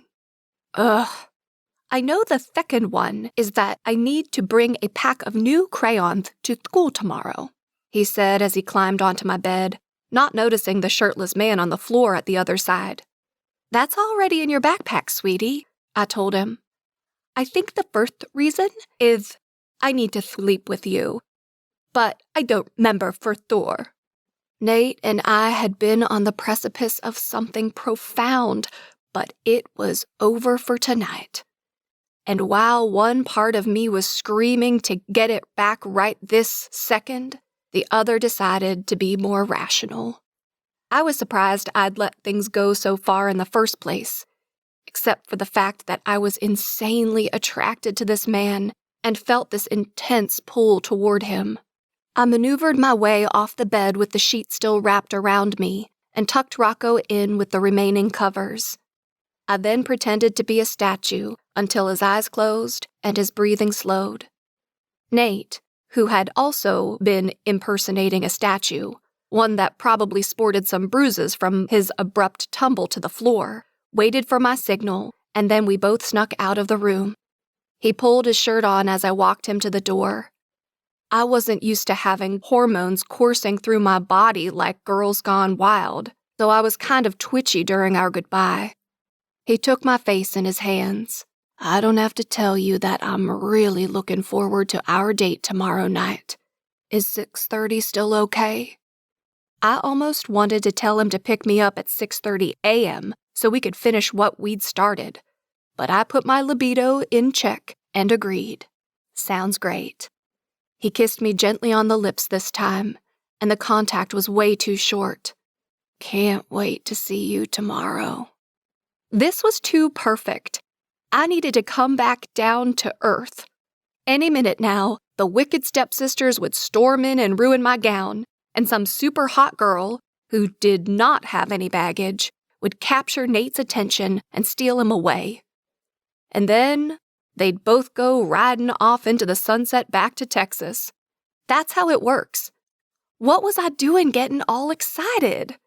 Still, I went to sleep with an internal happy dance and a big fat smile on my face. Tonight was the night. Tonight is the night, Fiona shouted. Laney's gonna get laid. Laney's gonna get laid. Do you say anything anymore without the nanny boo-boo tone? I feel like we're 8 years old. Well, that would be extremely inappropriate given the subject matter. This time I was at Fiona's, where I could make use of her fashion arsenal. She was helping me with my hair and makeup, and then I'd dash home in time for Nate to pick me up. Gavin was getting Rocco from daycare and babysitting tonight, so everything was organized. Except my nerves. They were in complete disarray. Am I moving too fast? Should I be doing this so soon? Listen, the man defended your kid to a dickhead bully and then offered to build him a treehouse. I'd say you owe him at least a blowjob for that alone. Stop being so sentimental. You're gonna make me cry. Oh, did I tell you Terrence is coming to town this weekend? Fiona waggled her brows and did a booty shake. Well, as much as she could with her non-existent booty. Terrence was Fiona's on-again, off-again, friend with benefits, or fuck buddy, or boy toy, or whatever she was calling him these days. He was a pilot, and he was also a very fine specimen. Tall, dark, handsome, with lean muscle. And while he didn't have a dimple, he did have this weirdly awesome, slightly crooked smile that somehow always made you feel like you made him happy just by standing in front of him. In other words, he was a sweetheart, and besides the cool smile and all the rest, he had the most flawless deep brown skin I'd ever seen. There had been more than one occasion when I'd had a bit too much to drink, and had oh so casually run my hand down his arm just so I could feel it.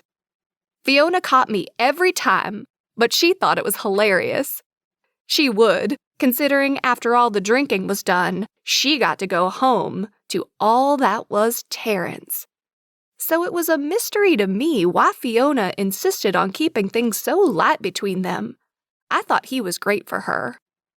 Fun ahead, she continued to shake. And I ordered the sweetest little silk Brazilian briefs from La Perla.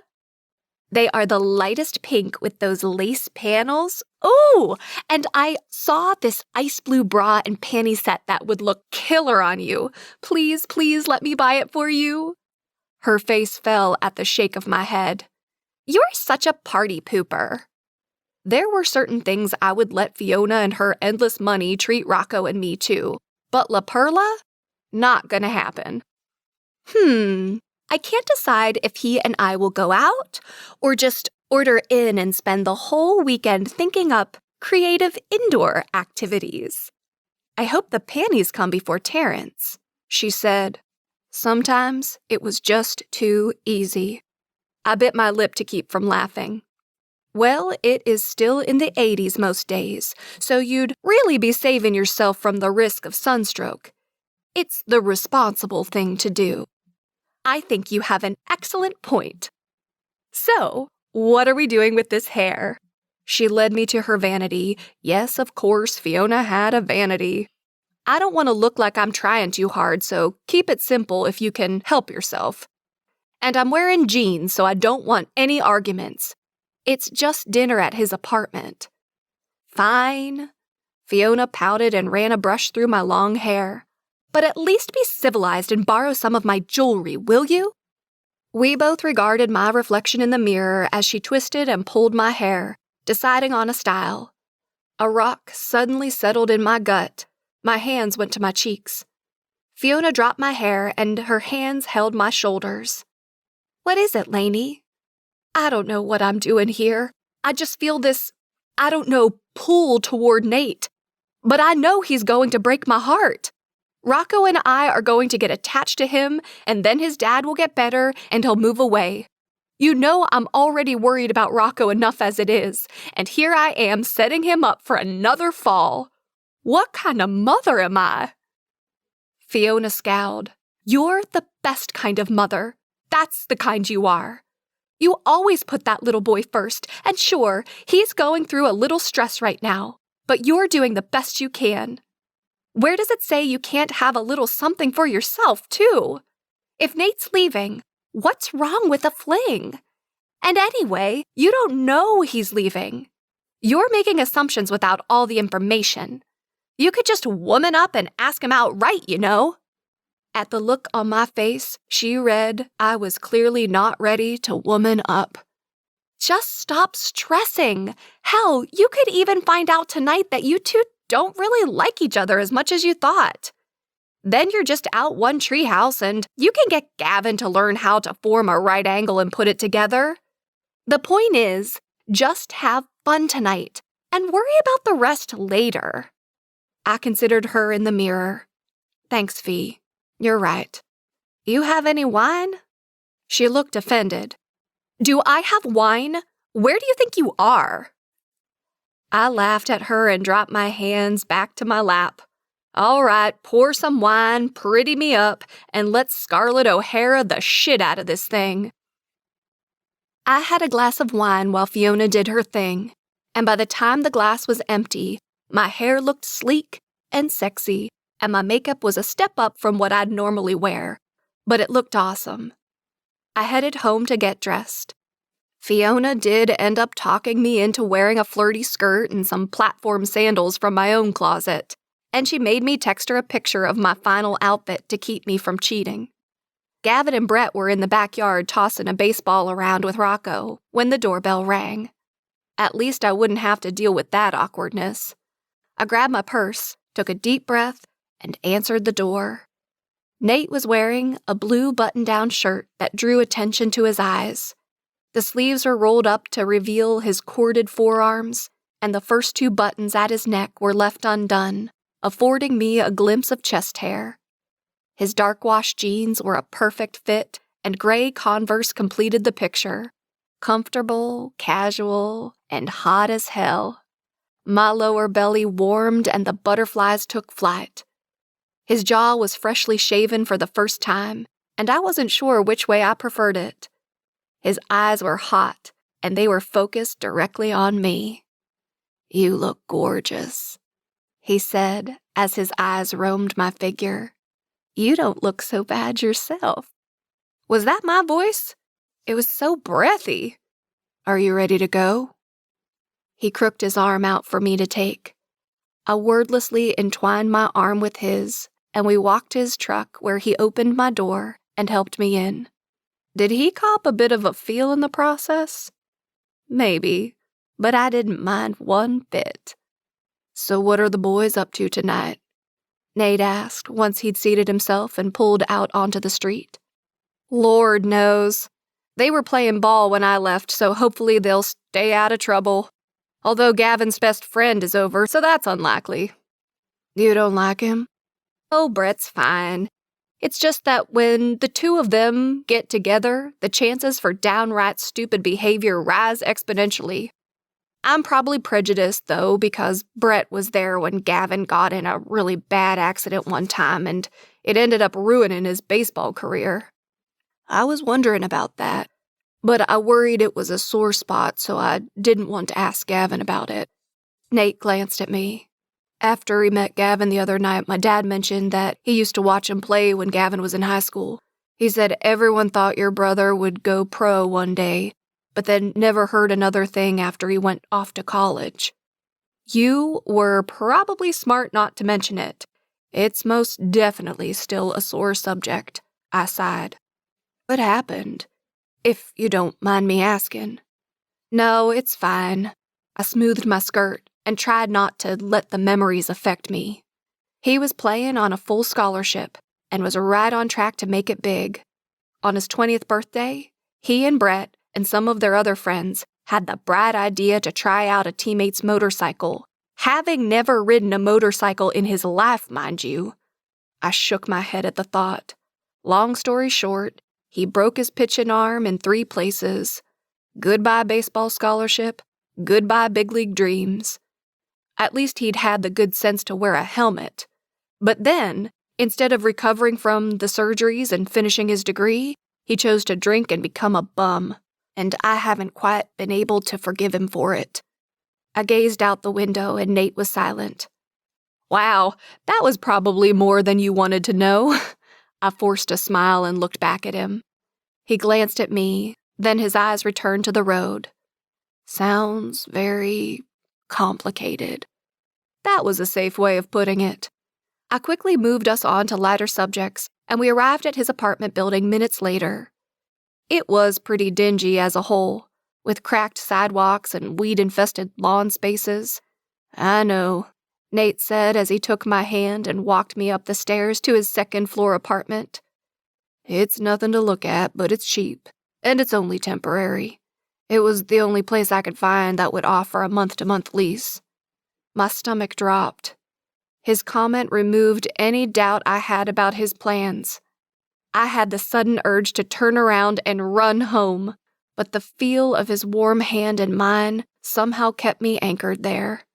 He unlocked the door, and it opened to reveal a small kitchen, an old 60s-style table, and the ugliest couch I'd ever seen. "Nate?" "What?" "Roseanne called. She wants her couch back." "Who's the smart ass now?" He elbowed me. "I borrowed it from my parents' basement. My real furniture is in Austin." "I'm relieved I won't have to pretend to lack your phenomenally bad taste." I smiled up at him. He held a few strands of my hair and ran his fingers down until they caressed my collarbone. A shiver ran straight through me. "Let's reserve that thought until you taste my cooking. I hope you like spaghetti." At that moment, I thought I'd like anything he wanted to dish up. Chapter 15. Big Head versus Little Head. Nate. Well, that wasn't half bad if I do say so myself. I leaned back in my chair and took a swig of my beer. I didn't realize there was any possible doubt. And it was good. Laney propped her elbow on the table and sipped from her wine glass. Conversation over dinner had flowed easily. We talked about our experiences growing up in the same town and realized that we'd probably nearly met each other dozens of times throughout our youth.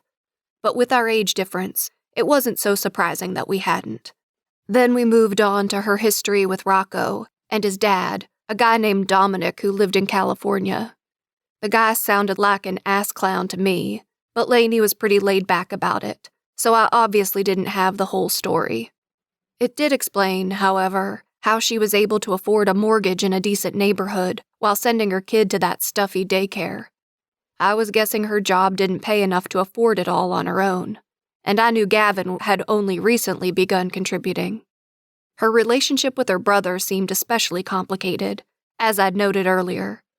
There was obviously some tension there, but I liked the guy, and by all accounts he was working his ass off and catching on really quickly at work. Regardless, the love between brother and sister was clear, and he was great with Rocco. Thinking of my relationship with Bailey, and knowing the intricacies that exist between family members, though, I wasn't going to pry into that one. If Laney wanted to share, I'd let her do it in her own time. She sat across from me, her hair all glossy and her eyes looking smoky and sexy as hell, as her finger ran absent-mindedly over the rim of her wine glass. My dick stood at attention. I'd been fighting a hard-on since the moment she answered her door in a short little skirt and sleeveless V-neck blouse that pointed the way to my biggest temptation. Damn, she was the definition of a bombshell, and I couldn't wait to get her in my bed and under me. So, I'm guessing the home repairs are on hold in favor of treehouse construction? She asked, taking another sip of her wine. I nodded and stood with my beer, motioning her to follow me to the hideous, but surprisingly comfortable, couch.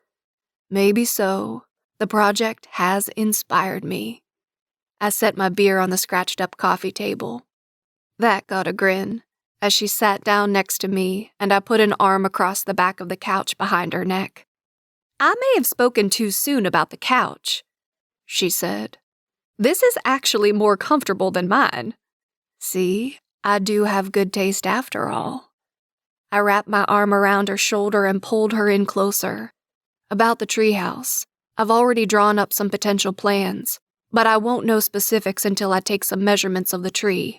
It's going to be pretty amazing, though. Not to brag or anything, I grinned. She beamed at me, then set her glass next to my beer and snuggled right into my side. If that's all it took to make her happy, I'd build 100 tree houses. I could see right down the front of her shirt, and I didn't even pretend not to stare. I can tell you Rocco is beyond excited, so that is music to my ears.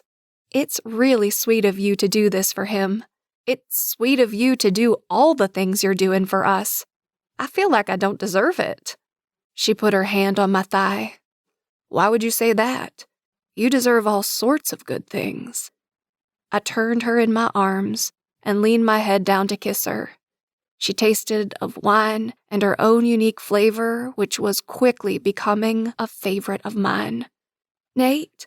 She breathed and began to pull away a bit, but she was trapped under me, so I lifted up a few inches to give her some room. I'm not sure. Her flushed face turned toward the back of the couch. Laney, look at me. She turned her face back, and her hooded eyes met mine. We don't have to do anything you don't want to do. My cock called me every name in the book, but judging by the look on her face, this was going no further tonight. She put her hand to her forehead, and I sat up, releasing her. She sat as well and straightened her skirt. God, I feel like such an idiot. I really want this. She motioned back and forth between us. I mean, I really want this. She attempted a smile. I had no fucking clue what to do, so I just shut up and hoped she'd clue me in. But I have more than just me to consider. I have Rocco. I can't just let someone jump into his life, play with him, build him a treehouse, and then disappear. He won't understand that. Who's disappearing? You know what I mean. Laney, there is no guarantee in any relationship. I don't know for sure what will happen between us down the road, but I can tell you that I am more than into you, if you can't already tell. I raised a brow at her. I can also tell you that while I'm seeing you, I'm not even remotely interested in seeing anyone else, and I hope you feel the same way. She nodded, but still looked unsure. I took a breath. But I understand you're a mom, and that has to come first. I just really want us to be able to spend time together and see where this goes. My hand reached out, and she took it with hers.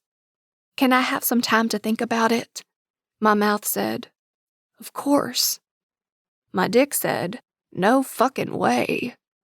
She gave me a small, embarrassed smile and stood up, releasing my hand.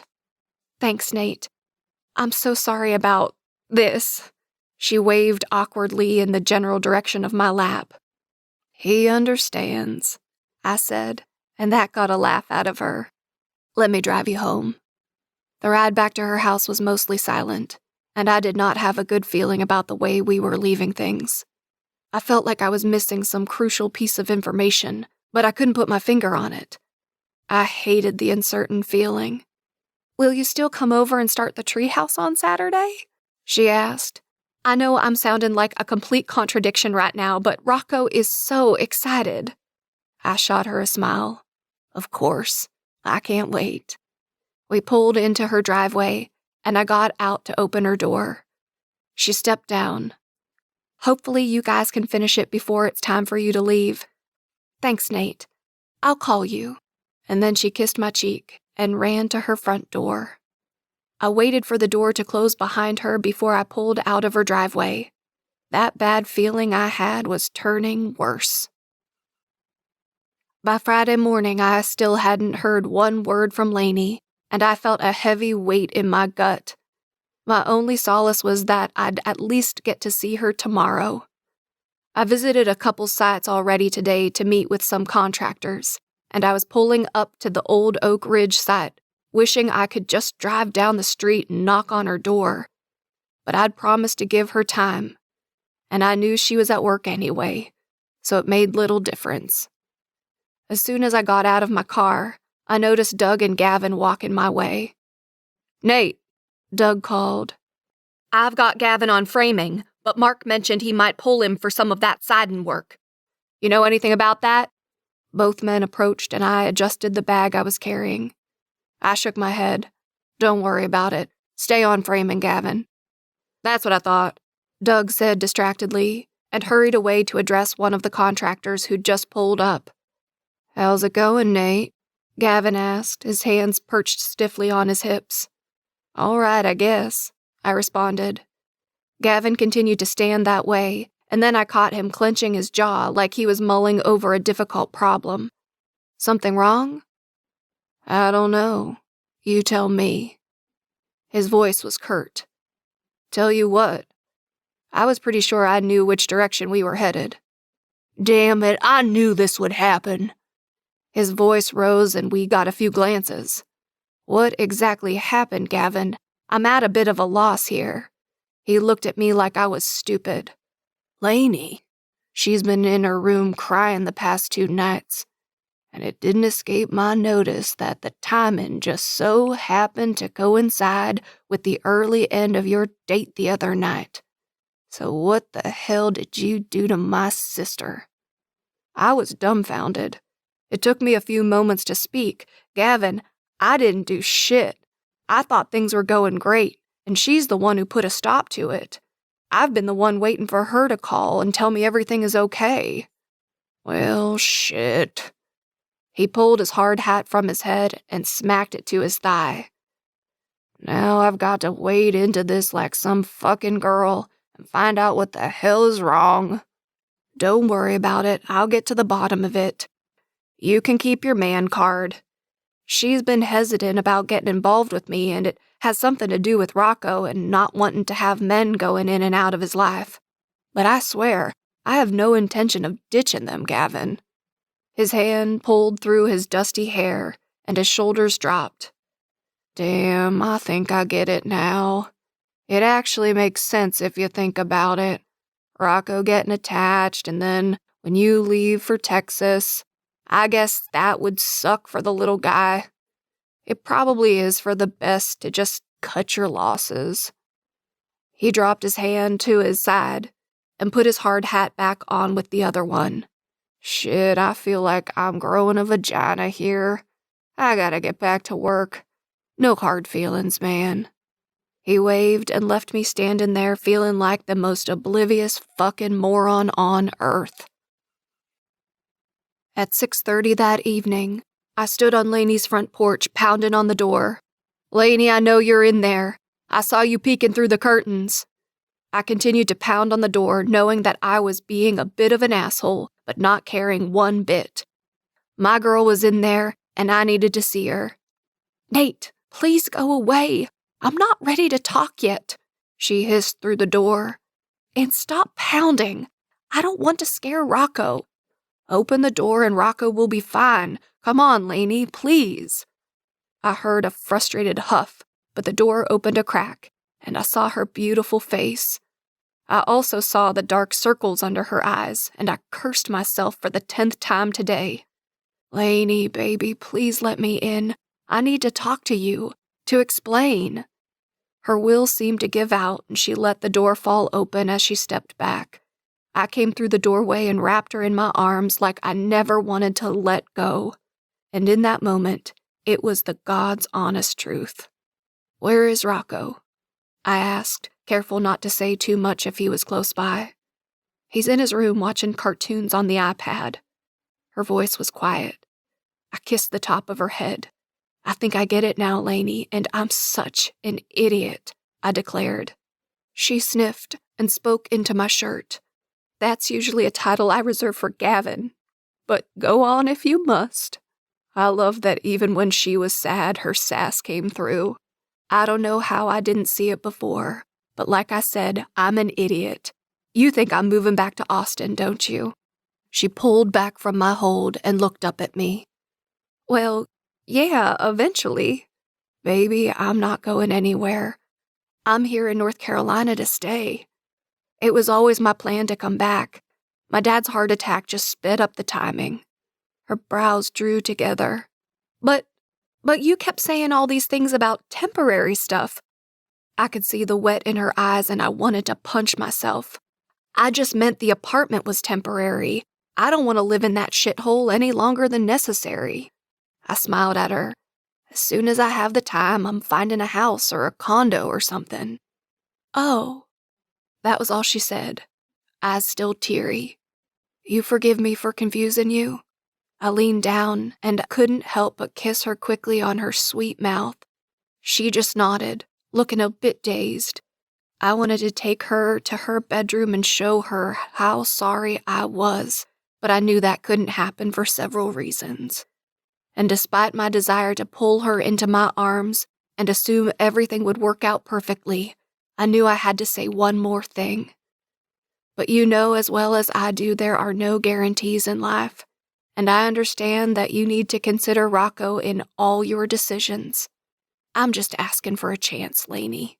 Evidently, over her shock, she finally smiled up at me and ran her fingers down my jaw.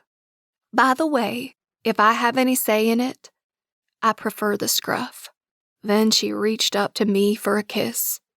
We wrapped ourselves around each other for several moments before cooler heads prevailed, and we remembered the 5-year-old down the hall, not to mention the open door behind me.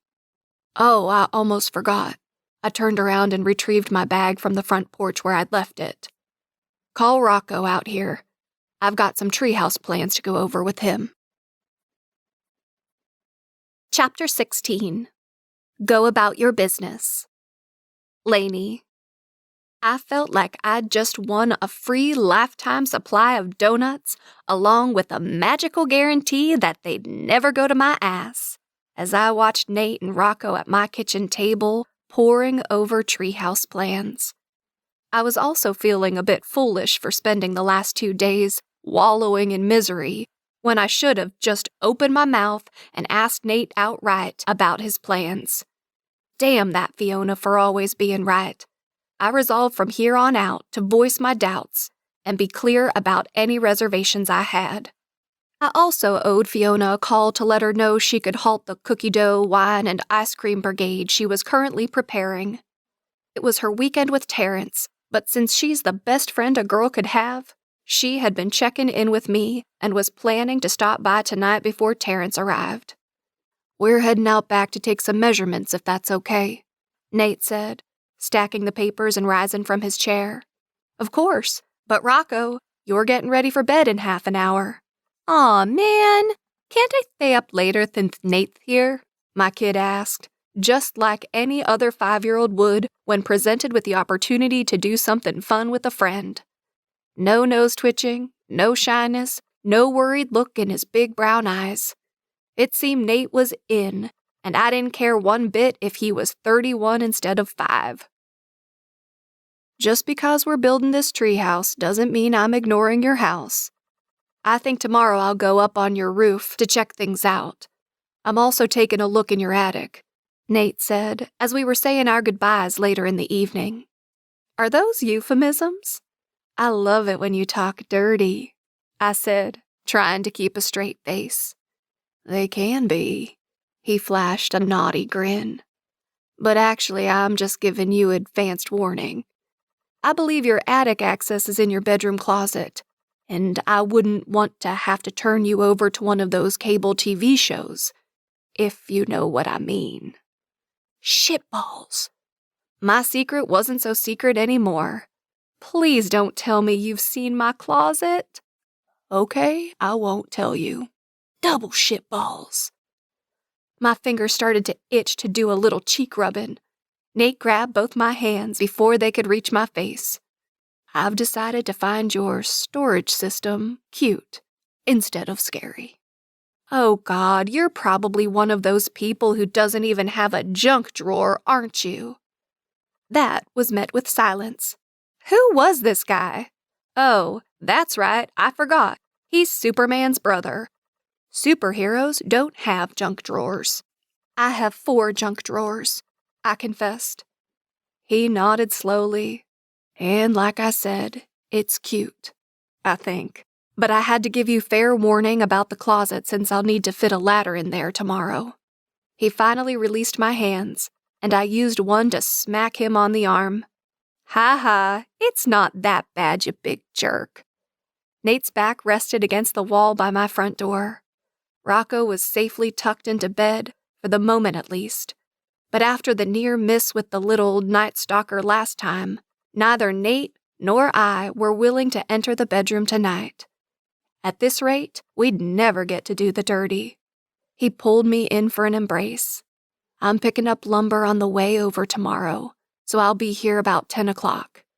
And Laney, we've got to figure out how to have a real date night one of these days." He growled and gave me a sweet kiss. I wanted to drag him back down the hall and have my naughty way with him, so I was already flipping through my mental Rolodex to figure out how to organize some extended alone time for us. Definitely, I'll get to work on it. I smiled and kissed him back. My kiss may have been a little less sweet than his. Well, it looked like I owed my vagina an apology. Before I could even ask Gavin to babysit, I went and pissed him right the hell off, removing any possibility that he'd grant me a favor anytime soon. And the worst part was, I thought I was doing something nice. "Not interested," Gavin said over his shoulder as he tried to walk away. "What do you mean? You're the perfect person for this, and it's just 1 night a week and 1 game on the weekends." "I don't care, I'm not doing it. Stay the fuck out of my business, Laney."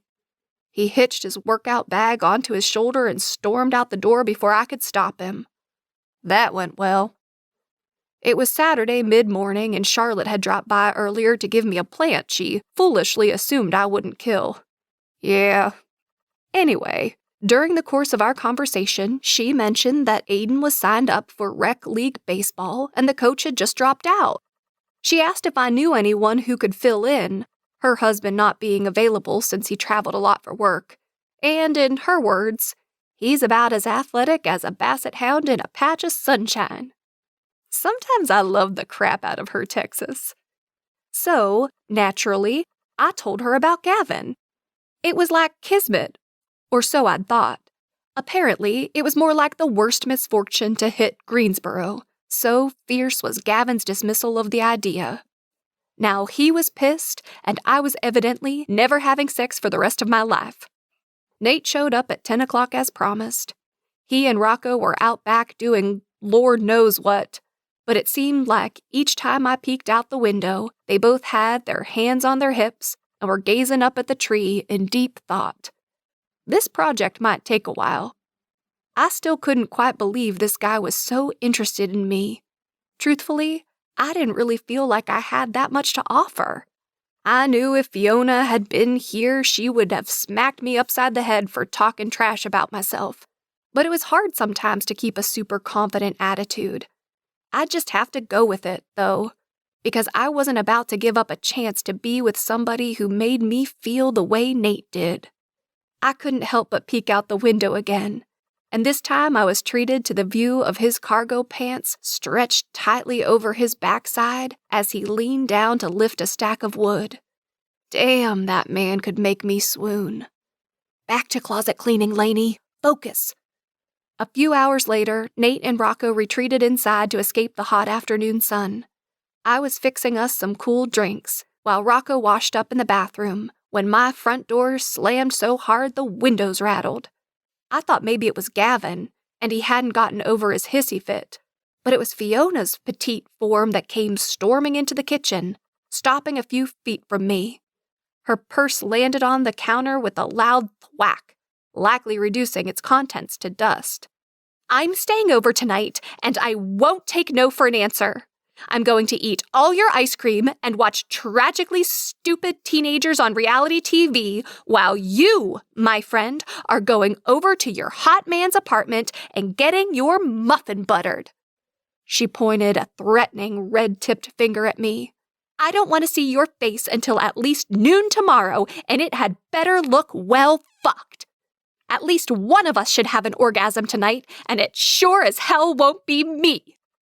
Now tell Rocco his Aunt Fiona's inviting him to an ice cream party tonight, and he can stay up as late as he wants. When I didn't move, she threw both hands out toward me. Shoo!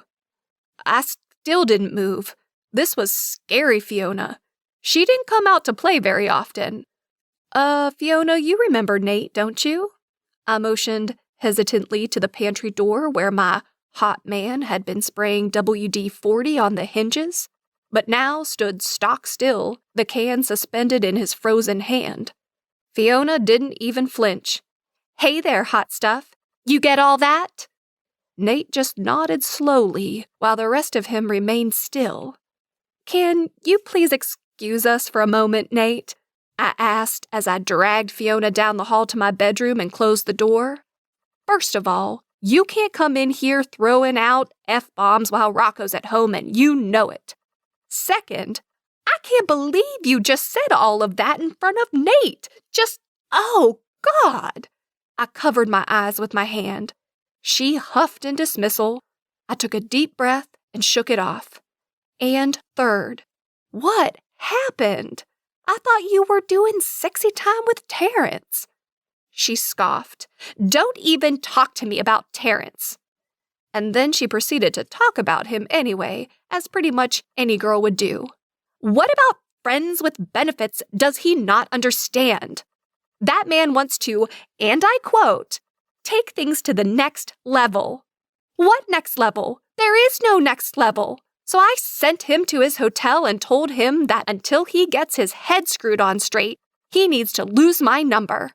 I can't go back to my place in case he decides to show up and plead his case again. She did a full-body shiver. Dramatic much? Wow, was all I could say, though. Treading carefully here was essential. Fiona did not do commitment. She didn't do the girlfriend thing. She was kind of like a guy that way, but every other aspect of her was all girly girl. I knew she had her reasons, so I'd given up trying to convince her to give a guy a chance. But this was Terrence. They would be so good together. Ugh! I'd have to let it go for now, but hopefully she'd open the door a crack for him if he just gave her a little time. So it looked like I'd have to give her a little time too. I'm sorry, Fee. I gave her a hug and she finally let go of her mad a bit and sagged into my arms with a sigh. I know. Me too. Can I still eat your ice cream? Every bit, I said, still holding her tight, my chin resting on the top of her head. You know, you really do have a great rack. It's like the best goose-down pillows in here. She tried to snuggle in. I shoved her away. You perv. So it looked like the sex fates did like me a little bit after all. I'd gotten my sitter, although I would have preferred not to have involved Fiona's heart in the process. Nate, I could safely say, was even more thrilled than I was when I told him the news. And it seemed Fiona couldn't get us out the door fast enough. I barely had time to say goodbye to Rocco and elicit a promise from Fiona that more than just ice cream would be served for dinner. I need to stop by my place and take a shower, but then do you want to go to dinner? We were in Nate's truck, and my nerves were jumping already. Sure, sounds good, but I'm not dressed for anything fancy. I motioned down to my casual black shorts and blue t-shirt. You look perfect to me. Aw. I couldn't help the smile I gave him. The apartment building was just as neglected as I remembered, and I didn't blame Nate for wanting to move somewhere nicer. Although maybe he should keep the couch after all, and just recover it. He took my hand once again and led me to the door, not even letting me go to unlock it. Once the door closed behind us, I found myself pinned to the wall beside it, and Nate's mouth was on mine.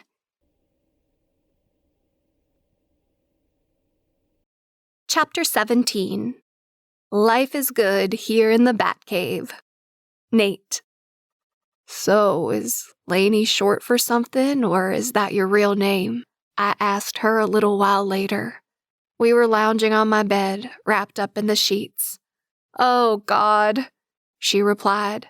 I'll tell you, but only if you promise not to ever use it. I crossed my heart. She flopped onto her back, her head resting on my pillow, and her nipples almost revealed by the shifting sheet. It's short for Elaine. I think my parents were obsessed with Seinfeld. There were even some hints dropped that I may have been conceived during an episode, but my brain refuses to go there. Anyway, it's always been Laney, and I'm more than fine with that. I think Elaine is pretty. She rose back up onto an elbow and gave me a skeptical look. But you're definitely a Laney, I reassured, not being a complete rookie. That seemed to satisfy her. What about you? I know your full name, and I've met your family. But tell me more. Well, let's see. You know I've always been into building things, and you know I can't wait to get back to it, of course. Oh, speaking of which, did I tell you my dad started visiting the office for a few hours this week? No, that's great. Yeah, my mom is not too keen on the idea, but she knows he needs to get out a bit or he'll suffocate. Oh, and she wanted me to tell you he's been fiddling around with the fishing gear you brought by. And he may ask to take Rocco fishing sometime soon. Laney looked like I'd just presented her with a litter of newborn kittens. Oh my God, that's so sweet. I'll have to run it by him first. He can be shy and a little hard to read, but they seemed to get along great at your parents' house, so I bet he'll be excited. We may have to go along, though, just to warn you. I wouldn't mind that at all. I'll get you into a swimsuit and we can go off on our own and stir up a little trouble. That got me a shove. You hungry? We never had dinner. I had to feed my woman. Starved. Do you have some clothes I can throw on? I'm not sure where mine ended up. I got out of bed and put my boxer briefs back on. Looked like they weren't ripped after all. I prefer you naked, but I guess I can find something for you. I rummaged in a drawer and pulled out a t-shirt and a pair of athletic shorts. You're a prince among men, Nate. What are you in the mood for? Chinese, pizza, Thai? I asked as I walked toward the kitchen. I got no response. Laney? Oh, hell no, was all I heard from the bedroom. I went back to investigate and found her wearing my t-shirt and throwing the shorts on the bed like they'd done something to offend her. What? How is it fair that your shorts are too tight on my ass? I could hardly pull them up.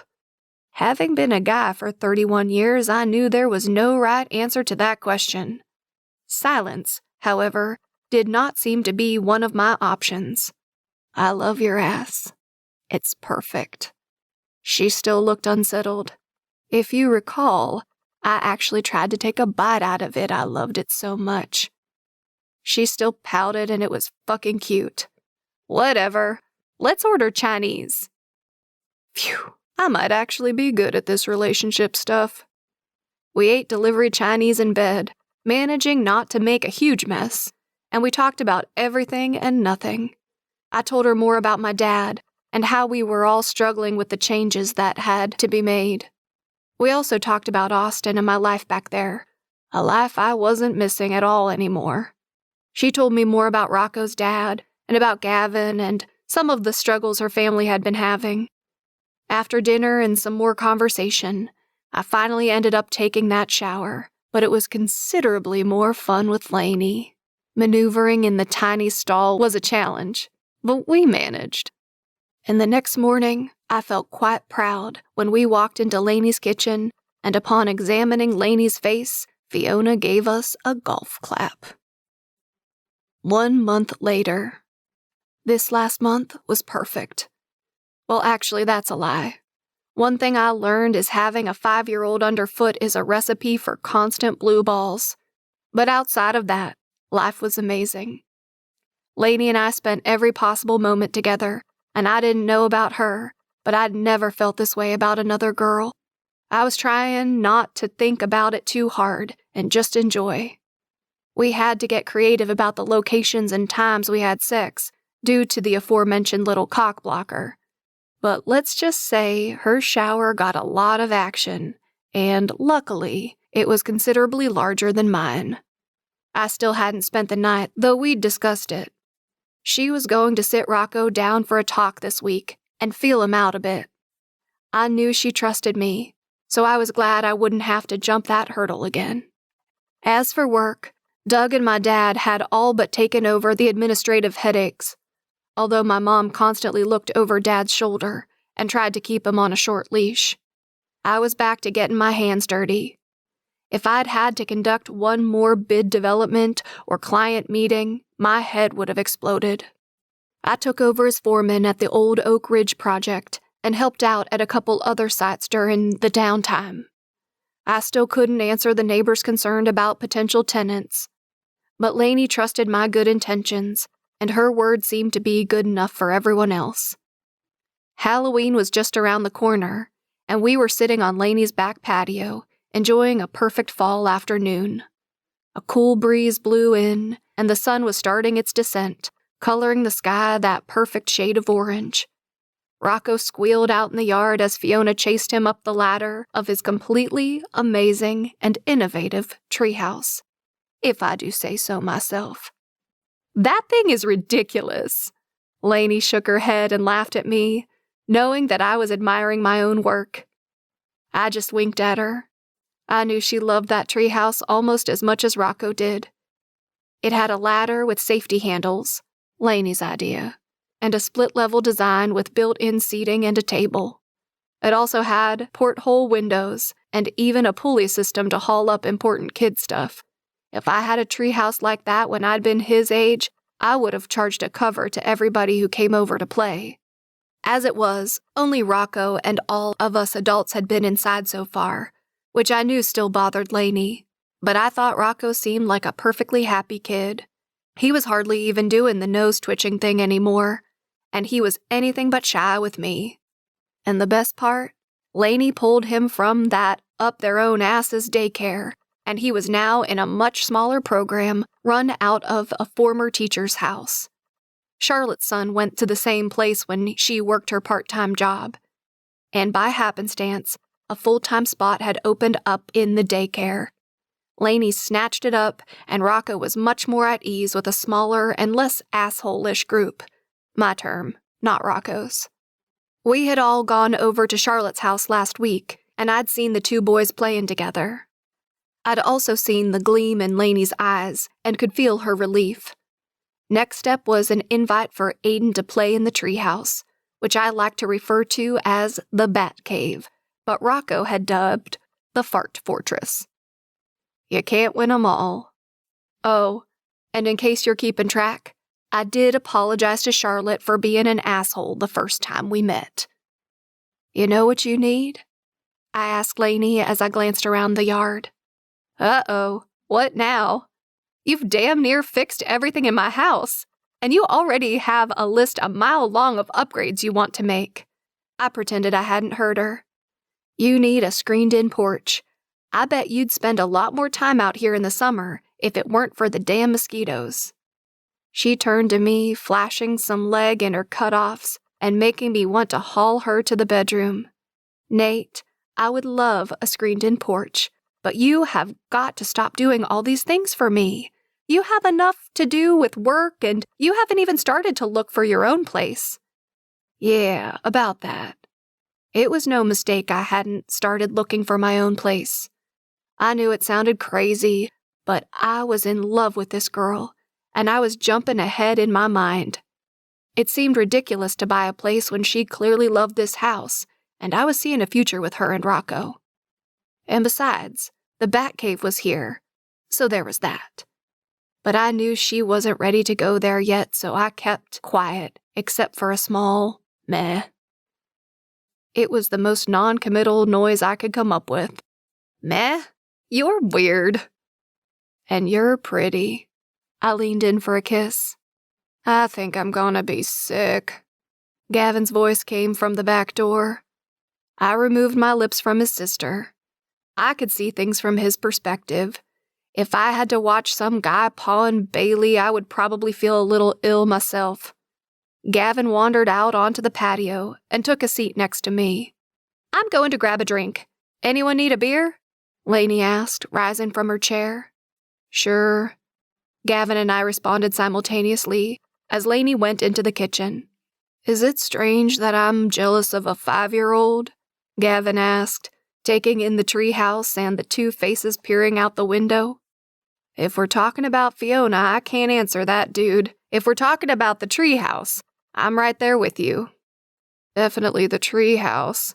I can get laid without pissing my sister off, thank you very much.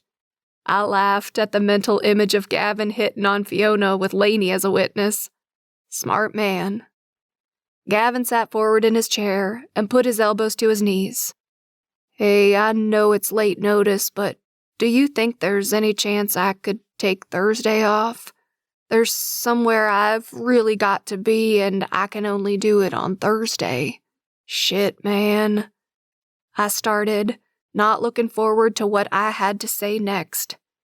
You haven't earned any vacation days yet, and if I let you take off, it sets a bad precedent. It puts me in an awkward position, especially considering Laney and all. But I have to say no. I'm really sorry. I shook my head. I hated having to do this, especially to Laney's brother. But the rules are the rules, and if I let one person break them, then it's just a slippery slope. That's not the kind of work environment I can tolerate. He looked like he'd already known the answer before I told him, but I still felt bad. Hey, no problem. Just thought I'd ask. An awkward silence settled until Laney came back out with the beers and a glass of wine for herself. She hollered out to the treehouse. Hey, any of you adventurers thirsty? Only if it starts with a W and ends with an Ein, Fiona shouted as she and Rocco descended the ladder. Who do you think you're talking to? Laney answered and headed back into the kitchen. Fiona and Rocco approached the table, Fiona rubbing her hands trying to wipe the dirt off. I swear, this red clay dirt is so hard to wash off sometimes. You should use douche, suggested Rocco as casually as can be, wiping his own hands on his jeans. We all froze. Well, all of us but Rocco. His only parent was out of earshot, and the three of us were waiting for each other to come up with the correct response. Nothing. Just as Laney emerged from the house, Gavin hissed at Fiona and me, "Do not tell Laney. I like my balls where they are." Chapter 18. Now accepting applications for a corner man. Laney. It was official. I was in love, and everything all those damn movies and romance novels said was true. Well, almost. Nate couldn't get it up 10 times in a night, and doing it against a wall was ridiculously difficult, not to mention entirely impractical. But all the parts about food tasting better and jokes being funnier and finding yourself with a great big smile during a boring-ass meeting? All true. It was a little like being drunk, but still able to operate a moving vehicle and hold down your day job. I was saying hello to complete strangers at the grocery store and complimenting them on their outfits. I was singing in my car and getting caught by other drivers at stoplights and not caring in the least. All I had to do was think about that sexy man, and I turned into a fool. Neither of us had said the words yet, but I had a hunch his heart was right in line with mine. Or at least I hoped it was. Not a day had gone by without Nate sporting the scruff I told him I liked so much. So that had to mean something, right? And everything else was going well, too. Rocco liked his new daycare a lot better, and he was even starting to engage with some of the other kids. The nose twitching was still around sometimes, but was not nearly as prevalent as it had been. And he and Nate were getting along phenomenally. Now I just had to tackle asking Rocco how he'd feel about Nate having sleepovers at our house. Part of me felt like it was too soon, but my gut was telling me this was it. Nate was the one. I'd finally introduced my parents to Nate over Skype last week. Yeah, that wasn't awkward at all. But since we'd spent a few evenings with his parents already, he said it was time to meet mine. Luckily, Rocco dominated the online conversation, as he usually did, so it all turned out okay in the end. Fiona was still in a Terrence-free zone, but hadn't had a date with anyone else as far as I knew. She and Nate got along well too, which was a big bonus, since she and I were a package deal. And Nate being Gavin's boss hadn't turned out to be as troublesome as I'd feared. They hung out like friends when Nate was at our house, and Gavin still appeared to like his job, so all was good. Until it wasn't. It was Thursday after work, and Nate let himself in the front door as usual. Rocco and I had been home for a little while, and I was chopping vegetables, pretending to know what to do with them, while Rocco watched cartoons in the living room. As soon as Nate entered the kitchen, I could feel a weird vibe. He didn't come over and kiss me right away like he usually did, so that was my confirmation that something was wrong. He dragged his fingers through his sweaty, matted hair and set down his hoodie. "Hey, mind if I jump in the shower? I'm a mess." "Sure. You okay?" "I don't know." He hedged. "We'll talk later." That did not sound good. Not at all.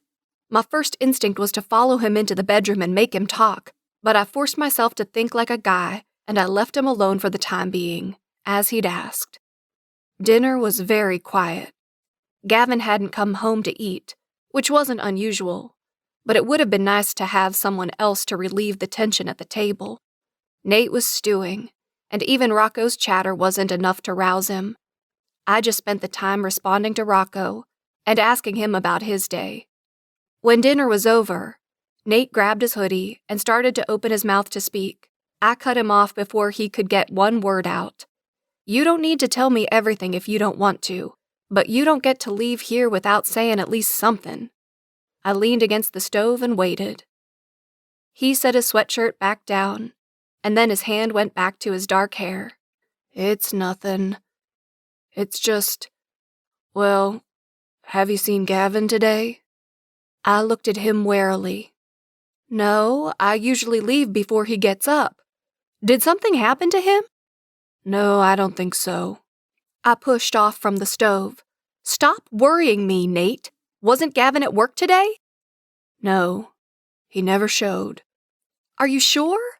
Maybe he was at a different site today or something. Laney, I'm his foreman. Well, there has to be a good reason, right? But I was feeling uneasy all the same. I'm pretty sure there's a reason, all right. He sighed, and then threw his hands out to the side. This sucks. What aren't you telling me? My hand was predictably glued to my cheek by this point.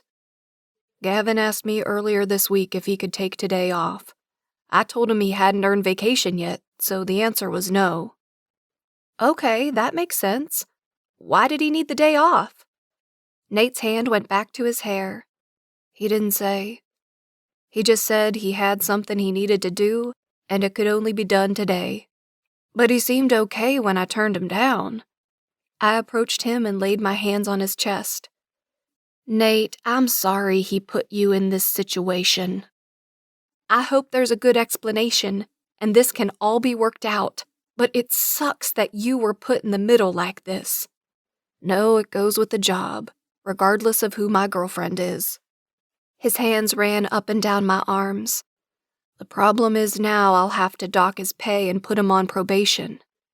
I'm worried he's not going to take it well, and I don't want him taking it out on you. He can be pissed at me, but he knew the consequences, and I know things can sometimes be tense between you two. He wasn't wrong, and I was pissed and disappointed that Gavin had put Nate in this position. Things had been going so well, and I thought the big dope had finally grown up a bit. Where in the world could he be? And how could it be important enough to risk his job? Not to mention disrespecting Nate like that. Listen, I'm sorry I'm being so moody. If it's okay with you, I'm just going to go home. I don't really want to run into Gavin tonight. And I'll have a more level head in the morning, if and when he shows up to work. I told him I understood and gave him the biggest hug I could muster. Damn you, Gavin. It was 11 o'clock when I heard the front door shut. Smoothly, thanks to Nate's handiwork. Gavin's footsteps were hardly audible, and I'm sure he assumed I was asleep, not waiting on the couch to strike like a freaking rattlesnake, which was exactly how I felt. Where in the hell have you been? He jumped, his palm hitting his chest. Good, I scared the shit out of him. He quickly regained his composure. None of your business, Mom. Go to bed. It is my business when A, you have me worried you're dead in a ditch somewhere, and B, my boyfriend is your boss, and you decided to play hooky like you're 16 again and put him in a really difficult spot. I didn't even try to hide my annoyance. He stalked into the living room and dropped his bag on the floor. See, I knew it was a bad idea for you guys to date. I totally saw this coming. You saw yourself acting like an irresponsible dipshit again? His mouth went tight. I wasn't being irresponsible. I weighed my options and decided the consequences of skipping work were worth it. Oh, this should be good. What exactly could have been more important? Were you donating a kidney? My brows shot up, and I leaned back into the cushions. Don't be such a bitch. I went to see Coach Willis. He inched closer to the couch. Why? I was utterly confused. He called me up this weekend and told me he'd be in Charlotte and wanted to see me. But he was only going to be there today. I thought, God damn it. I thought he was calling because he wanted me back on a team. I don't know what the hell I was thinking. I just got the call, and I couldn't not go. He slumped onto the couch next to me, his head dropping back. Well, shit.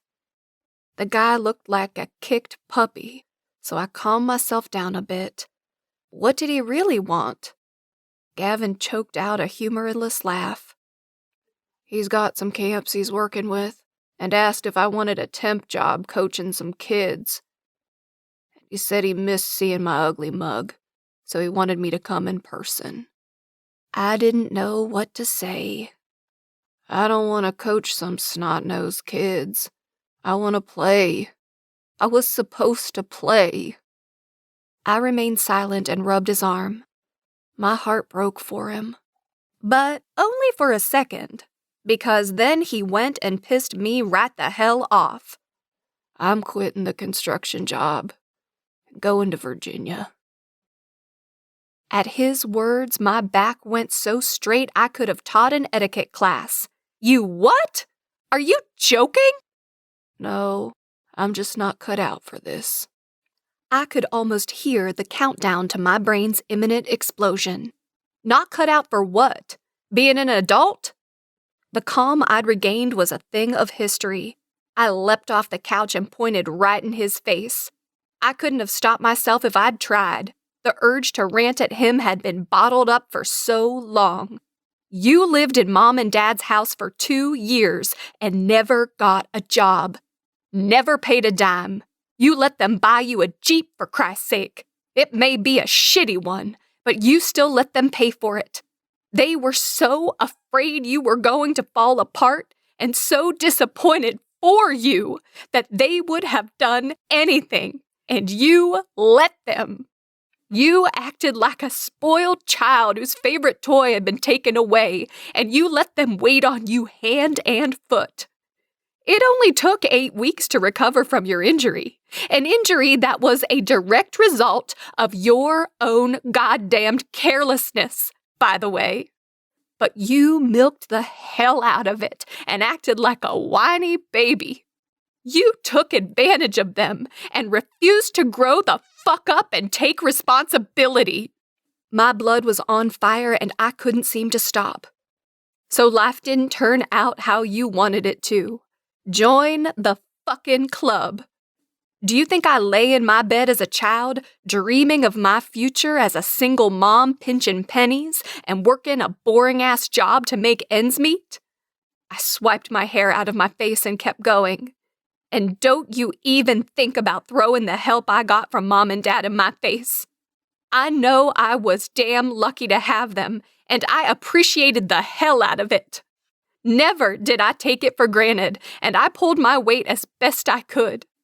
I got dealt a bad hand and took it on the chin, unlike you.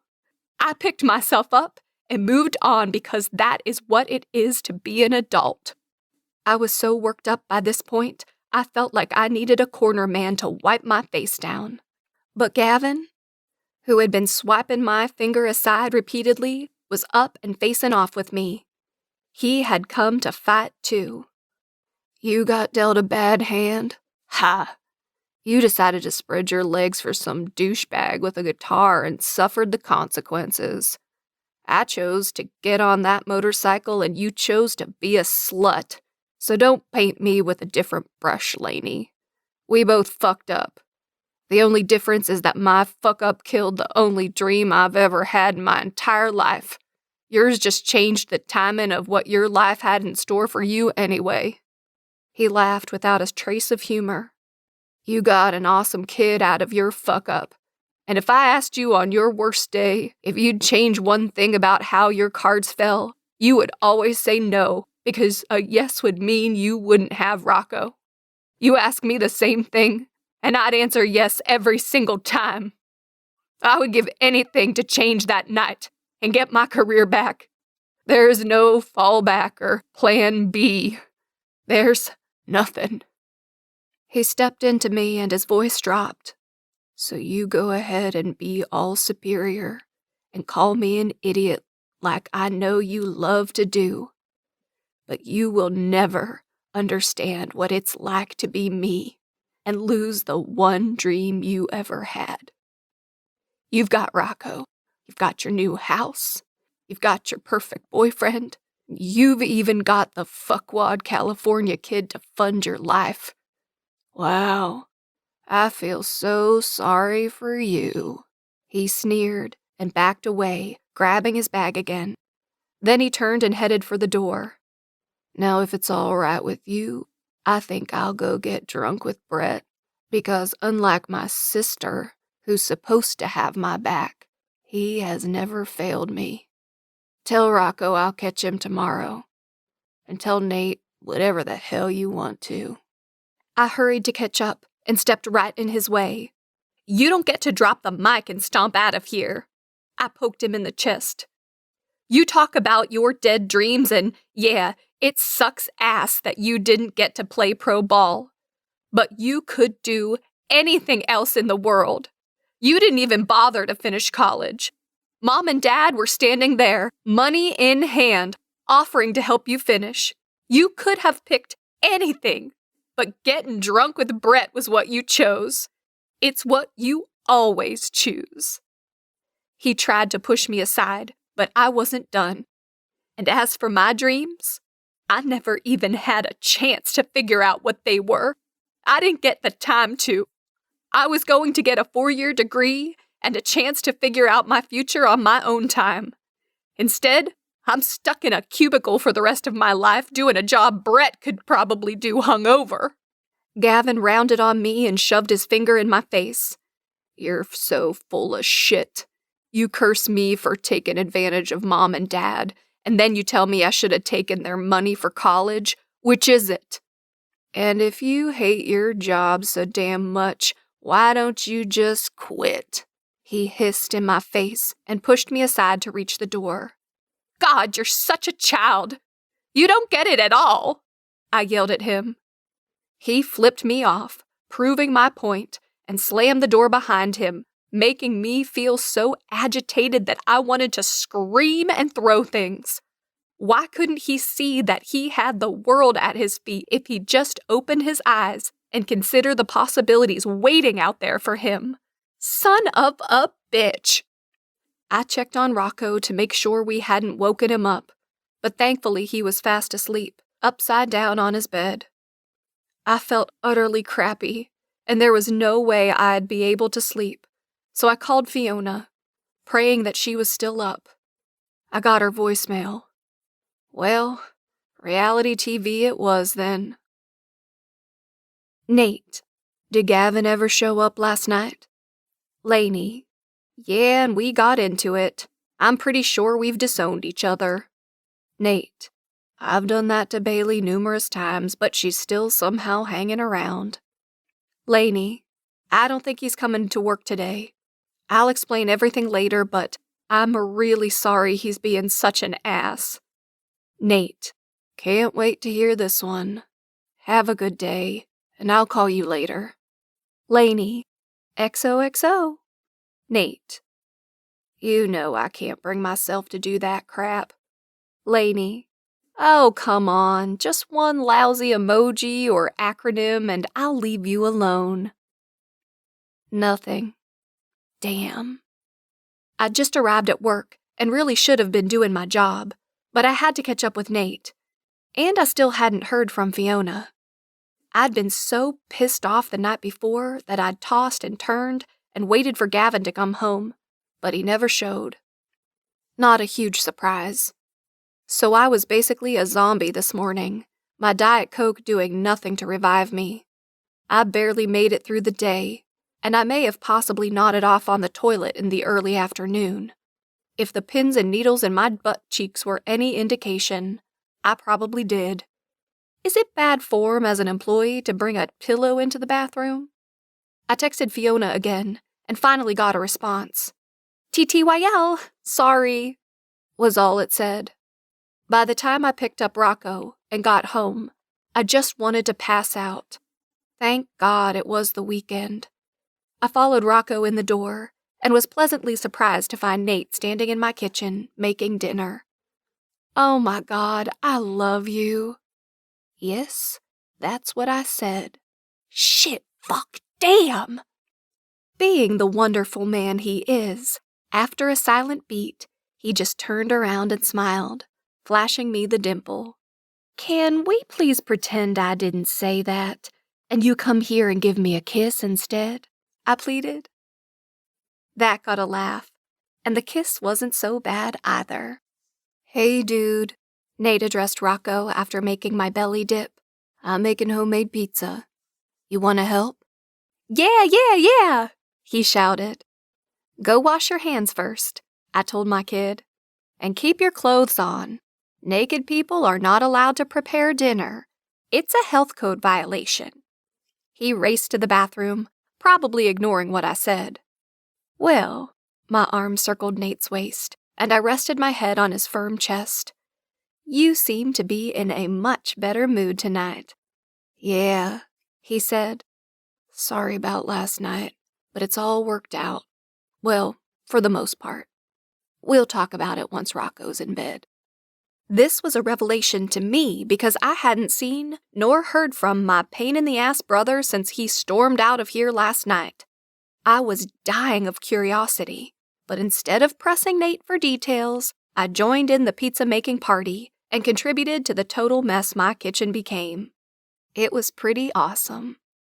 I put Rocco in the tub after dinner and hoped the flour and sauce that coated his entire body would all wash off.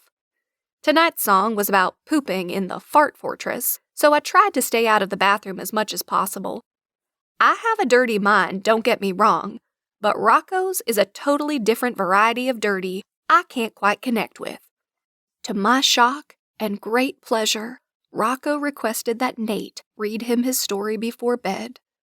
This had never happened before, and I could tell Nate was pretty touched, though he macho-manned his way past it like it was no big deal. Afterward, I gave Rocco a kiss and tucked him in, pleading with him to stay in his own bed. But I like yours. I know, but you need to learn to stay in your own bed all night. Why? Because I can't sleep very well with your butt in my face? Because I want to get laid by my boyfriend and you're kind of cramping my style? Because I love you, but mommies need personal space. But no, I went with, because I said so. I had finally done it. I'd turned into my mother. Good God. Unbelievably, he actually accepted my answer. But I was pretty sure it was just because he was so tired. I would never get that lucky again. So tell me how this whole Gavin thing worked itself out. I didn't sleep a wink last night, I was so worked up. I'm glad it got sorted. Nate and I were on the couch, me with my glass of wine and a pillow snuggled in my lap, him leaning back with his legs resting on the coffee table, and an IPA in hand. Well, I have to say I was pretty pissed last night, and I wasn't sure what to expect this morning. He didn't show up. What? Let me finish. He didn't show up at first. Then around 10 o'clock he came and found me. He looked like shit. Then he laid it all out for me like I assume he did for you last night, and we worked out a deal. His pay for yesterday is being docked, and he's on probation, but I'm letting him make up the couple hours he missed this morning. So he's not quitting, I stated more than asked. Nate looked uncomfortable. Now here's the part you may not like. He's not quitting, for now. I started to react, but he put a hand up to stop me. Listen, Laney, I don't want somebody working for me who doesn't want the job. That's how mistakes get made and people get careless. That can only result in shoddy work and injuries, neither of which I need. If he doesn't want to work construction, then he shouldn't. But he doesn't want to do anything. My anger from last night was resurfacing. You know that's not true. He wants to play baseball. I almost choked. But he can't. A gazillion doctors and trainers have told him that. It's over. No big leagues. He needs to get over it and grow up. I set my wine on the coffee table so I wouldn't spill it, or throw it. Nate put a hand on my leg. Look, I don't know if he can or can't play, but if he wants to try, that's his business, not mine, and frankly, it's not really yours either. Excuse me? My blood pressure hit the ceiling, and I threw the pillow down, knocking Nate's hand aside in the process. I know you've been dealing with this situation for a lot longer than I've been in the picture, but I saw the look in his eyes when he was talking about playing. It's his passion, his dream. I know what it's like to be forced to do something other than what you love, and it sucks. I couldn't stay seated any longer. I can't believe I'm hearing this. Since when am I the only person on Earth who is in touch with reality? Cut the sarcasm, Laney. Usually I think it's cute, but right now is not the time. Nate sat forward and set his beer down too. I'm sorry, I just don't know how else to respond when I'm faced with not one, but two delusional people who think you can just wish on a star and all your dreams will come true, poof! That's not how life works, and encouraging Gavin will just lead to heartbreak in the end. Whose heart? If he wants to risk it, let him. Everyone's heart, Nate. Everyone's. That's what happens when people you love make bad decisions, and you're left standing as the only responsible person in the room, no matter how much you wish you could say, fuck it, I think I'll skip work and go to Paris tomorrow. That sounds like a shitload of fun. Nate stood and put his hands out in a let's placate the crazy person so she doesn't shoot manner. Okay, I can see I've touched a big nerve, and you're getting emotional. Let's take a step back. Emotional? Emotional? Oh, so now I'm just the hormonal female, fucking things up by bringing feelings into it. Oh, and I probably have PMS too, so obviously my opinions are invalid. That's not what I said, and you know it. He was starting to get pissed. I should accuse him of having PMS. This was getting way out of hand. I can't talk to you right now. I think you should leave. Come on, Laney, this is crazy. Tears pricked my eyes. Of course it's crazy. The entire world seems to have turned inside out, and I'm the only one making any sense. I physically turned him around and started pushing him to the door. Please, just go. I can't handle any more of this right now. I don't want to leave things like this, Laney, he protested, but let me lead him, even though he certainly possessed the strength to stay put. I started to cry. I couldn't help it. I can't. I need you to leave me alone for now. I think my tears did him in because he finally caved. I'll go home, but we're going to talk tomorrow and work this out. I continued to push him out. All I could do was shake my head. My mind was so discombobulated, and the tears wouldn't stop. I felt my heart breaking, but I wasn't entirely sure of the source. I am so sorry. I had to go to Raleigh for one of the charities. My mother guilted me into it, and everything was so last minute. Gary was pissed, so I'm probably fired. But that's actually a good thing. He was starting to flirt with me, and you know, I don't go there.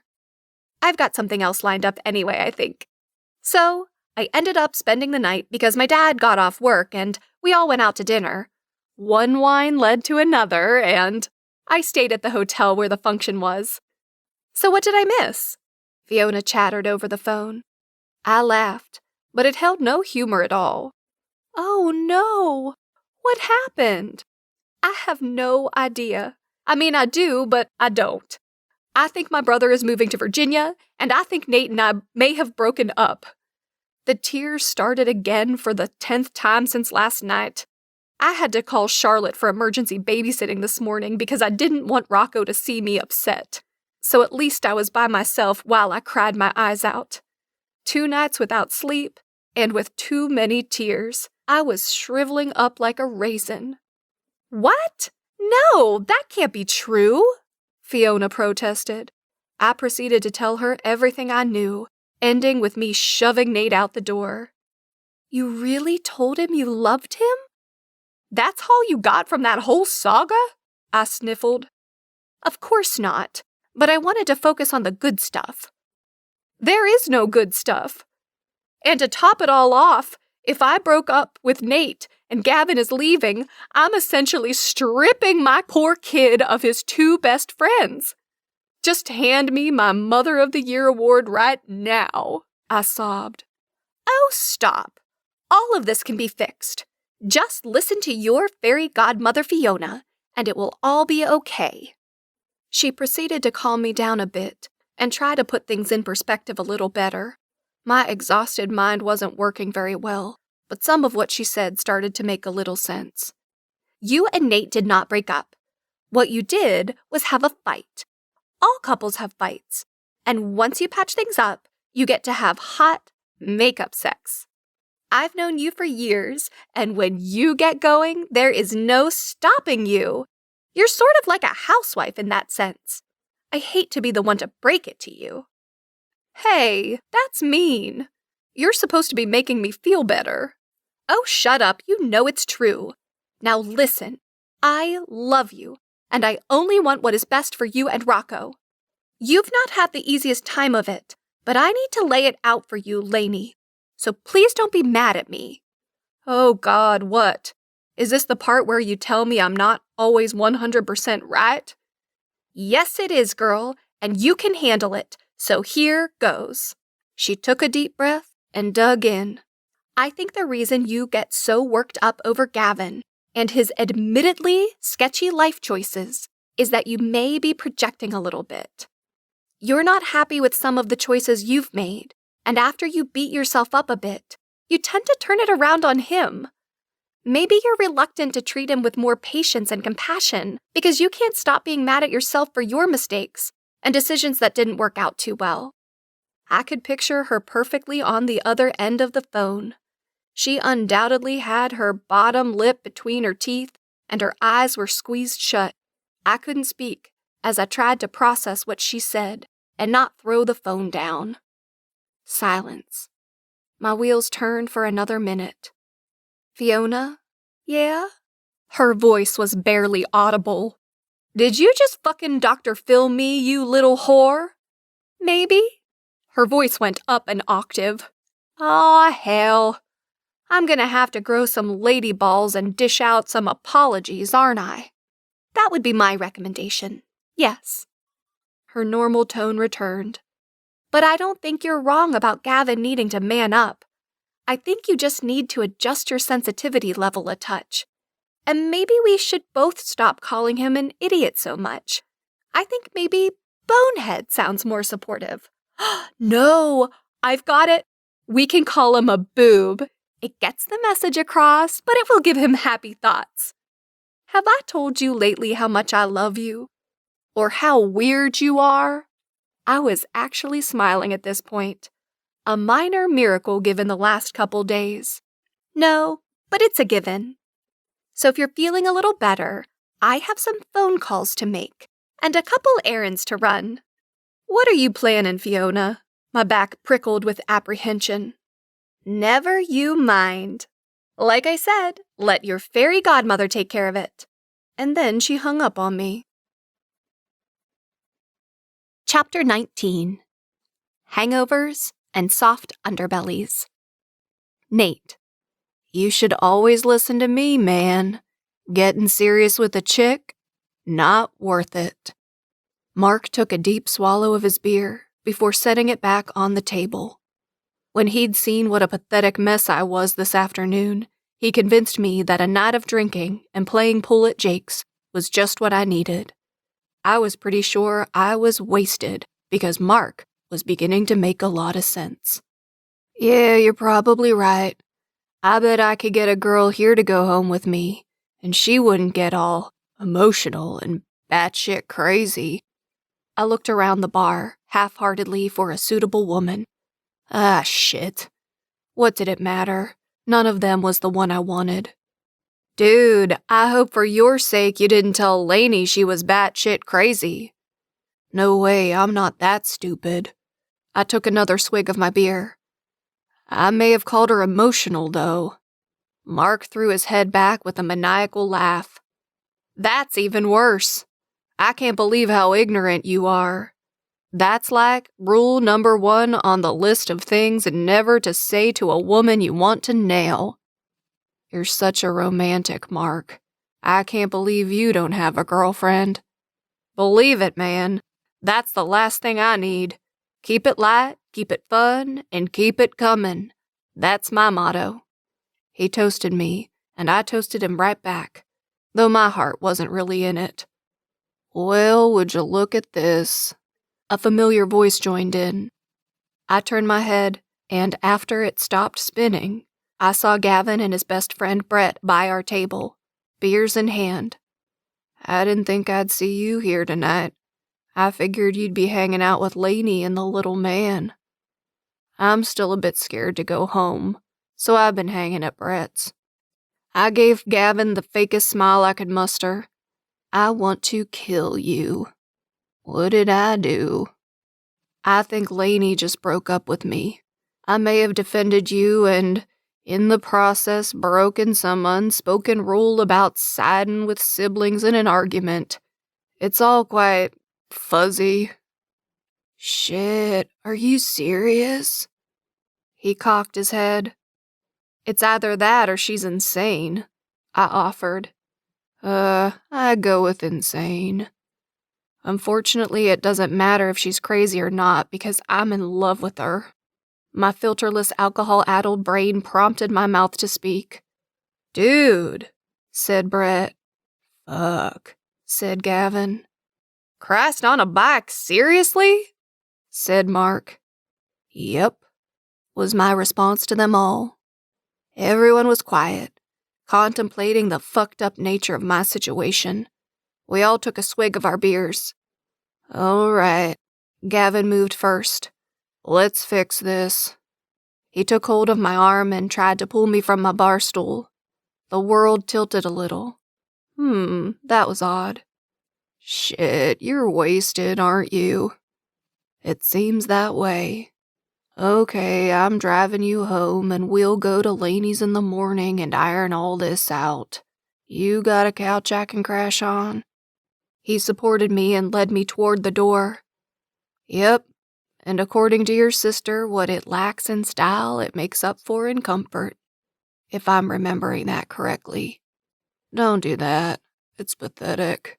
The less you speak from here on out, the better.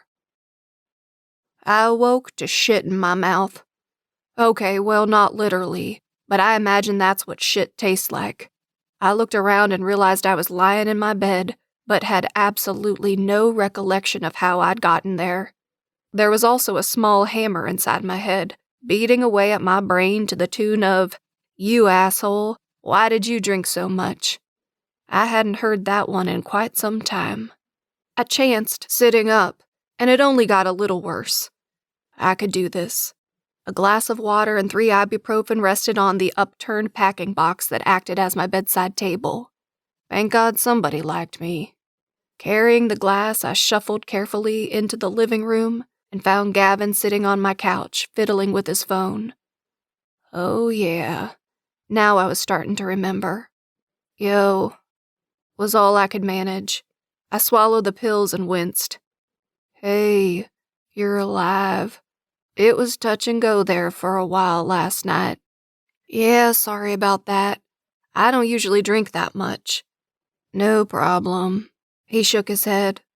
If I could count the number of times well, maybe not the most appropriate story for my boss. But considering the current situation, he laughed. Yeah, I felt like a moron. Right. So am I missing any important details from last night? Oh, wow, this is awkward. You mean you don't remember proposing to that stripper last night? My stomach dropped right to the floor, and I thought I was going to be sick. What the fuck had happened last night? Joking, dude. But you should see the look on your face. He was enjoying himself way too much. I would have to remember to punch him in the face when I was feeling better. Seriously, though, I feel bad I was the cause of this mess. Laney and I don't know. We're just kind of like oil and water sometimes, and you just got caught up in it. Don't worry, though. I've got a plan. One diner breakfast, or more accurately lunch, of grease topped with grease and a side of grease, and I was feeling much better. I still didn't know if I trusted Gavin to fix my Laney problems, but it couldn't hurt to let him try. After we ate, Gavin drove us to Laney's house. I was extremely leery. She'd asked me to leave her alone, and I really didn't want to get slapped in the face or punched in the nuts. I don't know about this Gavin. He put the car in park and turned off the engine. Do you trust me? Not even a little. I guess I can see that. Let's put that aside for a moment. Can you answer one question for me? I nodded. Is it possible for me to work for you part-time instead of full-time? That was not where I thought he was going with this. Yeah, sure. We've got several part-time guys. It would affect your benefits, but yeah. Good. Now let's get in there and get your girl. He paused, getting out of his door. And if you tell anyone I said that, I'll kick your ass. Afraid to show your soft underbelly, Gavin. I had to rib him. I got out, and we started up the front path. Fuck you, he grunted. Before we could get to the porch, the door opened and there was my girl. Or at least I hoped she was still my girl. Her hair was pulled up into some kind of messy thing on top of her head, and she was dressed in a loose t-shirt and cut-off shorts. Her face was free of makeup, and I spotted dark circles under her eyes. She was perfect. Her eyes came straight to me. I've been trying to call you. I was worried you never wanted to see me again. Her eyes filled with tears. What? I pulled my phone out of my pocket. Dead. Shit. My battery's dead. I'm sorry. No, I'm sorry. So sorry, Nate. All right, let's not give the neighbors a show. Get your asses inside, Gavin directed. Laney didn't even spare him a dirty look. We proceeded indoors, and Gavin shut the door behind us. Laney faced me with her hands to her cheeks. I was mad at Gavin, and I totally took it out on you. And I shouldn't have. I said some awful things, and I didn't mean any of them. Well, some of them I did, but those were more about Gavin, not you. I stepped closer and pulled her hands down so I could hold them. I'm sorry, too. I shouldn't have stuck my nose into a situation I didn't fully understand. And I probably said some things I shouldn't have either. Can we be done fighting now? Yes, please. She threw her arms around my neck. I squeezed the living hell out of her in return and kissed her temple. Okay, let's stop while we're still at a PG rating. I have a few things I need to say, interrupted Gavin. Laney and I pulled apart and she turned to face him. I moved behind her and wrapped my arms around her waist. I have some things I want to say to you too, confessed Laney. Gavin tipped his chin. I'll let you go first if you promise it won't involve yelling or punching me in the junk. She crossed her heart. I couldn't even if I wanted to. Rocco's just down the hall. Look, I know we fight, and that's kind of our thing, but I owe you an apology. I haven't been very sympathetic these last couple years, and it probably has more to do with my issues and insecurities than yours. Or so my fairy godmother told me. And, your fairy what? I had to interject. Never mind, that's not important. Anyway, Gavin, you're important to me, and I love you. And I really appreciate all the help you give with Rocco. I'll try to be more supportive and less judgmental from here on out. I promise, and I'm sorry. She released a breath like it had been weighing her down like a ton of bricks.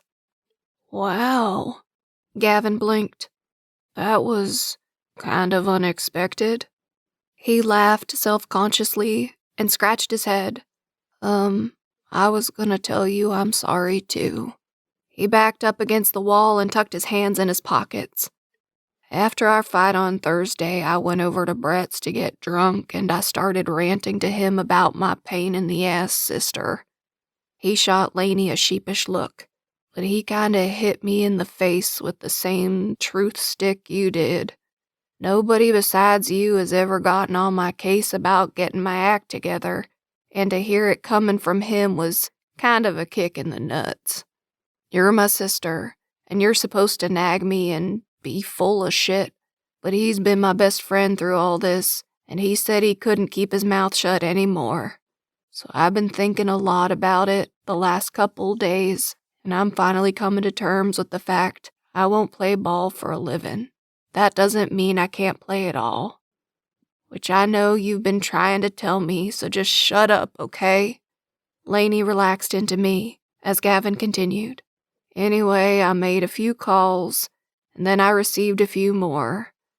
It seems your fairy godmother has some connections, because I have an interview for a job at the baseball academy, coaching high-level teenage players. It wouldn't be full-time, but Nate said I could work part-time with him. So I think I'm gonna go for it. Hell, what is it they say? Those who can't do, teach. Something like that, she responded. Gavin raised a hand to rub over his chin. And Laney, I know you worry and you're afraid of making mistakes, but you're not a screw-up. And I shouldn't have called you a slut either. My ears perked up at that one. It was one thing to get into a fight, but another entirely to call my girlfriend a slut. Laney must have felt my body tense, because she moved one hand to my thigh to keep me in place. The same night you and Dominic were getting your drunken deed on, there were hundreds of other couples on campus doing the same thing. The only difference was yours resulted in a poopin', crying, booger-laden 18-year-long commitment, while everybody else got to sleep off their hangovers and move on with life. We all smiled a bit at that one, and Gavin continued, If you asked anyone what kind of mom you are to that kid, there isn't anybody who wouldn't sing your praises. You didn't screw up his life, and you're not going to. You're the love of his life, and that is pretty fucking awesome. So that's it. That's all I got. He threw his hands to the sides. Get your ass over here and give me a hug, you big boob, Laney said in a tight voice, and I let her go to her brother. Boob? He asked. Yeah, I'm trying it out. She enveloped him in a bear hug. Gavin smiled over her shoulder. I like it. Gavin took Rocco to the park to give us some alone time, and we made the most of it, combining a much-needed shower for me with some unbelievably hot makeup sex. Laney came at me like a sex-crazed wildcat, and I had the marks on my back to prove it. It made the last miserable day almost worth it. We lay in bed afterward, her cheek resting on my chest, and my arm thrown over her waist. You know, I've been doing all this thinking about Gavin and his ruined dreams. One of the things that's always bugged me was that I didn't have a dream that could or couldn't be fulfilled. I guess I felt like you get what life gives you and you move on. But that's not really the best attitude, is it? My fingers traced lazy circles on her back, and I let her talk. I guess I could learn a thing or two from you and Gavin. If there's something I feel passionate about, I shouldn't let anything stop me without trying my hardest to get it. And what do you feel passionate about? I kissed the top of her head. She reached down and copped a feel of my ass. Besides your hot ass, you mean? I don't know. Maybe owning my own alpaca farm? Seriously? My fingers stopped their movement. She laughed. No, but it sounds interesting, doesn't it? I don't like to shovel shit, though, so that's probably out. Probably. What else? I don't know. But I do know I'm only 25, and I've got time to figure it out. I forgot I was dating Jailbait. I pretended to push her away. Whatever, old man. She smacked my chest. So there's something I've been thinking about, too, I said. What's that? She snuggled back in my crook again. You? What about me? I could feel her smile against the skin of my chest. Well, there's that awful temper of yours. And then there's your hoarding habit. Don't get me started on what I unearthed in your hall closet the other day. And then we have the issue of your cooking. I have to say it's only slightly better than my mother's, and I'm worthless in the kitchen too, so we're kind of screwed. Oh, and of course, There's your habit of rubbing your cheeks like you're trying to summon a genie." "Is this going somewhere?" she asked, raising her head to look at me with narrowed eyes. I nodded and smiled. "Yep, what I'm trying to say is, I love you." Her cheeks pinked at my words. "You've got a strange way of expressing yourself, big guy." I shrugged. I figured it's easier to list the things that are so very wrong about you than to list the ones that are so very right. I can't really count that high. "Well, if that wasn't the most romantic thing ever, you big jerk." She smacked my chest again and started coming in for a kiss. "I guess I forgot to add your violent streak to the list. I'll make a note. You do that." And her lips met mine.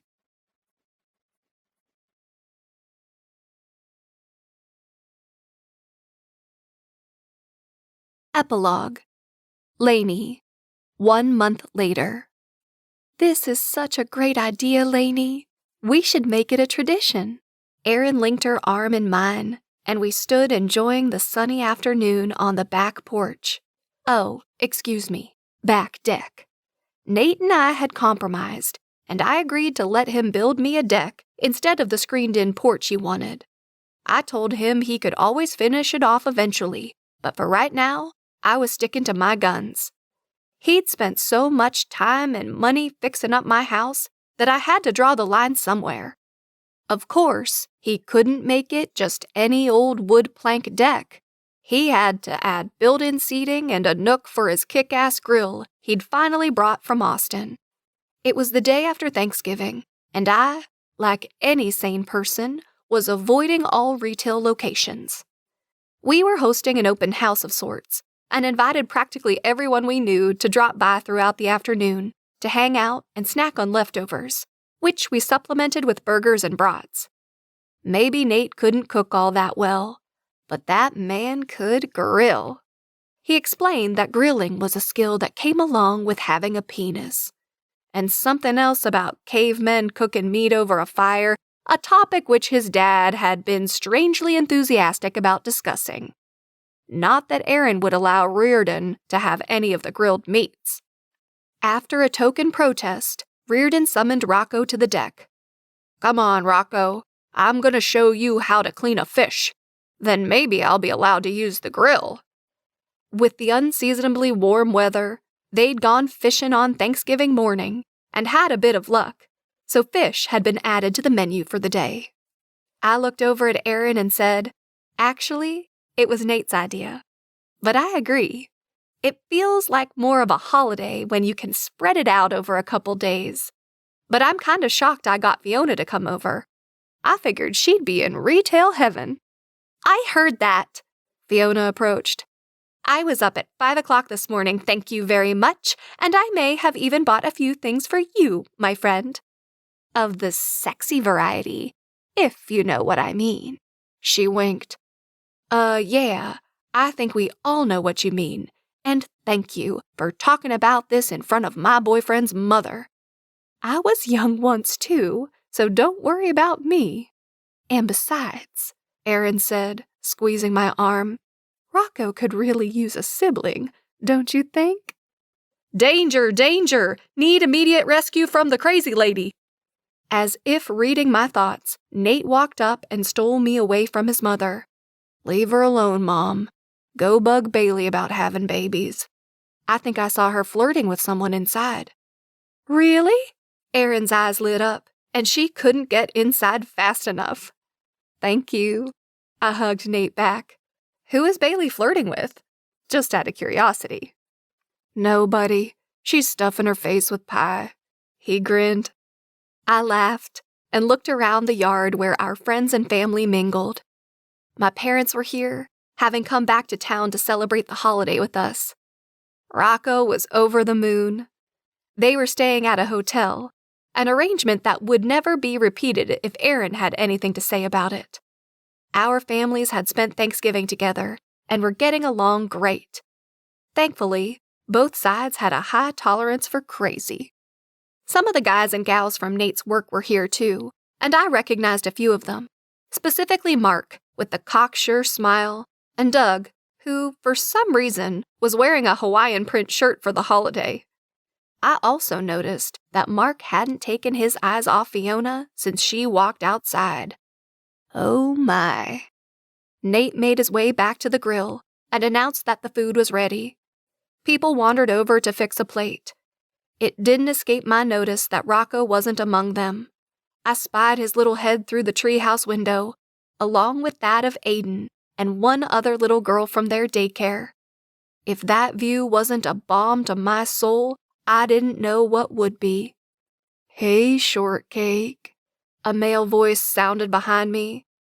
I turned around to see Mark lean back on the deck railing next to Fiona, doing the oh-so-casual arms crossed to show off my big biceps thing. Hey, it's a thing. Trust me. He was also giving her that super cocky smile, and I almost felt sorry for him. He had no understanding that the phrase, "big things come in small packages," was coined with Fiona specifically in mind. "You talking to me, meathead?" Oh, this was going to be fun. Gavin came over, draped his arm around my shoulders, and whispered in my ear, "Excellent. Dinner and a show." I snorted. "Hey, I was just trying to say hi. You don't need to be insulting," Mark said to Fiona. "I was just returning the favor. Run along now." She shooed him away. Ouch. Mark's eyebrows rose. "I was also gonna tell you the kids' table is inside, Tinkerbell." Not bad. Fiona's jaw tightened. "What a coincidence, because I was just going to tell you to go eat a bag of dicks." An odd choice, but it hit its mark anyway. "Are you always such a bitch to people you just met?" His casual stance was long gone, and they were in a face-off. "Only to complete morons." Fiona's mouth curled in distaste. "What is your problem? Jesus, I don't need this crap." Mark stalked into the yard and away from my charming little bestie. Fiona, completely unfazed, stepped up to the grill and grabbed a plate. "Ooh, are those sausages? I love sausage. Give me a big one, Nate." Gavin and I both started snickering, and Nate shot us a death glare. After we'd all eaten, and most of the crowd dispersed, I sat on Nate's lap. He insisted, and I learned not to question him on his opinions about my body. I sighed the sigh of completely contented Laney. "I love this day." He kissed my temple. "Oh, hey," Nate said suddenly. "I forgot to tell you. We rented the last space in the old Oak Ridge property." The project was wrapping up, and they'd already signed rental agreements with a financial planning firm and some tech business, but there was still one space left. I mentally crossed my fingers and turned my face to his. "Oh yeah? What's it going to be?" He smiled that smile, and I got the dimple. A donut shop. Oh my God, I love you. The end. This has been a production of The Fix, a single mom romantic comedy by Sylvie Stewart. Carolina Connections, Book 1. Narrated by Alice Wonder. Copyright 2016-2018 by Sylvie Stewart. Production copyright 2018 by Sylvie Stewart.